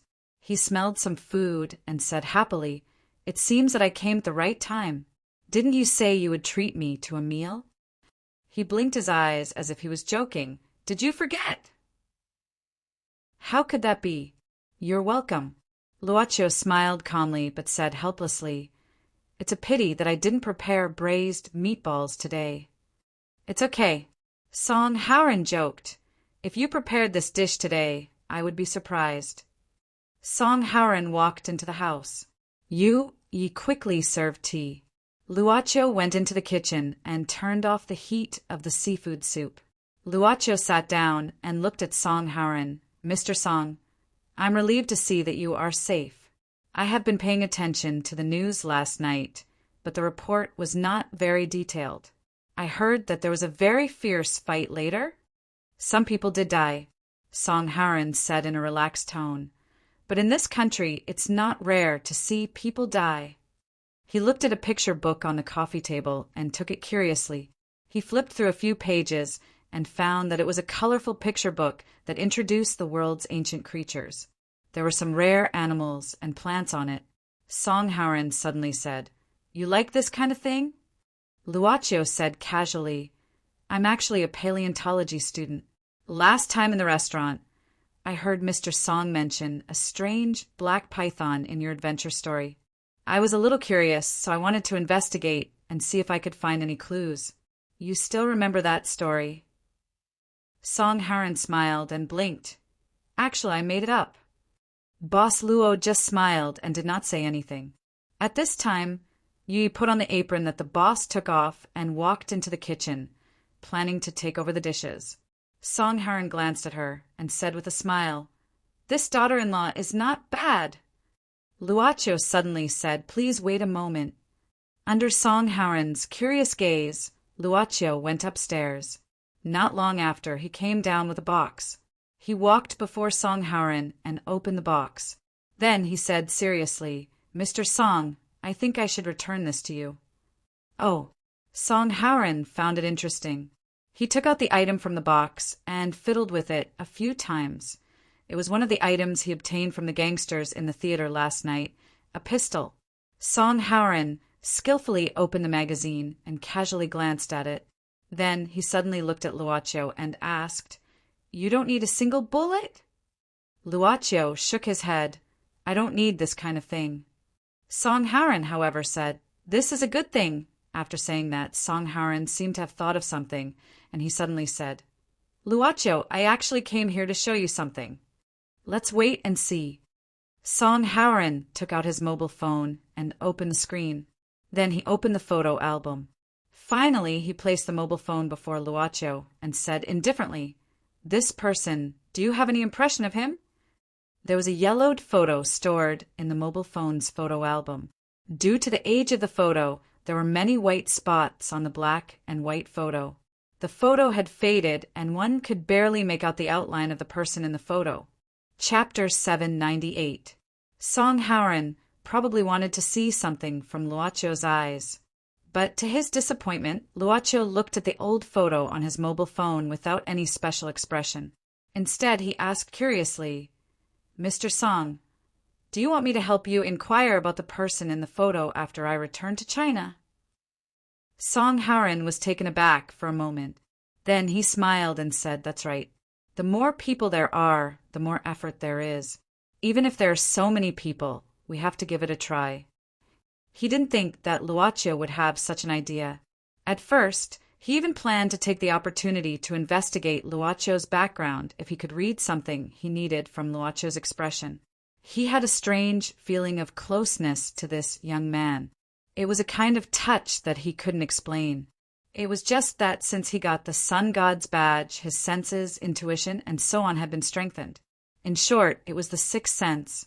Thinking about it, maybe a few days ago, he walked into the flower shop and met Luocio on that street. Maybe it was because of his sixth sense. But it seemed that even with this increasingly accurate sixth sense, there were still times when it was wrong. Although he had observed several times and could indeed see some similarities between Luocio and his father, the world's population was large. Even if there were no inherited genes, it was possible to find two people who looked similar. Song Haoren couldn't help but feel a little disappointed because of this. His father Song Tianyo's lifelong wish was to find his brother, but this wish was so far away. "I really haven't seen this person, nor have I heard of him before. But—" Boss Luo was silent for a moment and left his seat. "But please wait a moment." When he came back again, he was also holding a mobile phone in his hand, just like the old photo Song Haoren showed him. Now the two had changed. Song Haoren took Luocio's mobile phone and looked at a photo archive in the mobile phone's photo album. It was also an old photo, but it was in color and looked very well preserved. In the photo, there was a man wearing a police uniform with spirited eyes. Song Haoren looked at the man's appearance, his lips slightly opened. He is my father, Luo Qi," Luocio said slowly. "Mr. Song, do you mind listening to a story?" In an instant, Song Haoren's heart moved slightly, as if he realized something. His expression became extremely serious, no longer the standard playboy look. "Look." He even sat up straight, he even swallowed his saliva, and said solemnly, "Please say." "Not long ago, I went back to my hometown to attend a funeral." Luocio looked at a bunch of sunflowers in front of the apartment's windowsill and said slowly, "It was an old woman in my family. Before she died, she told me that my father was actually adopted." Song Haoren's eyes suddenly jumped, thinking of Luocio's surname. "But my grandparents have passed away long ago." Luocio shook his head. "Those who knew the inside story are no longer here, so I can't find out the truth from any normal way." Song Haoren couldn't help but interrupt. "Could it be your father, Mr. Luo Qi? He didn't know it himself?" Luocio said softly, "My father died in the line of duty 4 years ago." Song Haoren was like a thunderbolt from Qingtian.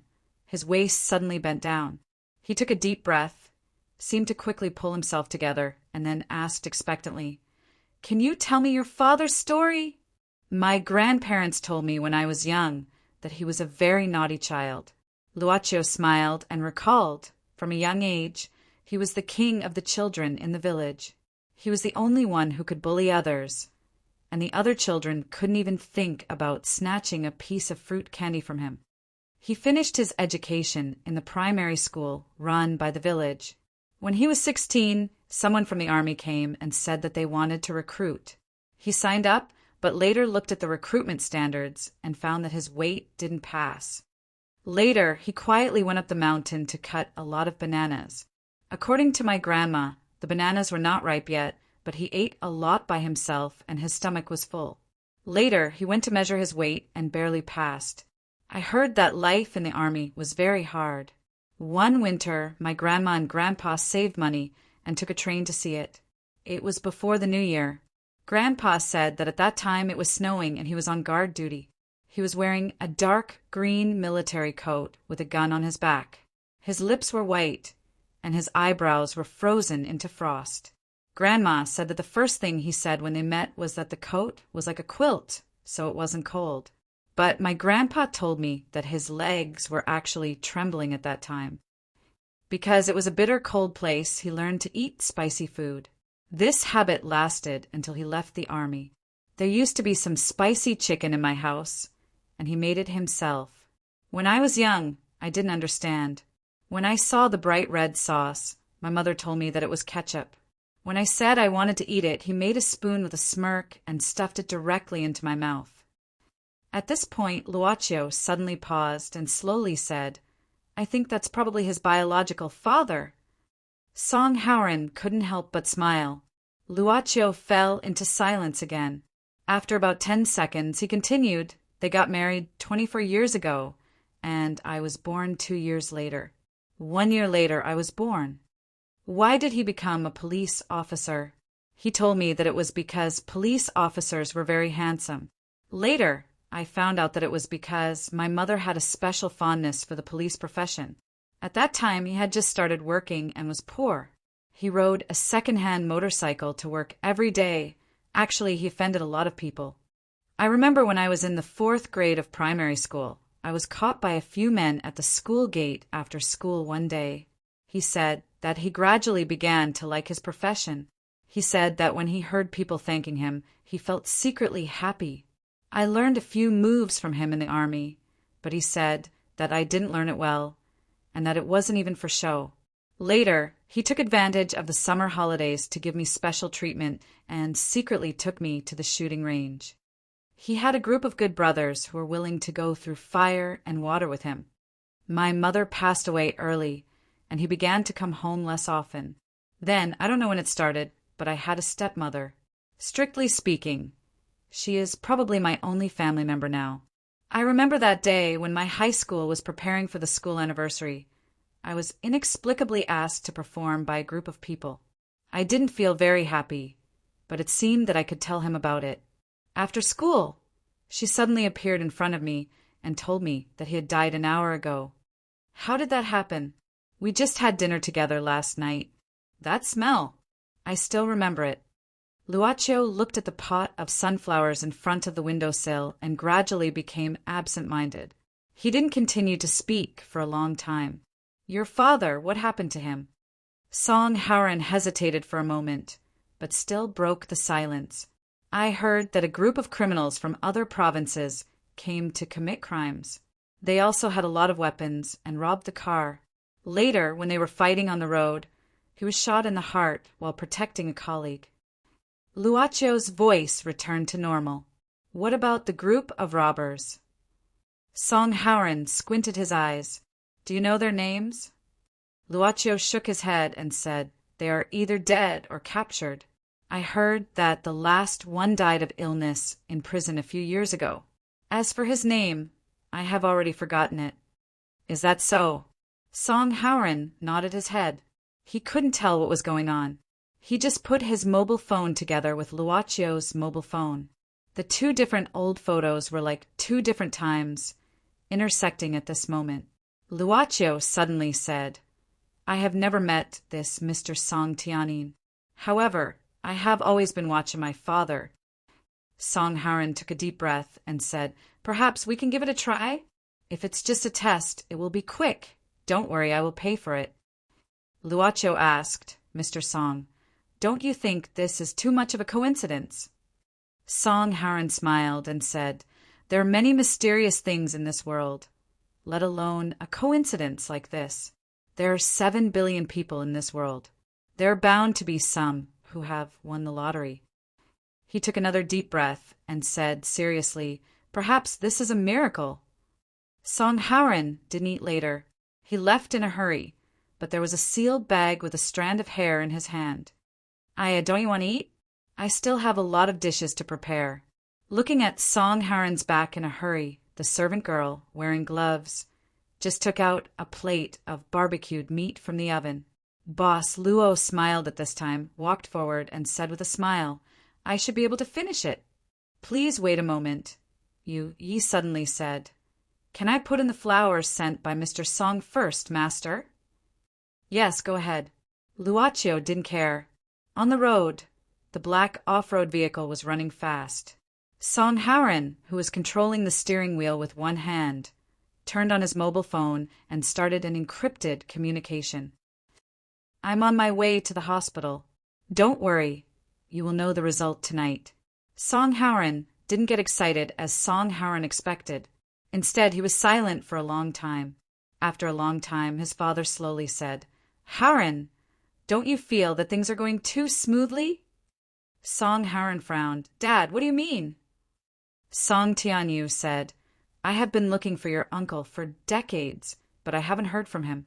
But now you tell me that your uncle's descendant came here for a trip and you met him.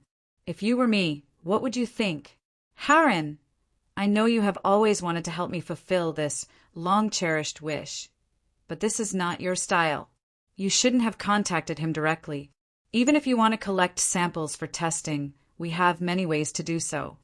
Song Haran was startled. He parked the car by the roadside and pondered. Recalling what happened in the past few days, his logical thinking told him that such a coincidence shouldn't exist. It seemed that there was a mysterious force pushing his actions, making him unconsciously, Song Haran subconsciously touched the sun god's badge on his body after getting this thing. He didn't tell anyone, not even his father. I don't know why, but when I saw him for the first time, I had an indescribable feeling. Song Haran said slowly, "In the beginning, I only saw a trace of your father's shadow between his eyebrows, and it gave me a special feeling. Later, after more contact, this feeling became clearer and clearer. It's hard for me to describe it to you, but it's a very intimate feeling. Although this matter is a bit urgent, it may not be a bad thing. I have a hunch. Maybe he is the relative we have been looking for." "Your premonition?" Song Tianyu asked solemnly. "Well, it's that kind of hunch." Song Haran quickly responded. "No one knew that he got the sun god's badge in that dangerous adventure, but in the iris flower, everyone knew that Song Haran's hunch was particularly accurate. They all thought that it was the talent of the son of the iris flower, a kind of extraordinary thing that couldn't be described as too mysterious. Since it's that kind of hunch..." Song Tianyu took a deep breath. "Then I'll leave it to you.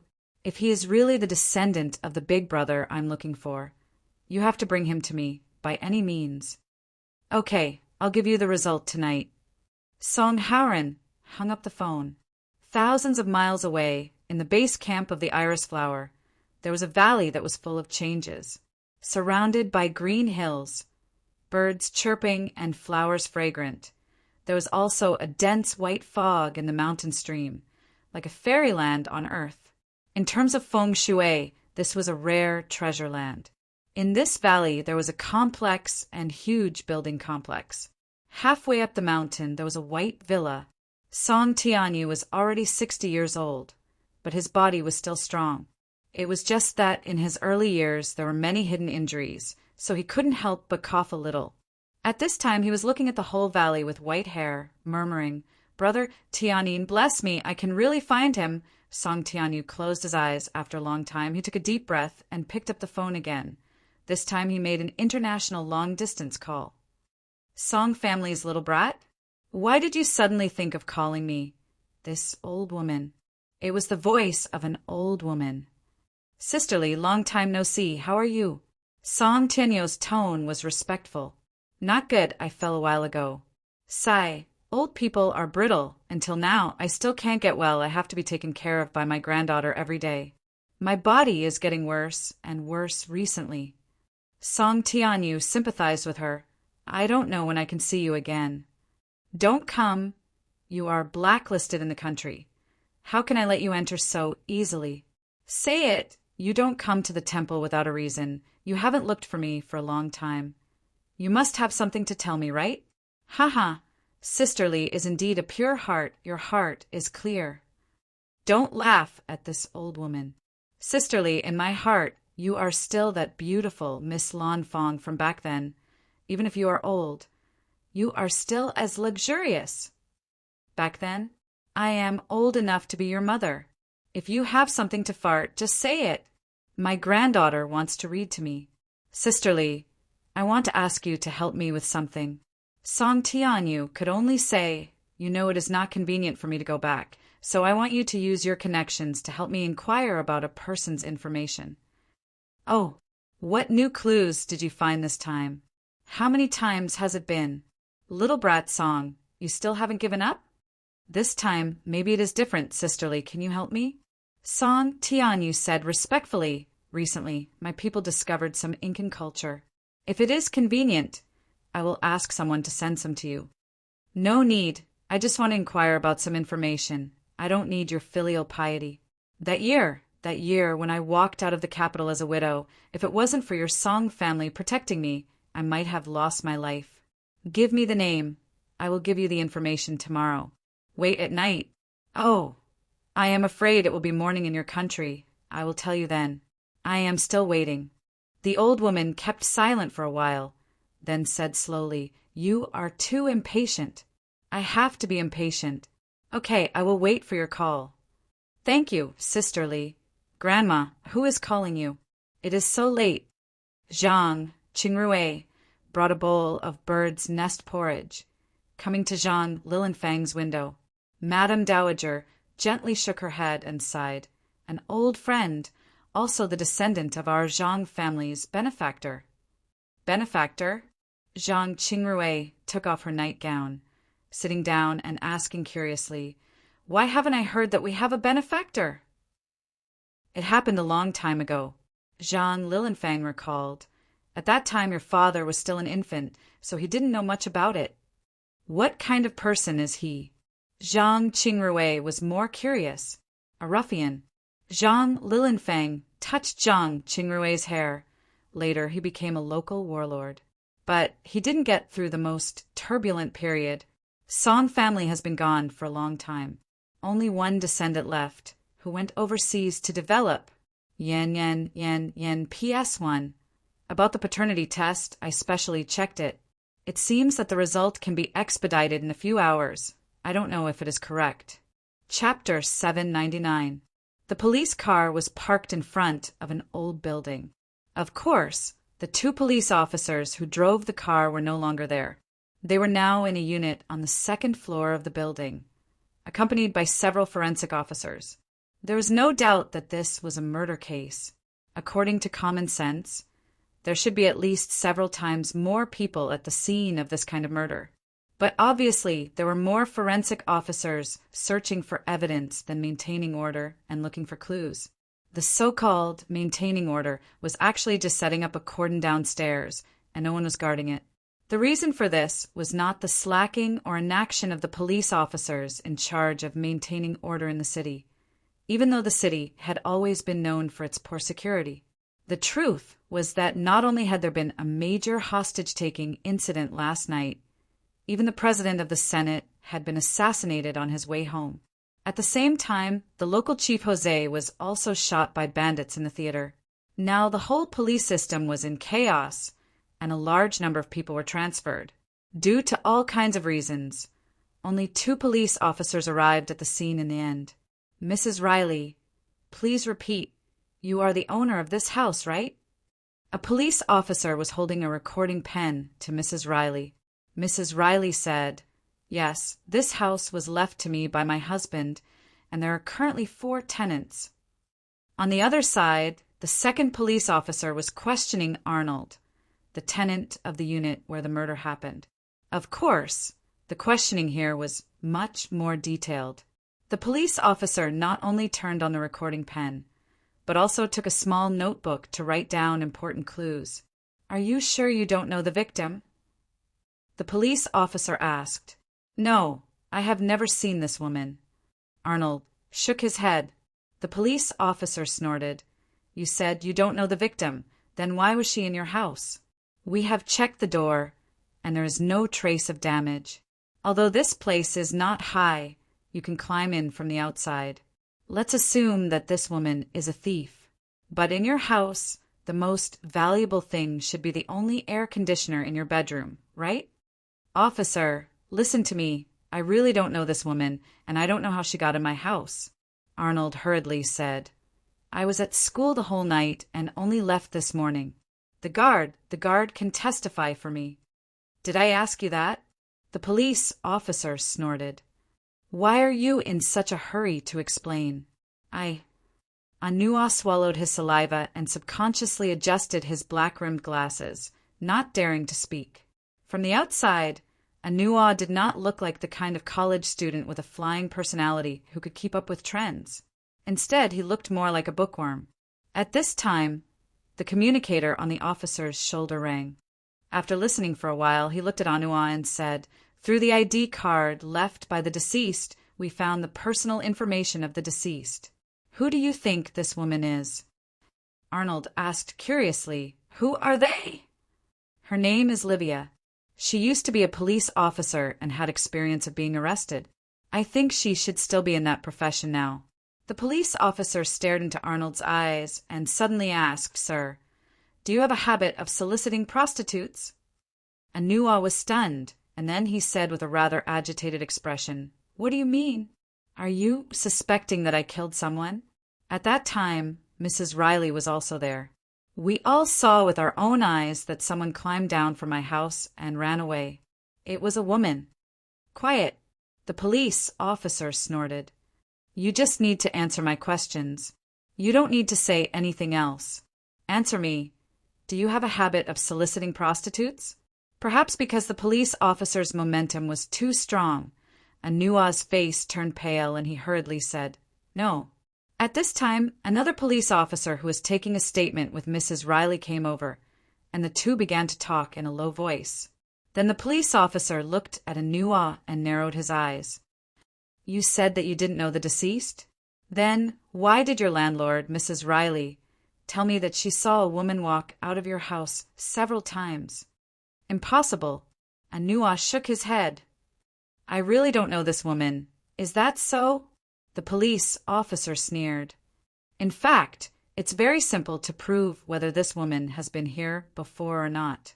There are surveillance videos in the nearby streets, and we can investigate the previous records. At the same time, there are many shops downstairs. With so many people, if this woman has really been here several times, she will definitely find someone who has an impression of her. Don't you think so?" Anua's face changed slightly. "You're lying," the police officer shouted coldly. Anua's face turned pale and he hesitated. "Officer, I do have something to hide, but can we speak in private?" The two police officers exchanged a look and brought Anua out. "Well, if you're smart, you should know that you have to tell us the truth." "Officer, I swear I really don't know this woman." Anua swallowed and then hesitated. "But I think I might know why she appeared in my house." "You don't know her? How can you know?" The police officer was furious. "Boy, are you playing with us?" Anua quickly shook his hands. No, please listen to me. I actually have a brother. Maybe he knows this woman?" "Your brother?" The two police officers frowned. Anua sighed and said, "Yes, my brother. We're twins. It's true. You should be able to find the records about this. My brother's name is Haley." The police officers quickly investigated. With the information provided by Anua, Haley's information was quickly verified. Looking at the simple information about Haley on the phone, as well as Haley's ID photo sent by the headquarters, the police officers compared it to Anua's current appearance and frowned. They really are twins. You mean this victim was brought back by your brother? Maybe, I'm just guessing. Anua sighed and said, I don't have a good relationship with my brother. The last time he came to my house was 2 months ago. But something strange happened at that time, and that was that a spare key to my house was missing. I didn't think much of it at that time, but now that I think about it, my brother must have secretly taken it. The police officer was puzzled. Even if he took it, why did he bring this woman here? Also, why did you and Mrs. Riley see another woman run away? Anua shook his head. How would I know? I've already told you. I just came back from school early in the morning. I don't know what happened here. But what? The police officer asked. Anua frowned and said, After hearing about the victim's identity, I remembered what happened in the past. Back when my parents were still alive, our family of 4 was still living here. My brother, Haley, was already very fond of finding prostitutes back then. He would even bring them back home to save on the cost of the hourly room. The victim happened to be a prostitute, so I have reason to believe that Haley secretly brought her here to do those things when I wasn't home. The police officer snorted and said, Since you have such an important clue, why didn't you tell us at the beginning? Instead, you waited until we found out that you were lying to us before telling us the truth? Anua seemed to have been forced into a corner. He grabbed his hair painfully and squatted on the ground. Because I didn't want anyone to know that I had such a brother. Officer, since you found his information, you should know what kind of person my brother Haley is, right? Theft, drug abuse, fighting, assault, illegal traffic jams, jail time. I think the file on him should be as thick as a dictionary. What about me? Since I was young, I studied very hard and my grades were excellent. Later, I tried my best to get into this famous university. In other people's eyes, I was a person with a bright future. I didn't want anyone to know that I had such a twin brother. It seemed that he could not control his emotions. At this time, Arnold suddenly raised his head and roared, Can you understand that feeling? In this world, there is a person who looks exactly like you, but does all kinds of bad things. Every day, who knew how many people hated this face behind his back. Every day, who knew how many people were looking for this face to seek revenge. Can you understand that kind of fear? Can you understand the hatred in my heart? Recently, because of my good grades, the faculty gave me an extra scholarship. My tutor also recommended a very good internship company for me. Anua took off his glasses and covered his eyes. He sounded like he was about to cry. If others knew that Haley was my brother and that he might be related to the murder case, then my efforts all this time, all his shoulders trembled. This young man in his early 20s squatted in front of the 2 police officers and cried silently. The police officer who questioned Anua shook his head and took out a pack of tissues. He patted Anua's shoulder and said, Okay, about what you said, we will seriously verify it when we go back. Of course, it's also true that you didn't cooperate with us in the beginning. But forget it, we won't pursue this matter for the time being. Then do you know your brother? I mean Haley, do you know where he is? Or how to find him? Another police officer asked. Anua wiped his eyes and put his glasses back on. He shook his head and said, I don't know where he is. All this time he was the one who took the initiative to find me. Sometimes, even when I was hiding from him, he could always find me. To be honest, for a person like him, where could he not stay? Today he's at this woman's house. Tomorrow he'll be at another woman's house. Maybe the day after tomorrow he'll be in prison. The police officer took notes and asked, When was the last time he came to find you? You said 2 months ago. Do you remember the exact time? Did he say anything to you at that time? Did he mention anyone? It should be late October, around the 25th or 26th. Anua frowned. I don't remember what he said. At that time, I didn't want to talk to this guy at all. I was just brushing him off. That's it. Try to remember everything in detail. The police officer continued to ask. Anua rubbed his forehead and said hesitantly, "Oh, right, he said that day that he would have money in 2 days. When that time comes, he would buy me a big house." Anua shook his head and sneered. "How can a person like him have money? Even if he does, I'm afraid he wouldn't know where he got it from. I don't want that kind of money." The 2 police officers continued to ask Anua a lot of questions and then told him to keep in touch and that they could find him at any time. They didn't leave until it was almost evening. Mrs. Riley didn't know what the police officers said after they took Anua away. She asked with concern, "Anua, are you okay? They didn't do anything to you, did they? Don't be silent.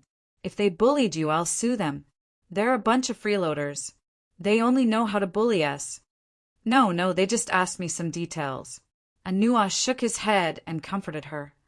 "They were very polite to me. They were just curious why the deceased could come in. That's right. How did these 2 women get in here? It's really strange." Mrs. Riley suddenly looked at Anua strangely. You really don't know?" Anua smiled bitterly. "If I knew, I wouldn't have such a headache. Now they've blocked the scene. I don't even know where to stay today." Mrs. Riley nodded and suddenly said, "It's a pity that the sewer pipe in my house cracked today. It smells so bad. Otherwise, you would have been able to stay a few nights. How about you stay outside for a while? It doesn't matter. I can reimburse you." "No, I'll go back to school.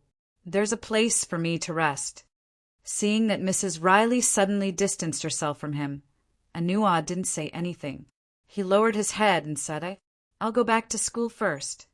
Well, be careful." Mrs. Riley nodded and didn't ask him to stay. "Sir, do we really believe this guy's words?" In the police car that was far away, a conversation between 2 police officers began. "There's nothing to believe or not to believe." The one who was asked said, casually, "Let's go to the Great Learning Center and then check the details of Hailey. In addition, the deceased's mobile phone is still here. Let's go back and unlock it. Let's check the last communication record. Let's get the results as soon as possible.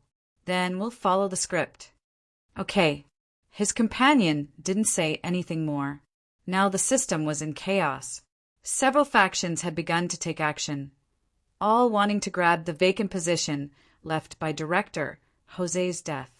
At this time, the police officer who was asked suddenly said, "There will be, right?" "What?" "There are 2 brothers. The older one is a bad guy, and the younger one is a future social elite.